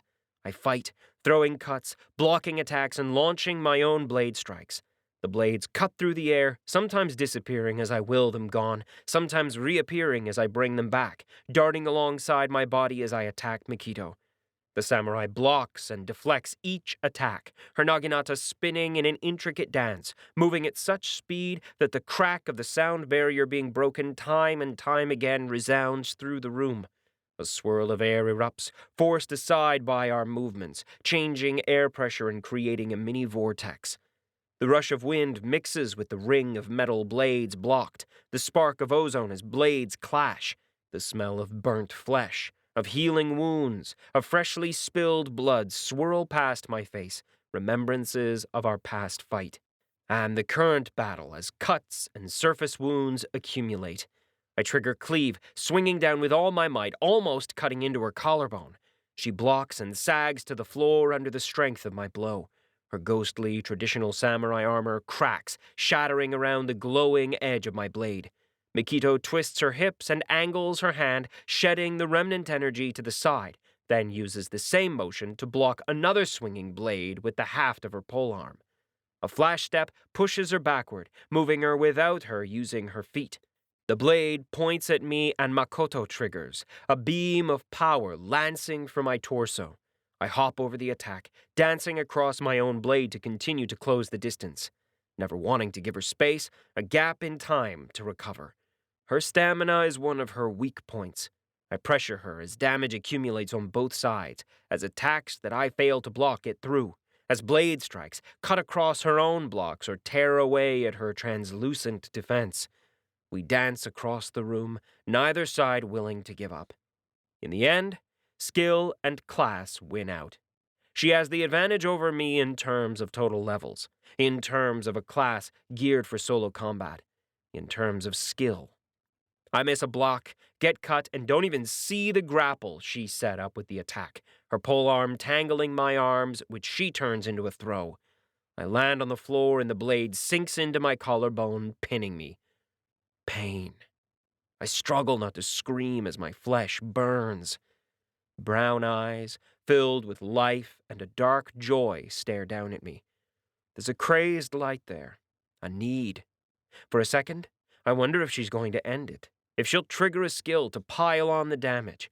She pants over me, hair falling to cover her face, leaving me only to stare into the slitted gaze of her smoky helmet, the flared edges of the curved bell rippling. Then the blade is yanked out, leaving me curling around my side. It takes a lot to stop from screaming as flesh re-knits. I stagger back to my feet, taking a cut from my own still-spinning blades before I dismiss them, and stare at my friend, who has retreated a distance away. Silence dominates the room as we recover our senses and come down from the fight. And then, 2 words. I win. We're seated, resting as I get my health and mana back. Nearly 10 minutes have passed, and I'm back, statistically at least, but there's a difference between stats and reality. Mentally, at least, I'm not in the mood to duel again. So I sit quietly, doing a light meditation of breathing in and out, letting tension and pain flow out, finding an equilibrium and grateful that the system seems to ameliorate some of the pain, some of the terror. Not all of it, not even a lot in some cases, but a little. It makes it possible to consider another training session. In the future. Sorry, 𝗪𝐞𝐸 says softly, breaking my reverie. I went too far. She gives herself a quick shake of the head, her lips pursed in anger and self-recrimination. Just a little? I'm used to my friend being dangerous, just not necessarily a danger to myself, especially with her skills being tied so tightly to me. What happened? 𝗪𝐞𝐸 falls silent, not answering me for a long time. Then she slowly speaks. When it started, I was angry, upset. I didn't want to live. I couldn't die. A fist clenches around the polearm, around Hitoshi, the weapon her husband gave up his classes, his boons for, all to give her a better chance to live. And I understand the burden of that sacrifice, survivor's guilt. It can break people, has broken many. Then time passed, and we did good. Killed the aliens. Saved the world. She shoots me a quelling look when I shift at the last sentence, forcing me to still rather than interrupt her mistake. The pain lessened, but the anger didn't. And I was lost. I helped out when you were gone, fought the monsters, the aliens. They called me the spear of humanity because I was fighting. Always fighting. But I couldn't stop. You didn't know what else to do, I say. I know that feeling. The insanity that creeps up on you, the restlessness, the thoughts of anger and loss. You can't stop. Can't stop moving. Can't let go. Can't look back. So you keep moving. Keep fighting. Yes. 𝗪𝐞𝐸's assent is quiet. You understand. I'm sure others do too. I remember therapists, psychiatrists, and mind healers, all offered to us, all available to help people heal, to get better. I even paid for some of those programs. They only work as well as you let them, though. They did? And didn't. 𝗪𝐞𝐸 pursed her lips, glancing at me sideways. They don't... I can't... Letting it go. I nod. She doesn't need to say it. Doesn't need to finish the sentence. And I realize why she's with me. Because unlike the others, unlike her friends, the other champions, I won't push her to get better, to find healing or to make a life for herself in this new world. I don't because I refuse to get better myself. I can't let the pain go. I won't leave the quest alone. Some people get over things. Some of us, we nurse those grudges like fine whiskey. Because if we let it go, if we accept it and move on, there might not be anything to move on to. What? Bolo walks in on us 20 minutes later, silent and brooding over our losses. His eyes flick over our still forms, narrowing. Nothing, I say, shaking away the darkness. It takes a bit of effort, but I manage. After a while, pain like this isn't an all-encompassing thing. It's just the ache in your back, the hitch in your steps, metaphorically speaking. You get used to it. and only once in a while does it slow you down. What did you buy? Bolo shifts his stance a little and looks awkward. So, about that. Yeah, I prompt him. We never discussed me being here. Or He gestures between himself and us. I mean, Harry didn't get anything. He did, actually, I say. At least I sent him the option, but the reporter was in the city when I did. I'm sure he'll decide on his buy later when he's done filming his First Days in Erythra episode. Having him wander around getting information and playing reporter is more important. For now. Right. But he's, human. And I'm racist? I frown. Speciesist? Alienist? The offer's open to Dornalor when he gets here too. Whenever that happens. In fact, I probably could upgrade his ship. I trail off, my mind flashing with the implications. No, Bolo snaps. I meant he's your group. You guys. Dornalor's a merc. Well, mostly. I pay him very well, and he does what we want, I say. One day I expect he'll probably leave, once he's earned enough. And leveled. I'm not a mercenary. Bolo crosses his arms in a huff. Then he freezes, eyes narrowing. You Drake-swapped egg. You're doing this on purpose. I finally crack, breaking into gales of laughter and slapping my leg. I'm too busy chuckling to dodge the compressed air attack that throws me back into the wall. I still don't stop laughing as I peel myself off the wall and floor. Chill! You want in? You're in. I gesture to the smiling, cross-legged 𝐜𝐸𝑞𝐸, then out the door. This isn't the paladins. This isn't a... I frown, looking for the word. Cult. I don't even own these credits. So if you want to use it, go ahead. I shrug. No skin off my nose. Though, I'd like it if you let me know if you're choosing to leave. I'd have to work out what to do without you. Without me for what? Bolo says, frowning. I understand giving the soldiers new skills. They'll need some training to integrate them, but it's not really my skill set. As if I'd trust you with training. You'd probably squash them like a pancake. That's not what I need you for. I want to see them in action. I pause, considering, and add, and I want to see the kind of world I'm going to be putting them through. 𝗪𝐸𝑞𝐸 frowns, while Bolo grins. What? I eye the grinning Dragon Lord. This is going to create chaos, isn't it? I shrug. Bolo laughs, slapping his thigh a couple of times, before turning around and walking out. Hey, where are you going? To buy skills! Bolo continues to laugh until his voice is cut off by the closing doors, leaving 𝗪𝐸𝑞𝐸 and me alone. The samurai stands, shaking her head, and levels her polearm at me. Nope, I'm out, I say. A thought has me blink-stepping over to the door. Have fun? 𝗪𝐸𝑞𝐸 snorts, but lets me run away. Even as I leave, hard light projections of her opponents appear. Chuckling to myself, I saunter off to do some thinking, reading, despooling, whatever you call dealing with an entire library in your head. The first steps are taken. Now, I just have to wait. Chapter 11. I have to admit, one of the few things I've kept with me over the years, through apocalypse and international travel, is my love for food. Good chocolate, for certain, but just food in general. And now that I'm in a new alien city, one that doesn't require me to hide out while finding my prey, I take full advantage of it. Ba'ulan is the equivalent of a 3-star Michelin restaurant. The reservation list to get in is about 1.5 years long, and that's if you can get on the list. They've got a limited number of tables open for those without the requisite connections, and a few tables set aside for those with the status to ignore things like reservations. Which is how I end up eating here with the team. Harry's having the time of his life, tiny drones flying around and taking videos of the building.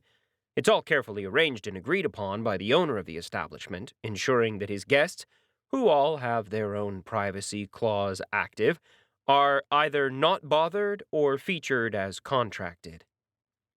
The pale cream walls and the marble-like columns that dribble down like melted candles, making the entire place look like the inside of a sculpted ice cave, show well, as do the lingering hints of past meals. a galactic array of spices combined with the smells of perfectly blackened meat, glazed vegetables, and other foodstuff best not considered too carefully. Even so, skills and extractors ensure that none of the smells are overpowering, the lighting set perfectly to ensure that an amiable atmosphere is available for all.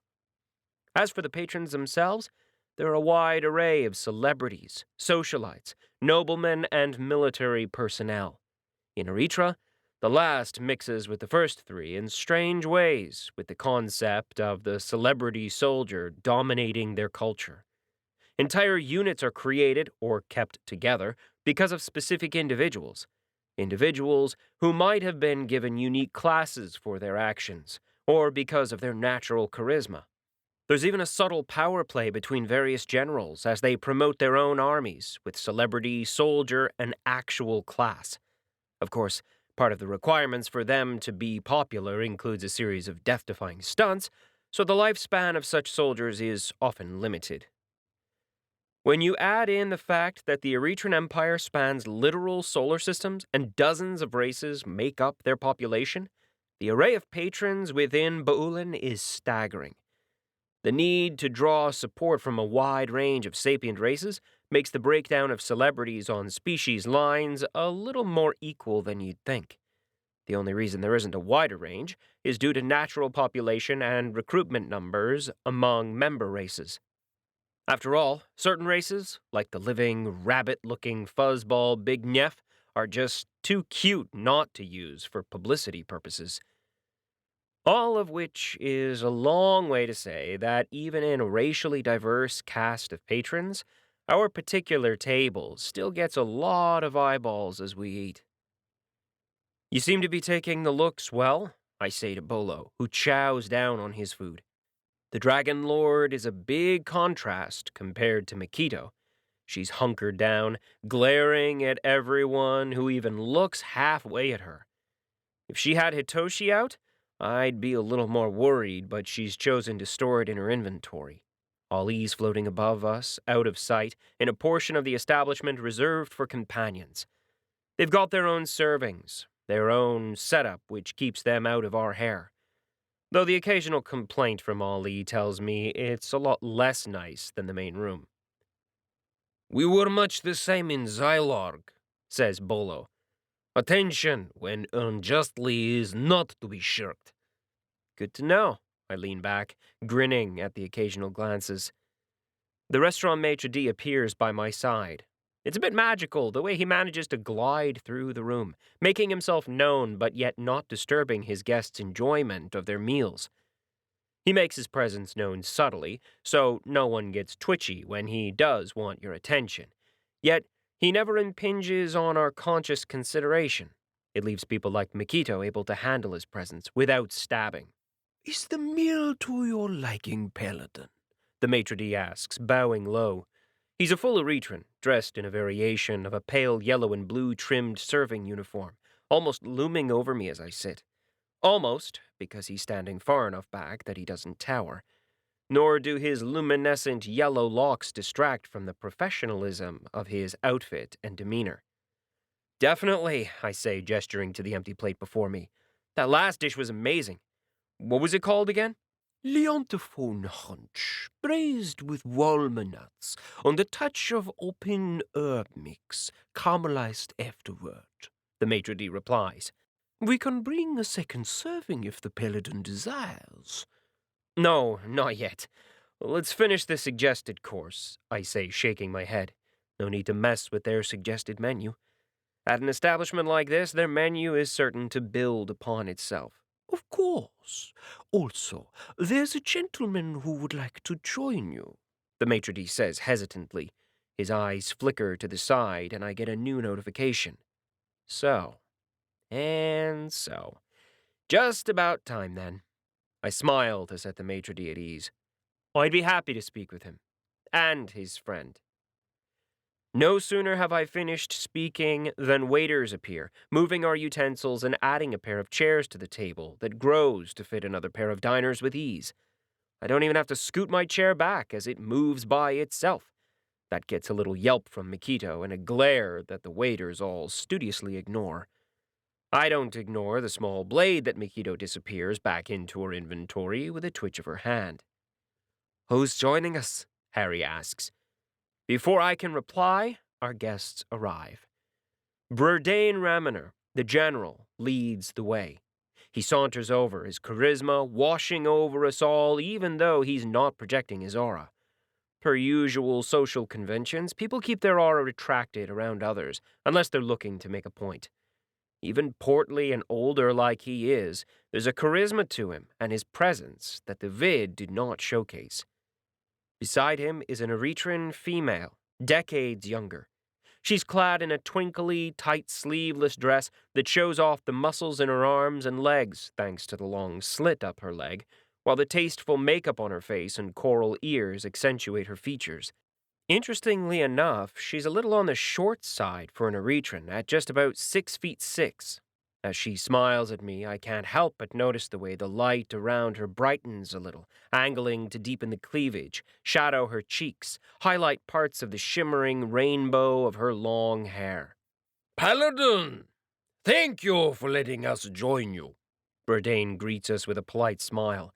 He holds the seat next to me out for his date, letting her slide in. This is 𝐶𝐸𝐿. I flick my gaze up to Katrin's status, curious about the light-bending companion as she sits down next to me, offering me a smile. 𝐶𝐸𝐿, Empire Top Companion, Class 2 Human Resource, Slayer of Goblins, Wexlix, Krillic, more. Administrative Companion, Level 38, Advanced. HP, 1,210 of 1,210. MP, 3,480 of 3,480. Conditions: always in place, never too late, perfect lighting, pheromones, a good impression. Companion it is. I'm debating if there are perks, or what kind of perks, to her class before doing a mental shrug. None of my business. From what little I recall about Erethran society, they have no specific hang-ups about paid companionship. No more than they do with any job that isn't directly in the military, that is. Society's web already running. Let me verify the thread between them. Thin, almost insubstantial, and green-gray, the color of credits and duty. There are more, many more, of those radiating from Katrin.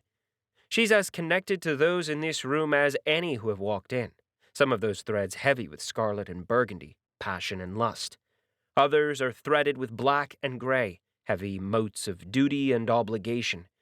And there are the common ones leading to the Queen, a brown-gray thread leading off into the palace, a trio of purple-yellows headed straight up into the atmosphere. Jourdain's even more interesting, his threads numerous. Lots of steel gray for his soldiers. For those beneath him, I have to sort those out, cleanse them. Then I cleanse his companions, his casual dalliances. And still there are threads, so many to review. Even as I sort, I idly flick away a failed charm notification. Jourdain takes his seat while returning introductions with the rest of my team. My attention is pulled back to Katrin as she places a hand on my arm. The heat of her touch and the chemicals in her skin set off another charm notification. Do you prefer to be called Paladin, Paladin Lee, Redeemer, or another of your many titles? Katrin's voice is low and husky at the same time, like thick maple syrup coating the waffles of my ears. John. I prefer John, I reply. Jourdain's ploy is rather obvious, the use of her almost laughable. I do a quick search through the system, tapping into local news sources and blazing through the data with the neural link and confirm my guess. And you, Administrator, what would you prefer to be called? Katrin? She smiles, inclining her head slightly. I absently note that her chair has reconfigured slightly, lowering her a little and allowing me to meet her gaze more easily. It also, I idly note, gives me a better view. I find myself smiling, drawing in a slight breath, catching hints of nutmeg and other unidentifiable galactic scents in her perfume. Are you enjoying the meal? I am. I flick my gaze down to her hand that rests on my arm, but I don't comment. Instead, I turn to Jourdain, offering him a smile. So, General, or is it Chief of Staff? I cock an eyebrow. Well, if we are being informal, it would be Jourdain. He gives me a congenial smile, nodding thanks to the waiter who deposits their servings in front of them. Thank you for letting us join you. Many of us are quite curious about the first paladin to return in many years. I'm sure, but a bit obvious, no? I nod to the young lady and the hand. She retracts it gently, picking up her utensil and not looking at all flustered. She's not your usual companion. Jourdain laughs, shaking his head. I'm sure I don't know what you're talking about. I enjoy the company of young women. I grunt. That's true enough. More than enough recordings and news articles to prove that.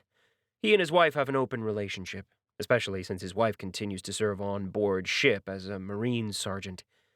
Sexual relationships are rather more open in their society, acknowledging the need for flexibility when partners might be literal light years apart for years, if not decades. Add in the extended lifespan, theoretically, of soldiers with high constitutions, and their society has grown to accommodate a wide variety of relationship norms. Because of that, Jourdain's known for indulging his preference for pretty young female things. Which, I guess, is why he brought her, and not a man. Harder to pass off a new male companion to throw at me as a subtle bribe when you aren't known for them. But his most recent indulgence only started a week ago, and, on average, he takes about a month to bore of his new friends. This is definitely a change in routine, even if the thin thread between them wasn't clear enough. Catherine is a friend of a friend. She's been wanting to indulge in the food here, and I could help, Jourdain says. I like doing favors for my friends. Bolo lets out a loud snort while Harry picks at his food, head down. Just so you know, all recording has now been blocked. Everything I've got running is being blacked out. Overridden under a need-to-know national interest order, Harry sends over party chat. A bit heavy-handed, no? I return while sliding the latest delicacy into my mouth. Some green and yellow squirming thing that tastes sweet at first before going bitter. Just not too bitter. Not really. His scale is always active. Makes it harder to sort out what's important when everything is blocked. 𝗪𝐞𝐸 flicks a gaze between the young lady and Jourdain, then waves down a waiter and doubles her order of the dish before us. After that, she returns to ignoring the entire interplay. I wish I could do the same. I'm sure, I say. So what do you want to know? Jourdain stares at me for a second, that congenial smile widening. It seems you really are as blunt as the recordings. I shrug while I note how Catherine seems to pull back, almost fading into the woodwork. I note the swirl of mana around her, the way she triggers a skill to help make her innocuous. But in truth, Jourdain says, I have no great agenda here.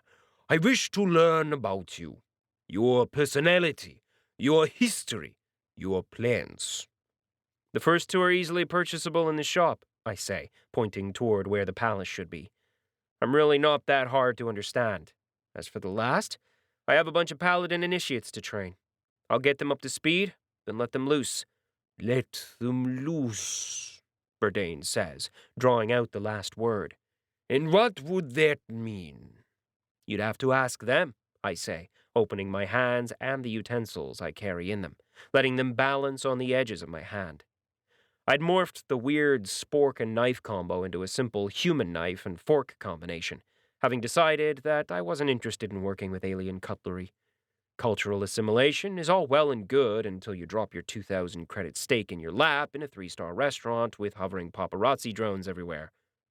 I'm just their trainer, not their boss. Oh, you paladins don't have that kind of hierarchy, do you? Jourdain says, sounding almost satisfied.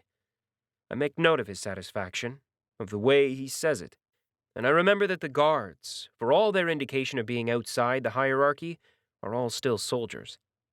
Silence falls over the table as the next course arrives, another small portion of food shaped like spheres, glowing and individually colored like planets. Each fried, squished, or flash-frozen ball tastes different, even though I can tell that the material itself is the same. Weird. My comment elicits a more congenial conversation about the material used and the cooking methods for mana-sourced monster meat, and that leads us to a friendly conversation about food across the galaxy and the Empire that lasts nearly an hour. Katrin rejoins the conversation, but surprisingly does not stop her subtle flirting with me. She's toned down the expulsion of scent pheromones and other direct charm attacks, but the obvious interest is not gone. When the last dish, a dessert that towers nearly as tall as I am seated and made, of all things, human chocolate and ice cream, arrives, Jourdain turns the conversation back to business. This training you intend to offer the paladin initiates, what are your intentions? Jourdain asks. I know that there have been requests for trainers. Yes, quite a few, I say.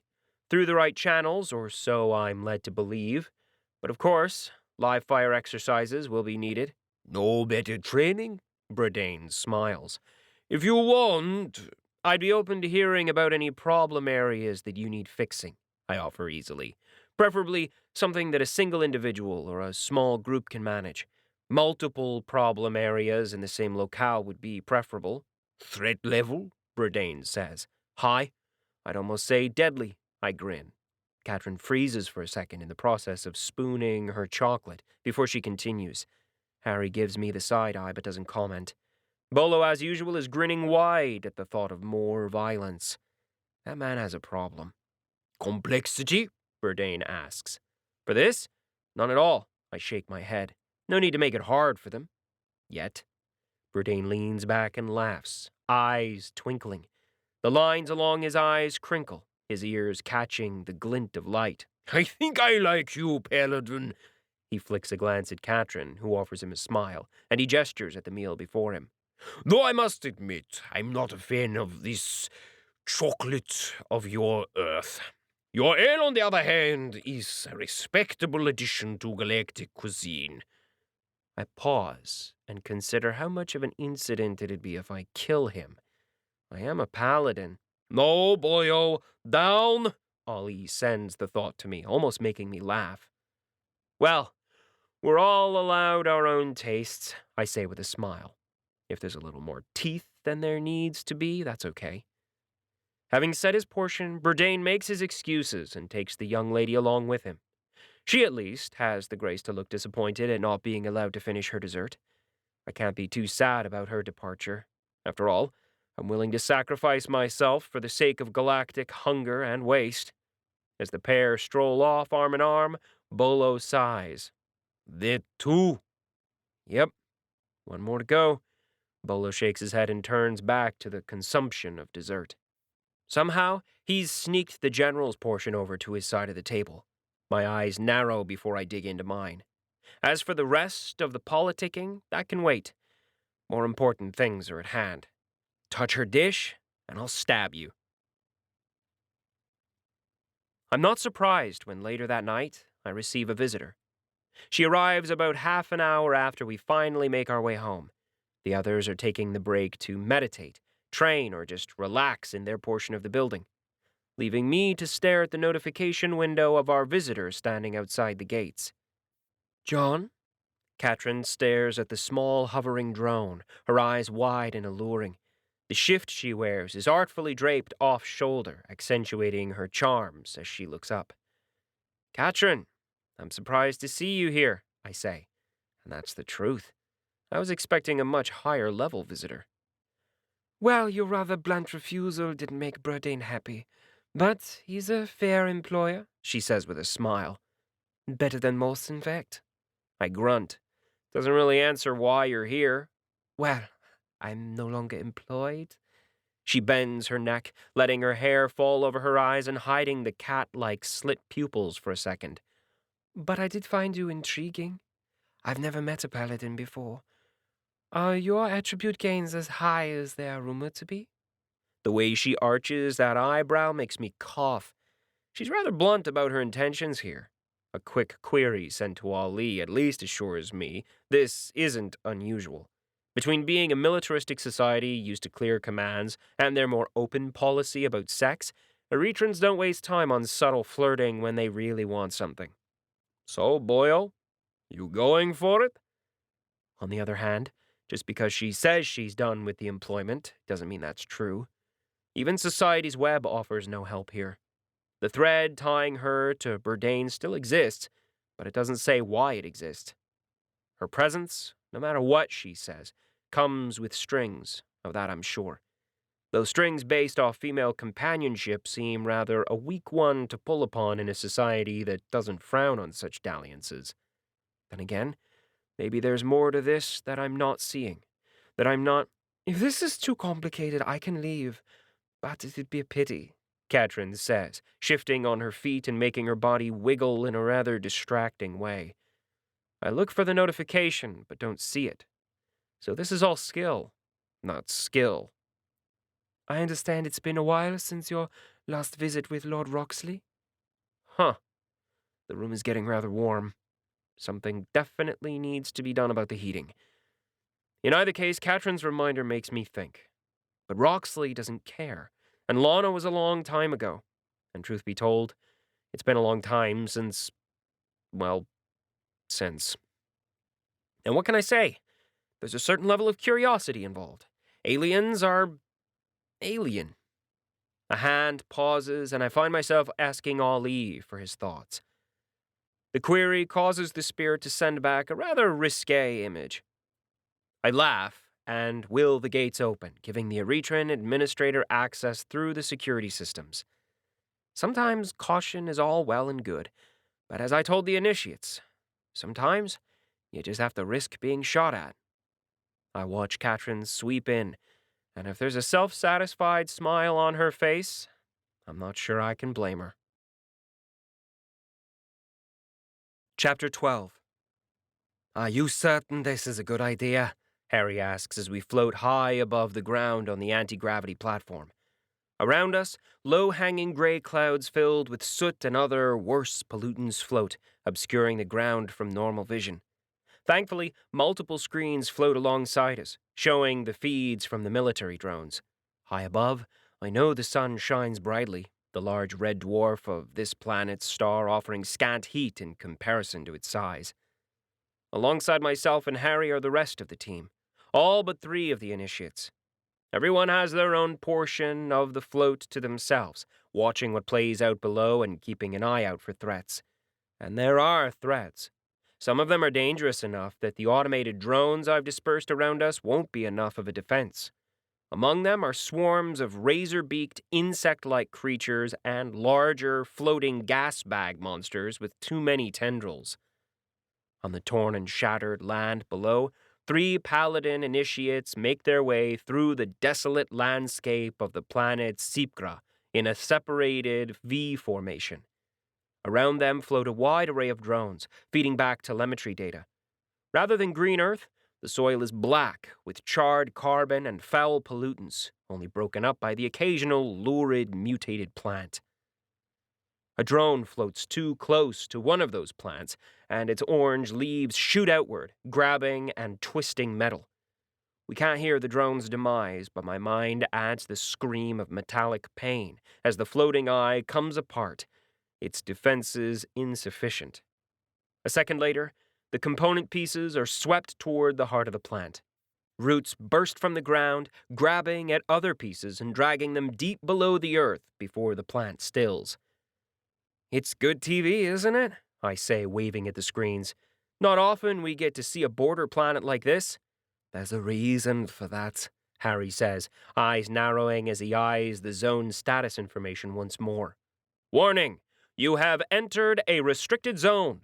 Due to lack of management by its owner, the planet 𝗪𝗏 is facing significant mana flow disruptions. Currently, zones are facing a plus or minus 87 level differential in designations.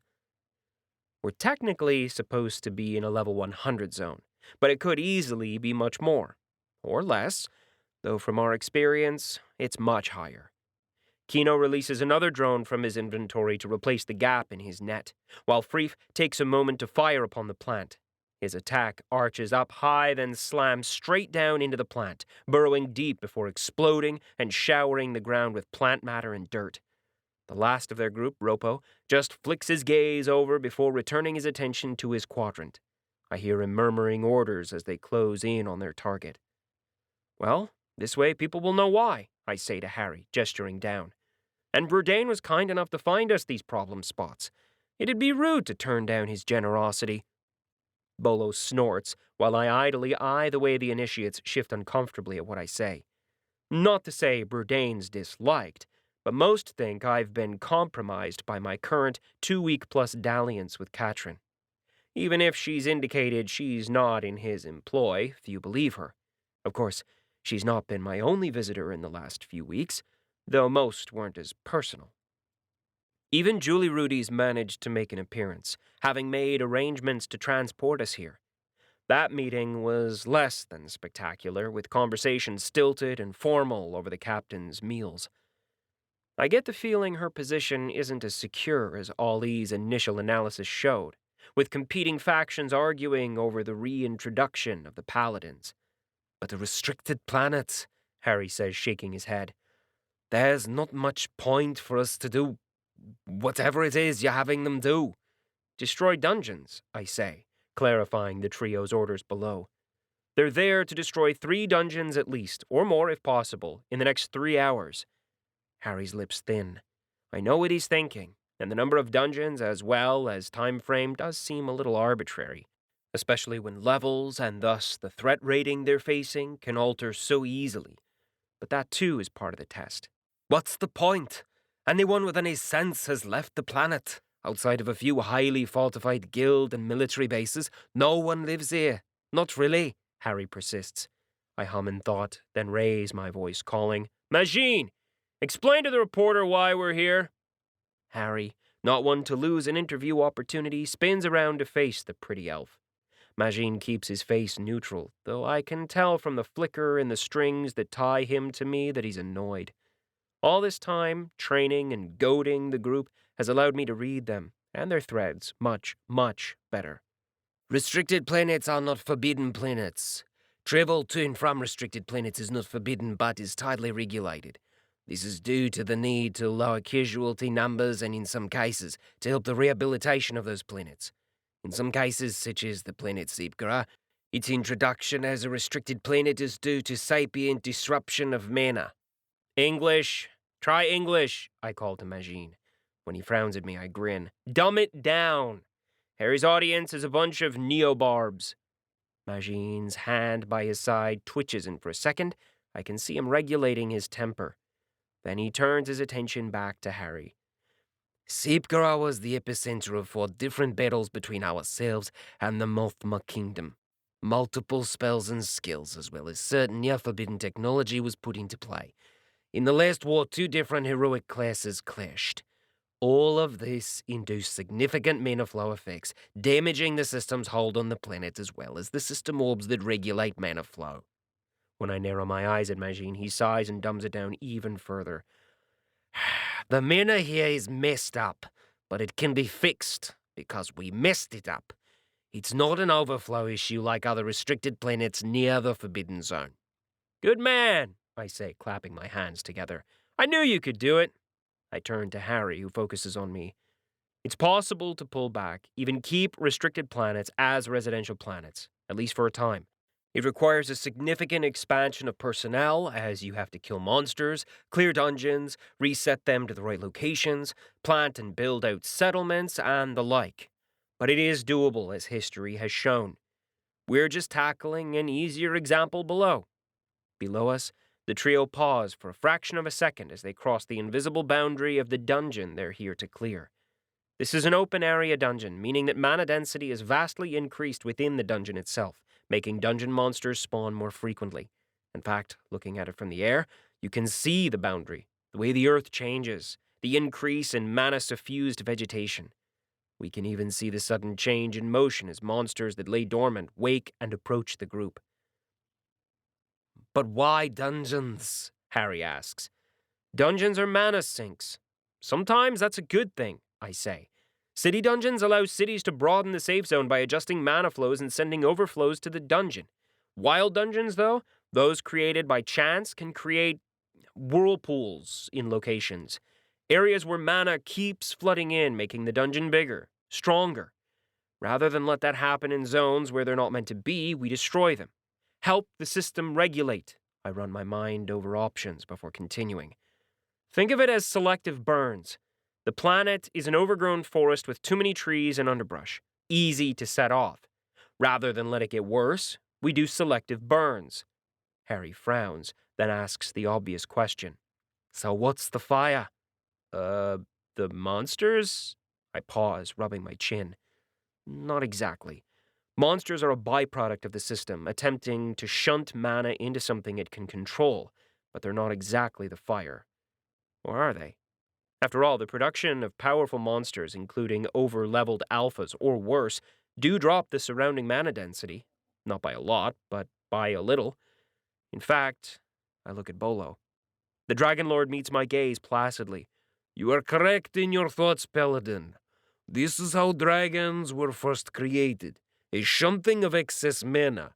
Though they then took the mana and made it their own. Bolo grins. Magnificent creatures. Uh-huh, I say, but his words trigger another avalanche of memory, of data, streams of recordings about dragons, about their care and upkeep, of how they end up in other worlds, helping to regulate the mana flows, and how captive breeding of them has been attempted. 1,000,000 tests, as many as there are worlds, all of it streaming along. And at the same time, another data packet unveils itself. My head hurts as I struggle to grasp the information. Tests. More tests. This time the experiments are to create another dragon, another creature that is as in tune with mana. The Kirin, or the galactic equivalent of it. A successful experiment, though their significantly decreased reproduction cycle was considered a failure. But more often than not, failures as experiments go horribly wrong. Hydra's one of the failures, later taken by the system for use as monsters. The Ymir, the Nemesis, more. So many more failures. Creatures that were born and died, forced to evolve under a variety of mana-oversaturated environments. Sudden and gradual, over generations or a single instance. In and out of the system, right on the borders. And in forbidden zones. My mind whirls as pain and data flows, giving me information that I never asked for. And when I come back, the boys are 2/3 of the way through the nest, fighting swarms of creatures. The monsters are warped messes, twisted versions of what they should be. The dungeon is meant to help them reproduce faster, to form and swarm and allow adventurers to use their bodies, their mana for the system economy. But with mana overrun, the system breaking down, the creatures are macabre parodies of what they should be. Some have too many limbs, others too few. Hunched and twisted, fur, carapace, skin, and organs hang off them. They swarm and fight, unleashing claws, gouts of poison and plasma in unequal portions. Bolo and the initiates watch without moving a muscle, having seen all this before. On the other hand, Mikito has her face twisted up in disgust. And Harry? Well, Harry is hawking his lunch over the side of the platform. Ali, being true to himself, is eating popcorn, watching a baking show on another screen at the same time. How can you stand staring at those things? Harry says. They're monsters. Demons. Less disgusting than the ones I fought in the Forbidden Zone. You don't want to deal with warped slimes, I say. I note the increased pulse and interest from the initiates when I mention my time away. They all know the history, the story of how I got my class. This is their history, their heritage, if they pass. Not surprising that they're interested. But I ignore their interest, turning my regard instead to the people below. They reach the dungeon heart and are met by the Alpha, the Mifa Alpha. Cancerous growths sprout from its body, making it slow and sluggish. But as they land attacks, its body heals. As they fight, I take note of their styles, their flow. Kino stands in front of the Alpha, literally brawling with it. For a soulbound weapon, the Risen doesn't have a sword or polearm or anything traditional.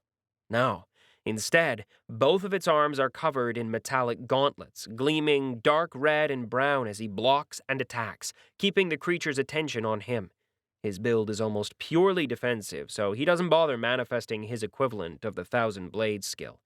Instead, the other skill he purchased is in play, a dark brown glow infusing his body with each blocked strike, each point of damage taken.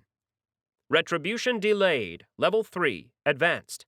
Passive effect that allows the grudge holder to collect damage done to it and release it in a single retributive attack. Reduces mana regeneration by 15 permanently. Effect: 6% of damage taken is stored in a mana cloud. When triggered, the next attack will deal 6% of stored damage. At first glance, the skill might not be that useful. 6% of 6% is just 0.36% of damage taken. But there's literally no limit to how long 𝐞𝐞 can store this damage. Which means in a dungeon crawl like this, he's been storing all the damage he's taken as he journeys in. All the damage, even damage he's healed, is just waiting for him to release. That he isn't using it right now is a bit surprising, but I wonder if he considers the alpha too weak for him to bother. After all, the longer he holds off, the more damage he can do. It's the kind of skill that I considered, but even if I do play tank, I rarely get a chance to wait around for a single person. Still, I've mentally bookmarked the option for when I can find a masterclass equivalent. 𝗲 the sniper, on the other hand, is showcasing the difference in his skills. While his initial build mostly focused on stacking mana imbue with a small increase in blade, gun, strike to increase range and penetration and a single point in 1,000 guns, his amendment has been to purchase up 1,000 guns. Now, rather than a single weapon, he has multiple rifles floating around him. Each of those are linked passively with other skills, allowing him to independently control and fire them. They're almost automated, using his other skills to increase damage and accuracy. What it really means is that unlike his initial build of being a single-shot, high-damage sniper, with an alpha strike option of Army of One, he can now hold off the swarming minions on one side by himself. His floating guns fire and retarget constantly, drawing upon the base mana density to make him a one-man army without triggering the skill. Of course, there's a negative to that. Part of the reason he's so effective is the huge disparity in mana density here. Otherwise, the guns he's using would run out of mana much faster. On top of that, the damage is lower than his main weapon, unlike melee weapon variations of the skill, which means he often needs multiple shots to kill a monster. Still, with his base skills, he's able to cripple them with his first shots. New tactics, 𝗪𝐞𝐞 says. They listened. One of the aspects of our briefing was instructing them to mix it up, to change how they were going to do things. Normally, it'd be 𝗲 who ends the fight, while 𝐞𝐞 holds off the monster. While 𝐞𝐞 is still the tank, 𝗨𝗶 is the finisher this time. I watch as the 𝗕𝗁𝗀 sneaks around the back, using his smaller stature and enchanted equipment to make him easily ignorable. He lines himself up, his traditional axe by his side, and waits. Unlike the others, 𝗨𝗶's used a generalist build in his attributes for the honor guard. He's a little like me, with a ton of different skills all over the map, though he's put a greater emphasis on Sanctum. Sadly, he was a little unlucky and missed an evolution for the skill. That left him with the problem of lacking a finishing move. Even his secondary class doesn't help, since the poison and toxin skills he has just don't add up enough. Now he's using a new skill he purchased. It's not what I would have picked, but that's his call, and in this case, it makes sense. The Waiting Doom, Level 10, Advanced. A base skill for the Assassins of Hansen. The Waiting Doom allows the assassins to prepare a finishing strike on their target. Feared for its ability to increase base damage of a single type of attack while hiding the point of origin, the Assassins of Hansen are barred from 2,985 solar systems at this time.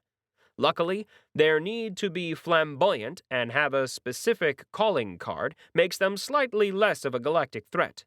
Effect: total calculated damage of designated primary attack increases by 55% per minute while user is still and unmoving.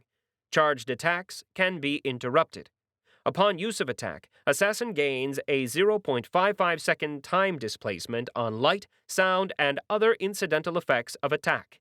Cost: 100 mana per minute. Duration: channeled. It's not base damage, so this includes buffs and other damage increases. Combined with his skill as a poison specialist, it allows him to stack damage in his attacks. On the other hand, the disadvantage of the skill is that your primary attack has to be chosen, decreasing your attack options. If you're sneaking and hiding, waiting for the time to launch your attack, it's less of a concern. In Roppo's case, he's able to combine the ability to sneak and skills like Soul Shield and Stand My Ground from the basic class to ensure he can charge up the attack, even in a crowded battlefield. Kino snarls, punching outward and catching a swinging claw as it arcs toward him. His punch shatters the claw, leaving it limp, much like the monster's other appendages, mutated tentacles. A few formerly mangled limbs twitch and rise as regeneration brings them back into play, but Kino charges in, grappling the monster via its arms, while a remaining sting-like appendage beats on his back. Freef looks back at the group, the reinforcements having died off. Literally. Roppo is finally ready, the Alpha held still. He throws himself forward with a single, glowing swing, his attack launched from behind. Waiting Doom lights up his axe, highlighting the mana imbued into the weapon and leaving a trail of golden and sickly green light. It's the least assassin-like attack I can think of, but there's a slight delay in what I see and his actual motion. The statistical number of the effect is tiny, but the actual effect in a fast-paced fight is huge. By the time we, and the Alpha, see Roppo move, the dwarf has already cut through his opponent, leaving a 6-foot-long gash across the creature's body. The wound pulses gold and green, the green rot spreading its speed as the poison modifiers within the attack stack up. Damage notifications flare all over, but even with Roppo's charged attack, it's not enough to kill the creature. Not immediately. As it turns to flee, Freef fires a single shot from his rifle, burning through the stinger arm and tearing it off before it injects itself into Kino. Freed of the distraction, Kino roars and twists, tearing at the torso and the flesh that holds the monster together. The injured portions part, blood and viscera spilling out like a wet, noisy fart. Probably smells just as bad, too. The Alpha dies. And with it, the mana storm that makes up the dungeon dies almost immediately. The cleansing of so many monsters by itself was sufficient to start the process, but now, without the anchor of the Alpha, the system has more control. The trio pant, staring at one another for a few seconds. Freef absently kills straggling dungeon monsters, and then, in unison, they run. For this is only the first of the 3 dungeons they must clear. 3 hours later, the second team of Majin, Gisnen, and Anaden are cleansing the 4th dungeon of the day. Deep within the remnant and twisted town, the group clear buildings, or in some cases just tears them down. They're making good time, having taken over from the original trio, and are busy decimating the remaining monsters. The monsters here are a weird, semi-sentient amalgamation of golem and matter, so the group has to switch attacks constantly to deal the most effective damage. However, Gisnen is making his usefulness known by calling out resistances well beforehand, allowing the damage dealers to really go at it. Unlike the first trio, all of the combatants are clad in full-powered suits, using their tech advantage in a different way. They still use a few drones, but those are tasked with dealing with smaller menaces, the usual array of leveled insects, prey, and scrap eaters that make up the fauna of a world. I'm only paying partial attention to the fight below. Instead, I'm facing the original trio. They're looking worse for the wear, though damage is quickly healing on Kino's side, leaving his rocky skin pristine. As for Freef, his scout power armor has been stored away, having taken quite the beating in the 2nd dungeon. And Roppo is clad in his traditional enchanted outfit, axe casually held in one hand. Report, I say. 3 dungeons destroyed as ordered. 30% of forces in 4th Dungeon were eradicated, but Alpha was not located for completion. We used 78% of all allocated consumables with no loss of life on allied part, 𝗨𝗶 barks. And how do you think you did? I say. We completed the objectives as requested, 𝗨𝗶 replies without missing a beat. When I meet the 𝗕𝐲𝗪's gaze, it has no give in it, nor any hint of his other thoughts. So I turn from him. Kino, your thoughts. We complete. Thoughts, I snap. I want you to tell me what you think, not repeat what 𝗨𝗶 said. Kino freezes in place, the gentle crumbling of rock that makes up even the smallest of his motions stopping. Then he speaks, looking directly at me. We could have completed the 4th if we were allowed to use normal tactics. If we went with a trash and burn plan for the 4th dungeon when we realized the terrain. I note 𝗨𝗶 shift, and I gesture for him to speak. We are honor gods and paladins to be. Our job is not to destroy planets, but to save them, 𝗨𝗶 says. This town only fell 2 years ago. There are significant salvage options available as well as numerous remains of our citizens. Destroying it to expedite a useless... 𝗨𝗶 clamps his mouth shut. A useless training exercise? I finish for the 𝗲𝗪𝗏. The old honor guard refuses to finish his sentence, so I ignore it. Knowing him, he'd probably add a lot more inventive cursing to it. The only reason he's not right now is because we're on the battlefield. Even then, I'm curious how long discipline will hold. Dismissing that thought, I turn to 𝗲. And you? The new skills give me more flexibility in small group tactics, 𝗲 acknowledges. It decreases my mana regeneration, which is inefficient in long-term engagements. It decreased my effectiveness by the 3rd dungeon. And you were already heavily invested in intelligence with low wisdom, I conclude for him. I'd look at fixing that on your next level ups. 𝗲 inclines his head. Anything else before Bolo has his say? I ask, flicking my gaze over the group, challenging them to challenge me, to voice their opinion. I am considering purchasing another skill to increase regeneration, Kino says. It is more efficient for me to take damage and heal with my new skill than to block damage. It might be even viable to respec entirely. I frown, tilting my head. There's a little truth to what he says, but getting a respec done is a painful and expensive process. There are also negatives in terms of experience gain in most cases. Resets of just skills are even harder, requiring specialized individuals. I wouldn't go that far. Efficiency is one thing, but putting yourself out there to constantly get hurt gets old fast too. Training and will only take you so far, I say. I'd also hold off on any major changes until we get to Phase 2. Phase 2? 𝗨𝗶 frowns. I wave Bolo forward. I have no reason to explain my plans to them, not till everyone is here. Instead, I let Bolo dress them down, explain where they failed in their tactics in working together, with the occasional interjection by 𝐼𝐞𝐸 on their individual failings. I keep half an ear out, mostly because I can learn a lot from the Dragon Lord on these aspects. In truth, I kind of feel bad trying to bitch them out about their team tactics. Even with their new skills and their new formations, they're smoother and cleaner, more professional than myself and my team. I've been learning a lot from watching them, seeing how the pros do it for real compared to the way myself and my team have done. We've been learning and putting it into practice late at night, when the teams are done for the day or with their own trainers, because at the end of the day, I'm just a talented amateur. Luckily, Bolo isn't, and he's more than happy to advise and critique. I've not seen the Dragon Lord this enthused about anything before, almost as if he's missed working with groups, missed training others. Even if the Dragon Knights aren't as team-oriented as the Honor Guard, they still train and work together. They have to.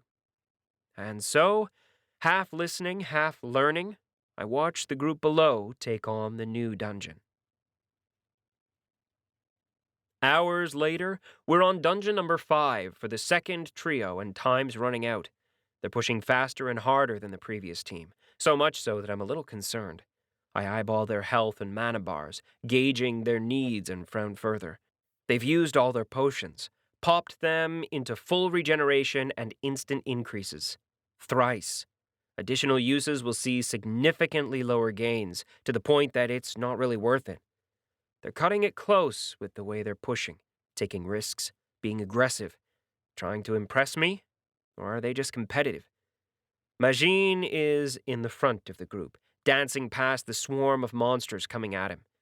They got lucky in the previous dungeon, finding a low-level swarm spawn, creatures that looked like mobile tadpoles. Low-level, large numbers. They pulled out their grenades and high explosives, using area effect attacks to clear their way through. Easy. Now 𝗪𝐺ine is facing larger canine-like monsters with stinger-like tails and I-beam eyes. Their attacks dig up the ground, tear at his soul shield as he swings his sword and rips apart skin and fur, lops off limbs. He's in the middle of the pack, forcing them to choose to shoot and hit their own friends or face him in melee. But these are monsters, and self-preservation and care for their own kind is low on their list of concerns. They attack their own friends, 𝗪𝐺ine and the rest of the team, with abandon, filling the air with the bright flare of their I-beam attacks. Anaten forges in behind, dancing around the group with her own weapon. She wields a chain and blade weapon combination, sending the burning mana-infused chain to wrap around, punch through, and rend apart monsters, all the while blocking attacks with the blade portion. Unlike 𝗪𝐺ine, she stays close, playing bodyguard to 𝗪𝐸zhn, buffing him with 2R1 and intercepting attackers. 𝗪𝐸zhn's the one guiding the group, the reason they're on number 5. He's found the way to the nearest dungeons quickly, worked out the weaknesses and routes to the monsters with his skills, and coordinated the pair. He's an amazing addition to any team, but in return, he's a liability. A damage counter floats next to each head, showing the percentage of damage taken, and 𝗪𝐸zn's hogging nearly 60% of damage of that statistic. Soul shields, 2R1, resistances, all of it deployed to keep him alive. Small, mobile force screen drones hover around him, blocking attacks. And still, he is bleeding, injured, his regeneration barely able to keep up, his mana hovering at the last fifth. Think they'll make it? I ask Mikito and Harry. Harry shrugs, content to not guess. Mikito holds up a hand, waggling it side to side. Yeah, me too. I acknowledge her hesitation. There's too much variability, too much chance. It depends on the alpha, on what they face. But 𝗪𝐺ine's doing well. He's leaving his friends behind, Mikito says disapprovingly. Not working as a team. Only this dungeon. Only needs to be once, Mikito says. Once what? Ollie asks. To die, baka. Ollie crosses his arms, glaring at Mikito from where he twirls around. Rude. John's the baka. You both are, she points at 𝗪𝐺ine's image on the screen. Just like him. I grunt and fish out a piece of chocolate to ease the pain of truth. It's from a chocolatery that restarted in Nepal, of all places. However, it's really, really good and my current go-to chocolatier. Something the Yeti craftsmen do make it all the better. Why do you think he's doing it? Pride, Bolo chimes in. I know his type. If we can temper it, he'll be a good paladin. And if we can't? Then he'll be a good target. I snort, but watch the fight below. Time continues to run out, with Anaten finally making the executive decision to pull back. She triggers a series of explosions in the nearby drones, clearing space for herself and 𝗪𝐸zhn to retreat, leaving 𝗪𝐺ine as he continues his journey toward the Alpha, disobeying orders even as time ticks down. A minute and a half before 𝗪𝐺ine's out of time, the dungeon boss makes its presence known. The canine creature is the size of a rhinoceros, its skin thick and plated with a reinforced dermis, dotted with multiple eyes. The good news is that those I-beams only fire 5 at a time. The bad news is that there doesn't seem to be a rhyme or reason for their activation other than need. 𝗪𝐺ine rushes forward, only to be targeted by 3 of the beams and thrown backward. His soul shield shatters, his health plunges, and I twist my hand sideways, creating the portal so that he flies through it and onto our hovering platform. He lands and rolls, coming up to his knees, body smoking, blood dripping and making a mess. He rushes toward the portal, intent on entering it, only to face the broad back of Bolo. The Dragon Lord is slow, too, for Makito's already through the portal. I snap the portal shut behind the Dragon Lord the moment he's through. "No! It was my kill!" 𝗪𝐺 says. "No chance," I say, shaking my head. "You don't have the mana to pull off an army of one," I say, "and you don't have the time to wear it down even if you could." And the last part is important, because I watch as Makito eats fire from the eye-beams of the creature as she attempts to weave her way in. Of course, when Bolo makes his first big attack, the boss fully turns its attention to him. That big hammer of Bolo's and its high damage output is a clear indicator of who is the greater threat. "Why are you letting them fight?" 𝗲 asks, frowning. "Might as well finish the dungeon," I say with a shrug. "And while we debrief, they can pick up a few 100,000 more experience." A large explosion trickles up from below the platform, echoed in the monitors of the ground below. I frown, anger trickling in. A gesture makes the monitors go dark and another makes a second portal open, allowing the remainder of his team to stagger in. "So what was that?" I ask. 4 dungeons and nearly a complete 5th. We would have completed the 5th if someone had backed me up.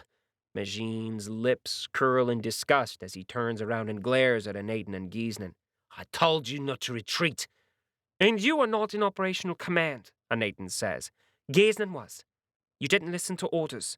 "As the paladin has pointed out, we're not training to be good little soldiers anymore," 𝗪𝐺 sneers. "We're paladins, and running from a little danger is ill-befitting a paladin." I frown as 𝗪𝐺 corrects himself. "I expected cowardice from the Puskin, but from you, I'm disappointed. With your standing—" "My standing has nothing to do with what was a reasonable and logical choice," Anaten says. "There was no advantage to us pushing ahead, receiving significant damage, or losing one of us, for a project that could be done with more safety and care made no sense." "You're thinking of gains and losses like a god. Like this was an army mission," 𝗪𝐺 says. "But the paladin is here to train us. We're here to show what we as paladins can do." He spins and stares directly at me. "Isn't that right?" I don't answer him, instead locking my gaze on the quiet third of the group, the one who has been key to their success, and yet has kept silent thus far. "And you? What do you think?" "This one has naught to say," 𝗫𝐴 says, bowing his head to me. "We train at your pleasure." I don't miss the slight mocking tone or structure of his reply. But my own reply is waylaid by the party chat request from below. I open my hands and twist, pulling open the portal to retrieve my friends from below. They tramp out, covered in blood and guts and smoking a little. I don't bother waiting, reopening a new portal moments after I shut the previous one, dumping them in front of the next dungeon. Harry hurries after them, preferring to join the pair and earn a little experience that way than stay up here and watch the drama unfold. Once my friends are gone and our platform begins its slower journey over, I reply at last to the impatient trio. I raise my voice to include the others. "These training exercises are for me to understand who you are. So yes, do what you think is right, like 𝗪𝐺, or Anaten, or bitch me out like 𝗪𝗶𝗁 and still do your job. Because the gods know, you'll not have a chance again after you're a paladin." I shake my head. "But you're also showing me who you are." "I think you said that already, boyo." "Shut up." At 𝗪𝐺's frown, I continue. "If you're so intent on leaving your friends behind, I'm not entirely sure I'd trust you as a paladin. Maybe sometimes that's necessary, to sacrifice everything for the mission. But you do that when it's necessary, not for a stupid test by a guy who you barely know." I point at 𝗪𝐺. "Fail." Anaten. "Pass." "Fail." 𝗫𝐴 does not seem surprised. 𝗪𝗶𝗁 is next. "Fail." That makes the dwarf frown. 𝗏𝐻 straightens when my finger passes in front of him. "Pass." "Barely." 𝗲 looks stressed as I point at him last. I let the silence linger, watching the sniper twitch before I speak. "Fail." There's a long silence when everyone takes in my words, then they all talk at the same time. I snort and wave them down. "I'm not done." The group silences pretty fast at that point. "You have a month. Group together, Work alone, I don't care. You're going to clear this planet. I rub my nose. We're going to clear the planet. I twitch my hand sideways, making a series of drones float over to the group. These are the drones I'm gifting you. If they get destroyed, buy another. I recommend you buy a lot. I'll watch what you do, how you do it. Now you're dismissed. I don't wait for them to reply, instead jumping backward. A portal opens up behind me, depositing me in front of the dungeon I've picked. From the group, I hear more than a few curses, but I can't help but smile. Time to see what they do. Chapter 13. The specter tears at me, its razor-sharp fingers filled with ice bearing down on my armor.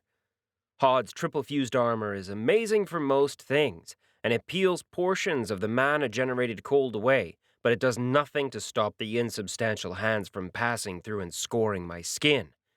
It and the dozens of others that float around me. Minus 14 damage, 90% resisted. Minus 17 damage, 90% resisted. Minus 3 damage, 90% resisted. Minus 16 damage, 90% resisted. Minus 9 damage, 90% resisted. The damage notifications flicker up again, reminding me of how much my resistances help. I ignore them, absorbing the pain even as the specters continue to tear into me. Because the biggest problem for the specters as they float around me is that they have to get close. And my own swords have formed their bladed barricades around me. They spin and twist, lopping off ectoplasmic limbs and torso, tearing gaping holes that trail misty whiteness. Damage accumulates fast for these creatures before they die. But killing them isn't the problem. It's keeping them dead. If they weren't mostly insubstantial and translucent, if I didn't have as high as a perception attribute and the ability to see across multiple wavelengths, I might not be able to see down the choked hallway. Even then, it's like staring down a road on a foggy winter morning, on those occasions when the temperature dropped below minus 40 Celsius and the water vapor from the river kept rising, cloaking the grounds of Whitehorse. When it gets that cold, the world itself blurs. And it is cold.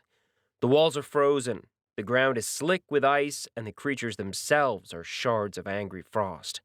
I plow through them, refreshing my soul shield once in a while when I get tired of eating damage, when I need a little relief from the pain.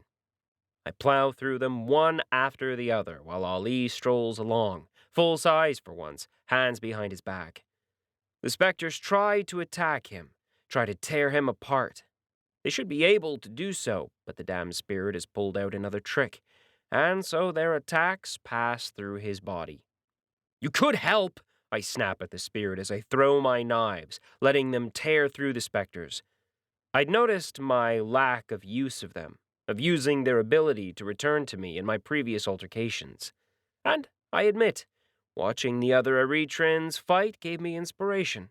The last few weeks have seen me doing my best to integrate the throwing knives into my new fighting style, especially since I've got a new sword to deal with. And to give away my actual position? Ali snorts. Unlike someone, I don't like getting torn into bits. Also, most of my skills aren't particularly useful against them.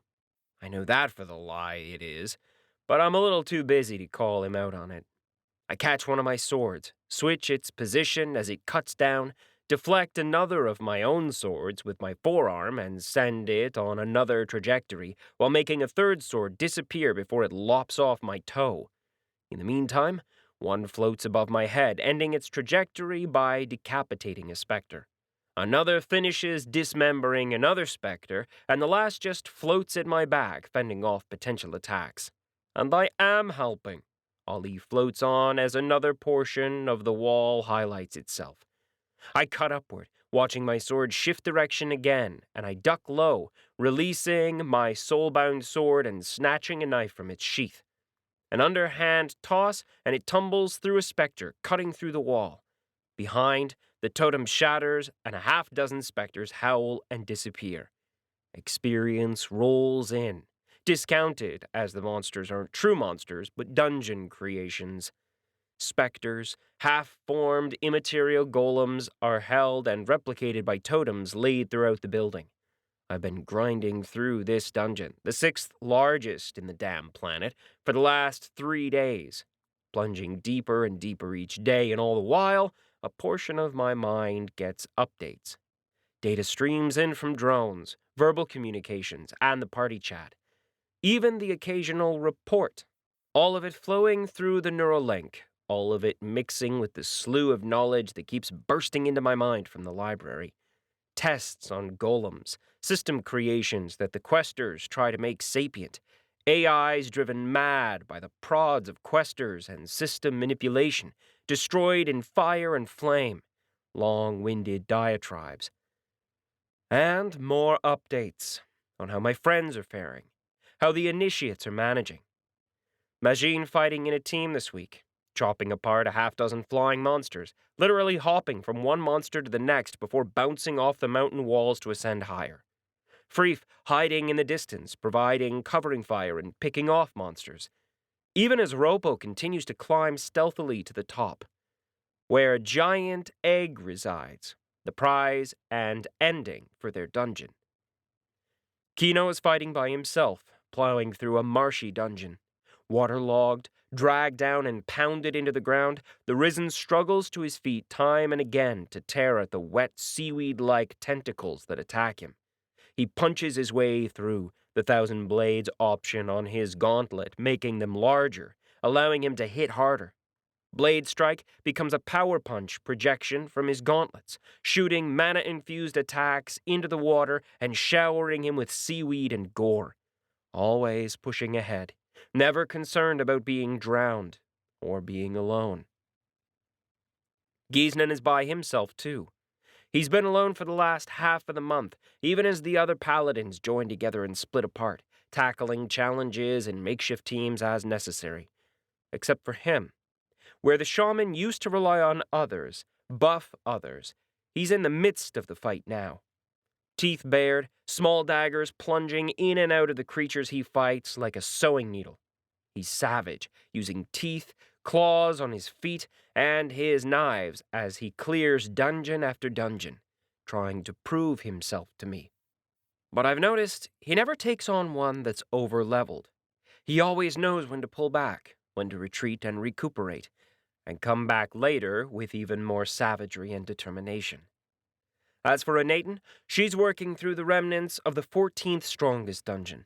She's been there for the last week, even when the other members of her initial team split off, deciding to clear other areas first. She's stubborn and persistent, constantly hunting the myriad monsters that have made the dungeon their home.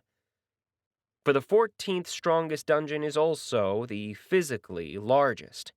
Monsters of all kinds live in the remnants of the alien skyscraper city, forcing Erethran to travel up multiple floors across creaking, worn floors and skywalks to battle among crumbling remnants of civilization. Buildings fall, thunder rumbles, and monsters hunt her in a never-ending swarm, and still she refuses to leave, refuses to stop as she hunts for the boss, as she thins their numbers, all in preparation for the rest of us to help her, or end it herself. There's a staggering arrogance involved. I would have dropped a couple of nukes, or Beacon of the Angels, and called it a day, but she's in no such luxury. Her army of one skill would drain her too much, take away her other options. She needs to grind them down, step by step, kill by kill. And she does. It's impressive. It's idiotic. It's perfect. Who dares disturb my rest? The voice rocks my world, thrumming through my flesh and blood, vibrating within my very bones. It's dark and ominous, eerie in its pronunciation, more felt than heard. It cuts through Hod's armor with ease, throwing up damage notifications with each syllable. Fear effect resisted. Aura of the final passage resisted, 94%. Even through my mental resistances, the pressure of the creature's aura, the terror it invokes with its words, batters my mind, clutches at my soul, reminds me of how mortal I am, that it is only a small step from life to death, when that eternal embrace will hold me, bringing me to my final end. Just a small step, a closing of eyes, a blade in the gut. Yeah. Creepy voice. Check. I eyeball the creature floating before me.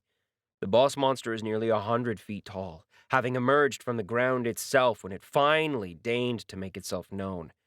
Faceless void for a face. Check. Black chains erupt from its body, crisscrossing the space between us. I jump and spin, dancing across the rattling chains, stepping on them, the air, and my own blades as I cross the distance to it.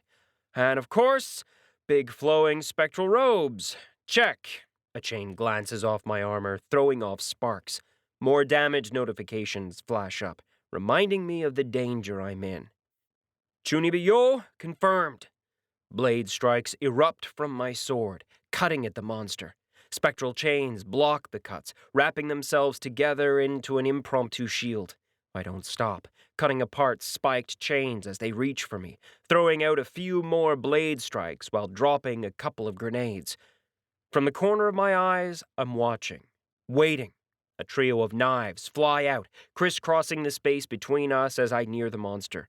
But the closer I get, the denser the chains become. Eventually, I slip up and get smashed backward. I land, flipping around and rolling as I note damage reports. Soul Shield, even in its upgraded form, barely stops the blow. My own attacks have done almost nothing, with only a few edges of my blade strikes catching it. A quick cast places a zone of denial right on top of the monster, stacking area effect damage and degrading his chains. But I watch as its passive regeneration ignores it. I snort, absently debating using one of my mana grenades on it, then dismiss the waste of equipment. I have enough information now, enough to gauge damage numbers, to understand resistances. I will sup on your soul. The monster has been muttering things like that the entire time. It's rather embarrassing, really. You'd think a faceless boss monster would have better lines than a 12-year-old's first writing attempt. Thinking that, I can't help but repeat the thought out loud. Your corpse will be reanimated, your soul returned to its mangled remains, only for me to crush it once again. Okay, that was better, I say, cutting aside a trio of chains that managed to reach me. Maybe if we keep this up, you might even get a decent repertoire.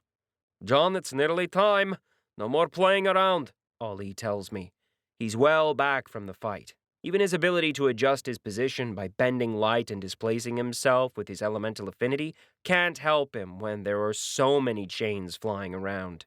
Your flesh will be flayed from your bones and eaten before you.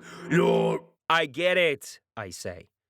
I've got enough information, so I start with the simplest of my skills. Above the creature, a ritual circle appears, energy building. The boss notices. It's impossible not to notice. And additional chains erupt from its body. But for the first time, I see a limit as it retracts some that it used to protect itself in order to build its defense. Beacon of the Angels calls down a column of white light, a cylinder of burning energy that tears at the monster, melting the chains that protect it. One after the other shatters, dissolving into motes of mana and steel. A single beacon isn't enough, though, and I trigger another and another, layering them on the monster and keeping it busy. Damage notifications flash, but I'm not done. Next, I grab one of my knives and mentally trigger the skill I bought. Payload activates, and I reach out to imbue the knife with Army of One. I then blink forward, bouncing right past most of the chains, and catching 𝗪𝗀𝐿 by surprise. Partly because I'm entering the attack range of my own spell, but not all plans are perfect. And in this case, in the midst of my blink stepping in and out, twice in rapid succession and adding blade strikes and the glare of my attack, the knife flies. Hidden. To aid the spell, a simple area denial via gravitic sphere is formed, low to the monster's body. It drags chains down even as I channel more and more energy into it, making its defense above and below difficult. The knife goes right through the creature's remaining defenses, such a small thing that the boss specter never sees it before it lodges in its body, glowing. And then in 1 second, all the strength of the attack of Army of One is unleashed. Point-blank range. There's no replication of multiple blades, no showy special effects. No, it's just a bolt of pure energy that explodes through the boss, carving it apart and blowing a giant hole in it. And since the knife was still rotating a little when it impacted and twists, because gravity has a say, it continues firing and bisecting the monster. Body torn, defenses compromised, the remaining beacon cuts through. The scream it unleashes hurts, making my bones vibrate even as I blink step the heck out of there. I trigger blink step 3 times in quick succession, dodging the dying end of my spinning blade of doom before the specter finally dies in an explosion of dark energy, its body parting in mists and shadows, mana dispersing into the world and returning to the system. I watch it die, bat aside the experience notification, and watch as Ollie loots the glowing remnants. I idly kill off a few more specters that appear next to me, still intent on finishing the job. But without their alpha, their strength has diminished greatly, so much so that a few dozen drones keeps them busy while other hunter-killer drones get to work. In the meantime, I ponder something much more interesting. Level up! You have reached level 41 as an Erethran paladin. Stat points automatically distributed. You have 21 free attributes and 2 class skill points to distribute. Finally. It's taken ages to crawl up to level 41, and that's after my big fight at the end of the station battle. Technically, this is the level the Queen's been waiting for, the one that would give me access to the 3rd tier. I'm not going to tell her, though, because I want a few more levels first. In addition, I can't afford to take a class skill, just in case the new skill shows up on their reviews, which leaves both my free attributes and class skill points unused. Just as interesting as I browse through my notifications is the lack of dungeon completion notice. No dungeon completion notification, no title, no increased experience. In fact, the entire experience is quite different, and I realize once again why dungeon worlds are so important. Back on Earth, this dungeon might not disperse at all. It'd stick around, allowing people to grind their way through multiple times, depending on the system and the local settlement owners. But just as importantly, it'd give completion bonuses, experience boosts. Here, nothing. I just get a notice that the dungeon is dispersing and I'm left to make my way out. I'd ask why the difference, but I know. It is the underlying structure of dungeon worlds and normal worlds. The way they're first introduced to the system, the way the connections are built. They're quite different, and so some aspects, some robustness of a dungeon world's underlying systems are in place that just aren't on other worlds. It's why dungeon worlds can take more mana, why they can handle more monsters, and why they're so lethal for sapient species. As I leave, abandoning Ollie to do the looting and sorting of the drones, I can't help but wonder if there's an alternate reality where Earth never became a dungeon world, where our envoy was never killed, where galactic politics hadn't interfered, where my family still lived, where 7 billion people integrated. My eyes tear up a little, and I swipe at them. Stupid headache. High constitution or not, grinding and not sleeping for multiple days has consequences. John, we're all waiting for you. Makito's voice comes across the party chat, interrupting my thoughts. Sorry, just cleaning up. I'll be there in a second. I draw a deep breath, wipe my face, and cast a cleanse. Best look presentable. There's still work to be done. I can rest later when I'm done. Welcome back, I greet the initiates after stepping through the portal. The group is looking fine, if a little weary and frayed around the edges. Most are slumping ever so slightly, the shine of their new training worn off. Most have changed into their everyday uniforms, their equipment damaged and worn after a month of continuous fighting. Even Kino, the rockman, is looking crushed, left arm cradled tightly to his granite body. We're standing in the middle of the same floating barge, hovering over the remnants of the city Nathan was fighting in. To complete that dungeon, the vast majority of the city had to be destroyed under the combined assault of the initiates. Even then, they'd have failed if not for a last-minute assist from Bolo. Surprisingly, or not, our information had been wrong. The city had not been a single dungeon, but a pair, with a much smaller, much higher-level dungeon hidden deep within the city itself, in its sewers. Its boss had risen upon provocation, nearly costing a few lives as it soared into the sky. I've got partial recordings of the fight, since the incidental damage was sufficient to wipe out most of my drones, enough to make me wonder how powerful Bolo really is. He'd taken the damn monster on by himself for the most part, going toe-to-toe, hammer and claw. The boss had been a multi-story creature of darkness and dripping poison, lurid purple and green liquid flowing from its body, leaking from wide-open pores. Bat wings, 4 of them, sprouted from its back, a horned half-head with a single baleful eye that stared back. It screeched constantly, its wings twitching and guiding the half-blind monstrosity as it fought. Its very presence warped the air, poisoning it, decaying stone and steel in equal measure. I remember the last few seconds of their fight, caught on one of the remaining drones. A claw smashes into the ground, kicking up dirt and rubble. A nearby building, already teetering on its last legs, falls to the ground, throwing up more debris. The monster pulls its claw back, swinging its other arm as it does so. Poison drips down its body, coating the ground and making it sizzle with each movement.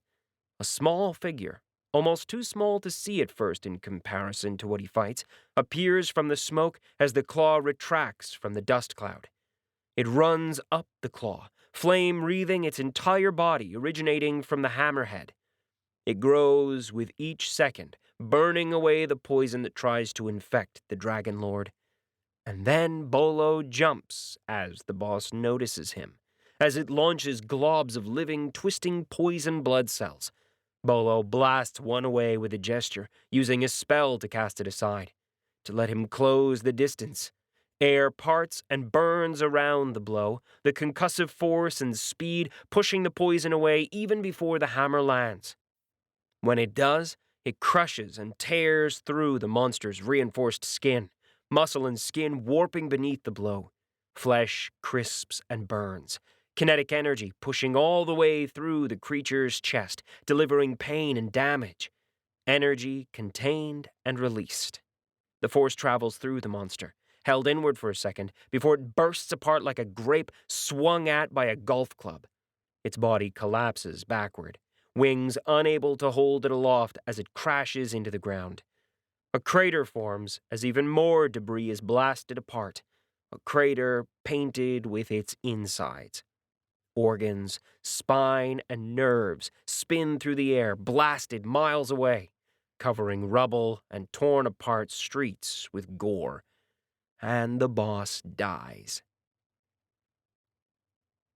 "So you all survived," I say, flicking my glance over the others, then shaking my head. "Even if some of you are worse for wear." I take in the information about the state of the world. We failed, of course. 1 month for 9 people to clear out a whole world of its mana oversaturation problem was just a little much. You failed. You have anything to say for yourselves? Silence greets my question as the initiates regard me. I wonder if I'm doing it right. If there's a right in all this. I understand a little about Erethran military culture, and a little of our own pre-system. I wonder what it's like now after the system, how armies and other groups work together. I know, theoretically, that elite teams were a little more relaxed in the way they interacted with one another, the way they talked back and forth, argued. Because everyone was an expert, how everyone had to know the whole plan to ensure they could carry it out. The Eretrans are the same way, because everyone who is in the advanced levels are elites. But I'm trying to train them to become paladins, and that's different too. Because we are lone wolves who have to work in teams. We have to step outside of the boundaries of social custom to enforce justice, or what we view as justice. And really, the truth is, I'm making all this up as I go along. So? Come on, speak up, I gesture. This is your chance to complain about how unfair it was, that this wasn't a viable mission to begin with. Why would we want to tell you what you already know? Majin says, lips curling. You never expected us to finish this. You just wanted to see us expend mana. Mana and health, I reply languidly. I was curious how you'd react to pressure, and if you'd succeed, because this was no impossible task. I turn to Bolo. What did you say were their chances of finishing? 12%. If they took into account and planned for the formation of new dungeons in inappropriate locations as they continued their assault, Bolo replies. Exactly. And it seems none of you did, I say. Any other mistakes you saw?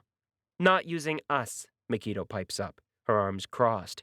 We never received a single direction from them. Would you have listened? 𝗨𝗨𝗁 growls, arms crossed beneath his barrel chest. His beard floats and ripples in the high-altitude winds, showcasing the white roots beneath. You'll never know now, will you? I reply. Their coordination with local forces was decent, but they failed to call in additional help, Bolo says, shaking his head. Some of the initiates, Bolo stares at Majin and Kino, one after the other, took too long in their mop-up. They should have left local forces to finish the minor spawns after they dealt with the boss. There's a slight stirring at those words, but Kino nods slowly. And of course, some felt the need to prove themselves more than finishing the job. This time, Bolo's words are directed at 𝗬𝐻𝑆 and Erethran. Their faces flush, or at least Erethran's does. I have a hard time telling what's going on under all that fur with the 𝗨𝗀𝗀𝗀. So, final score? I ask. Bolo shrugs, not wanting to answer. I look at Harry only to find the reporter slumped in the corner sleeping. I snort, amused to see the reporter down. Unlike the rest of us, he's not spec'd for Constitution. But he's had the most work to do, recording, editing, and finally broadcasting our results. It's only the debriefing that he has no hand in. Not for us to say, 𝗪𝗏𝗍 voices her thoughts softly. Nor mine. Ali, I say, gesturing for the spirit to do his thing. I'd already passed the message to him mentally, so this is just theatrics. A moment later, a much larger view screen blooms, one that's visible for everyone to see as the light projectors form the face. It's a familiar face, at least for the initiates. World leader Hannah of 𝗪𝗪𝗏 stares at us, coral ears scuffed and unpolished, bags under her eyes and lines across her face. But when she speaks, it's respectful. Paladin? You caught? How's the cleansing going, I say.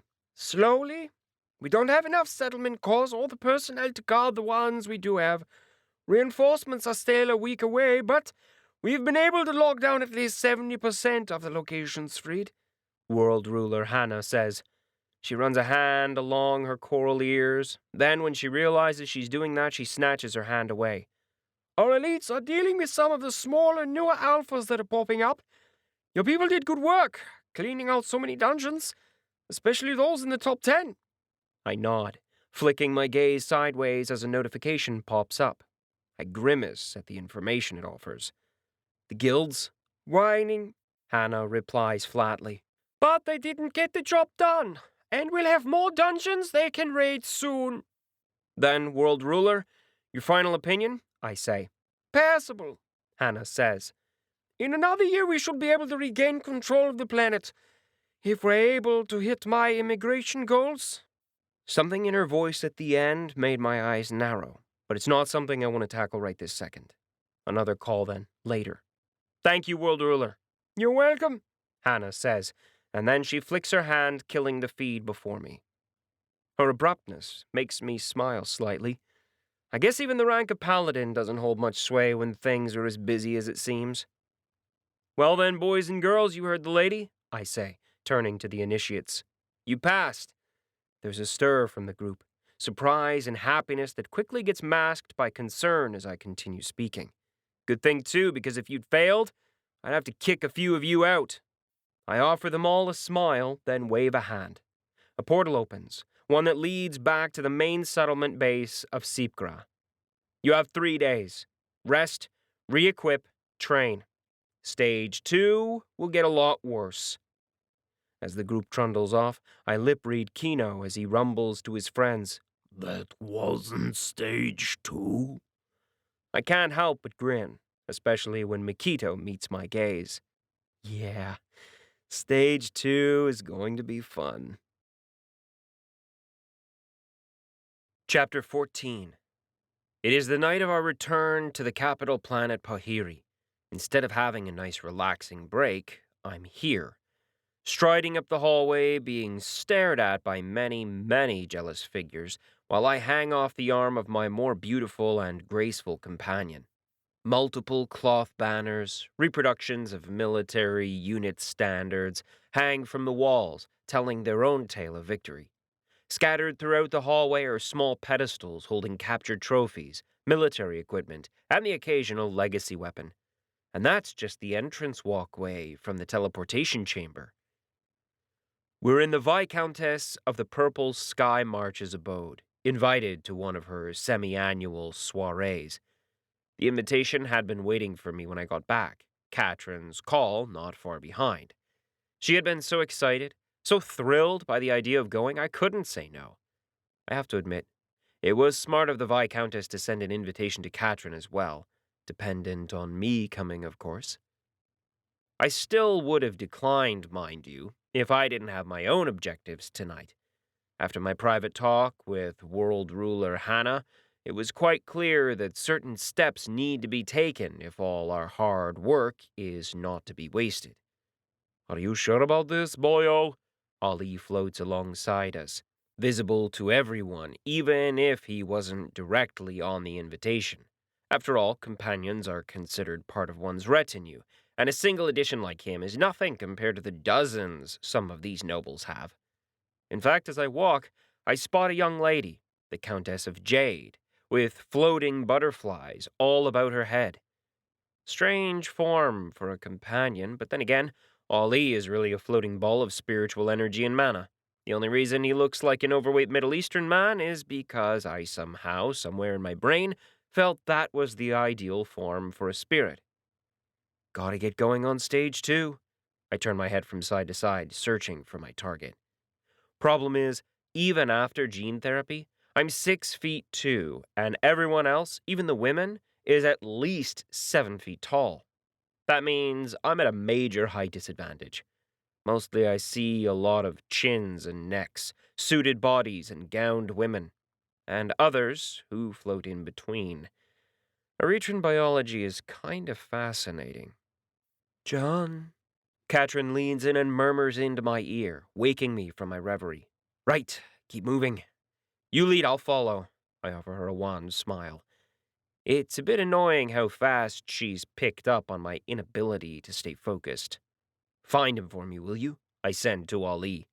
I get a mental assent from Ali before he buzzes up to the ceiling. He joins a bunch of other flying companions, some of them sapient and verbal, others just glowing balls of power. There are even a few flying AIs running drones up there. In either case, I'm sure he'll let me know when he finds who we're here for. In the meantime, Katrin's tugging me along, dragging me over to meet our host. 𝗪𝗠 Viscountess of the Purple Sky March, is a striking figure, clad in a purple outfit that swirls and shimmers with every motion. Stars appear, flare, and die on her clothing, while projections of spaceships swoop in graceful arcs around the curve of her hips and down the slits, caressing her long legs. The entire dress is a masterpiece of military valor and glory, underscored by the subtle background of capital ships in muted colorings. Unlike her military photograph, the Viscountess is significantly more striking in person. Makeup does a good job of masking the size of her nose, decreasing the visible projection of the extremity to make her beautiful. The mutation makes what is normally a tiny knob of a nose a dominating feature of her face, drawing eyes to it and her lush lips below. Of course, that's based off human tastes. As I understand it, she's considered incredibly ugly among Erethrans. It explains, among other things, her lack of companionship and relationships outside of the Admiralty. It also says something about her personality that in a world where buying a new nose probably wouldn't cost more than a few thousand credits, she refuses to do so. Not entirely certain what it says, but it says something. My dear Paladin, such a pleasure to see you. 𝗠𝐿𝐿 steps forward, doing the entire air-kissing next to my face thing. We get a couple looks, and I lip-read people muttering about strange human customs. I'm a little too amused to tell them that that's a European thing, not a North American greeting. And definitely not a greeting you'd give a physically repressed Chinese Canadian. Of course, having blood and guts spilled all over me and being in close contact, grappling and training with all kinds of creatures has ridden me of my issue with physical contact. Mostly. Viscountess, pleasure to see you too. Thank you for the invitation. I'm sure you know 𝐾𝐿𝐿, I say, stepping back and detaching myself from the Viscountess. At the same time, I offer up 𝐾𝐿𝐿. The two women offer their own greetings. This one is more restrained. A smile, a sweep across the tops of their chests where medals might have hung if they were in uniform. All it does is drag my attention to certain areas of the body. But it's a more traditional Erethran greeting, so who am I to say anything? While I'm busy admiring the women, the two ladies have passed on their verbal greetings. But just as quickly, 𝐾𝐿𝐿 is discarded, relegated to a footnote as 𝗠𝐿𝐿 focuses her attention on me. I heard you just returned from 𝗪𝐸, she says. I trust it was a good training period. It was good enough. Is the planet stabilized? Not yet. It will be once more immigrants arrive. I say those words with the same tone, same inflection as I would use to talk about dinner. Maybe a sports game. I'd be much more excited about dinner. Ah, 𝗠𝐿𝐿 smiles at me, head tilting ever so slightly. It's like that, is it? I'm sure I have no idea what you're talking about.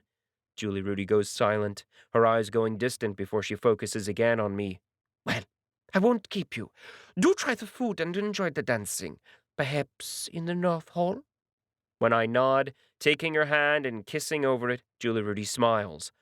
Do make sure to see me before the end of the evening. I would hate to not speak with you again. The Admiral then gestures to the side and a young man bows slightly. If you can't find me, please ask for my nephew. He's quite well versed in most of my affairs and can help you with anything you need, tonight or in the future. I incline my head in thanks for both the directions, the invitation, and the introduction. Seconds later, she's off, greeting another important noble, another player, some corporate industrialist from what I recall. It's only when she's gone and I've beaten off a couple more wannabe social rank climbers that we manage to begin our journey to the North Hall. 𝐾𝐿𝐿 leans into my ear and murmurs, "What is this about?" "You'll see," I offer her a smile, content to let her wait. It's not a big secret. Not big enough that it really would change things in the next few minutes if I told her. But some aspects of their military culture have started catching on. Like operational security. She doesn't need to know, so I won't say.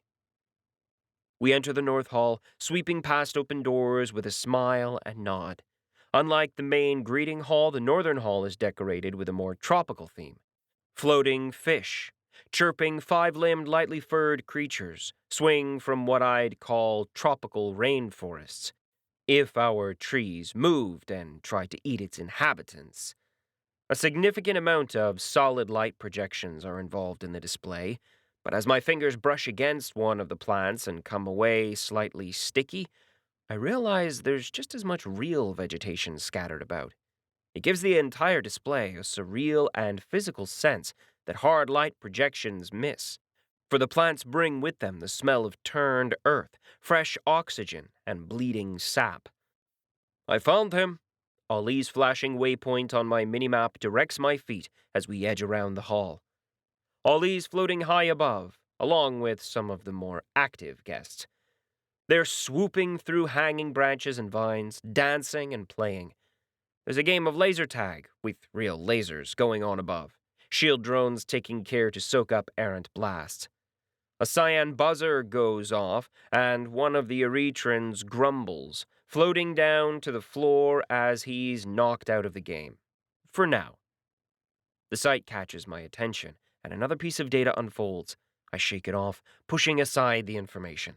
I have no idea how the rules and intricacies of a social sport has anything to do with the system quest, and right now is not the time to explore. Katrin shoots me a worried glance, leaning in close. Are you okay?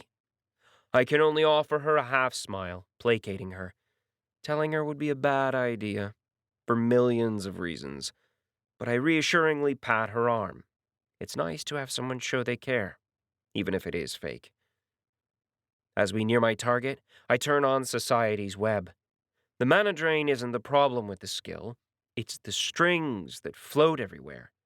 Even with training and practice, I still have to focus to make some strings disappear, make others come to the fore. After all, Society's web shows all the obligations, all the duties and feelings we create with one another, and even for an introvert, it's a significant number. To help me focus, I turn to stare at Katrin, taking her in. My date's in a shimmering dress, all tight curves, off-shoulder beauty, and plunging neckline.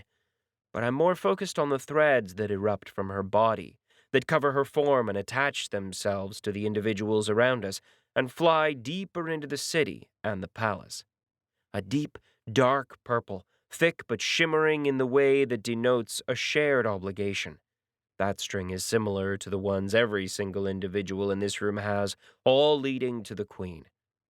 Another, this one dark red with flashes of pink and mauve, twists and beckons. For an ex-flame I've never met, but for whom she still holds a little feeling. It isn't the only red and pink string. In fact, there are more of those than I care to count, or should. A lady has her secrets, and a gentleman doesn't pry. Idly, I confirm that Burdane's string with hers is the same. There's still some minor connection, but the color and thickness hasn't changed. I'd assume she's being paid a little for some information. Or it could very well be the simple acquaintanceship he mentioned. There are numerous such connections, threads of those she's been with, obligations and favors owed as she continues her social journey. A dark brown-gray thread leads into the city, another lighter purple-white that I know is for her hairdresser. She's arm candy and companion, friend and confidant, and more. And all that means she has one of the most fascinating webs I've ever seen, more layered and complex than the majority. Her relationships are never simple, all of them complex, even the one she has with me. You're staring, my dear, Katrin says as she breathes into my ear. I blink, tearing my gaze away from her, realizing we've stopped. Like the social chameleon she is, Katrin's hanging off my arm just enough to make it seem as though we're having a discreet conversation, and not that I've wandered off again into the maze of my mind. Can you blame me when you dress like that? I love the necklace, I say, covering up my mistake. I push with my mind, shedding the majority of the strings, and look around, letting my subconscious work the angles, the data. It's harder than it seems, especially because so much of my processing power is taken up by the damn library. Well, we could leave and you could take it off me, or we could find someplace quiet, Katrin teases, her voice low and husky. I feel a stir down below, but ignore it. She's good. But Roxley was better, and I spent years learning to ignore that damn elf. I feel a flash of guilt, but push it aside. We never promised anything to one another beyond the barest of connections. It was never a viable relationship, not when he's a Trinar and I'm me. And if I know I'm lying to myself, that's between me and my conscience. Down, girl, I say. There's still work to be done. For you? She smirks at me. And you? I'm sure there are a few connections you want to make. I flash her a grin, and she shrugs unashamedly. If you're willing. It's not as if you're going to be my sugar daddy forever. I scratch my temple, wondering if it was a translation error in my brain or if she really used that term. It's not as if it's an organic learning of languages, this shop download of Erethran. I don't exactly have a dictionary in my brain to check against. Occasionally, terms we hear are just close approximations. After I'm done, I say, though we'll have to see who wants to talk to us afterward. She laughs, squeezing my bicep in support. It's okay. If necessary, I can leave you to fend for yourself. I'm sure you'll find more than enough company either way. She traces her gaze to a number of women and a few men who are eyeing us. Not in the political what can they do for me way, but in a more carnal manner. At first, I dismissed their gazes as being focused on her. But among other things, society's web ensures I'm not mistaken where their regard leads to. I really could have used this in my 20s in the club scene. Or maybe not. I'm not sure my ego could have handled it back then. Young, male, and unsure, I might have retreated into my code further. Either way, it's a new thing. Being a person to be lusted after, and I know part of it is because of my charisma, my aura, my status. It's still kind of nice. Not that I intend to take advantage of it. Not anymore. All of those thoughts fade away as I finally spot my target. Like most others in here, he's filled with lines, threads that lead between him and others. Except, unlike most others, most of those obligations are toward him. The Lord of the Infinite Keeps is from an old and prestigious house, having provided soldiers for the Imperium since their very beginning. For their loyal service, they've been given great lands, entire solar systems, and of course, they've garnered the arrogance that comes with such prestige. 𝗪𝗏, Duke of the Infinite Keeps, 𝗪𝗏 of the Spears, Malefactor Imperium, Slayer of Goblins, Slimes, Grishnak, more. Level 34 Erethran Vice Marshal, Master. HP 3,480 of 3,480. MP 2,480 of 2,480. Conditions: Aura of Marshal's Command. Under my rule.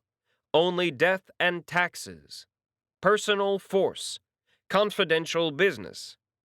Vice Marshal? I send up to Ali. That's a new one. Most go direct to General, or in a few cases, Admiral.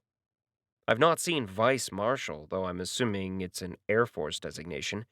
Then again, from what I understood, the Air Force has been subsumed into the General Army since so many of the Army can fly or are abusing things like hover boots and mecha. In fact, outside of a small branch of dedicated transport specialists, the Erethran Army is mostly divided into the General Army and the Space Navy. Of course, there are units within those designations, with individual generals deciding on how they like to split things up, but the uniformity of the units and general training means they can also work together with only the slightest hiccup.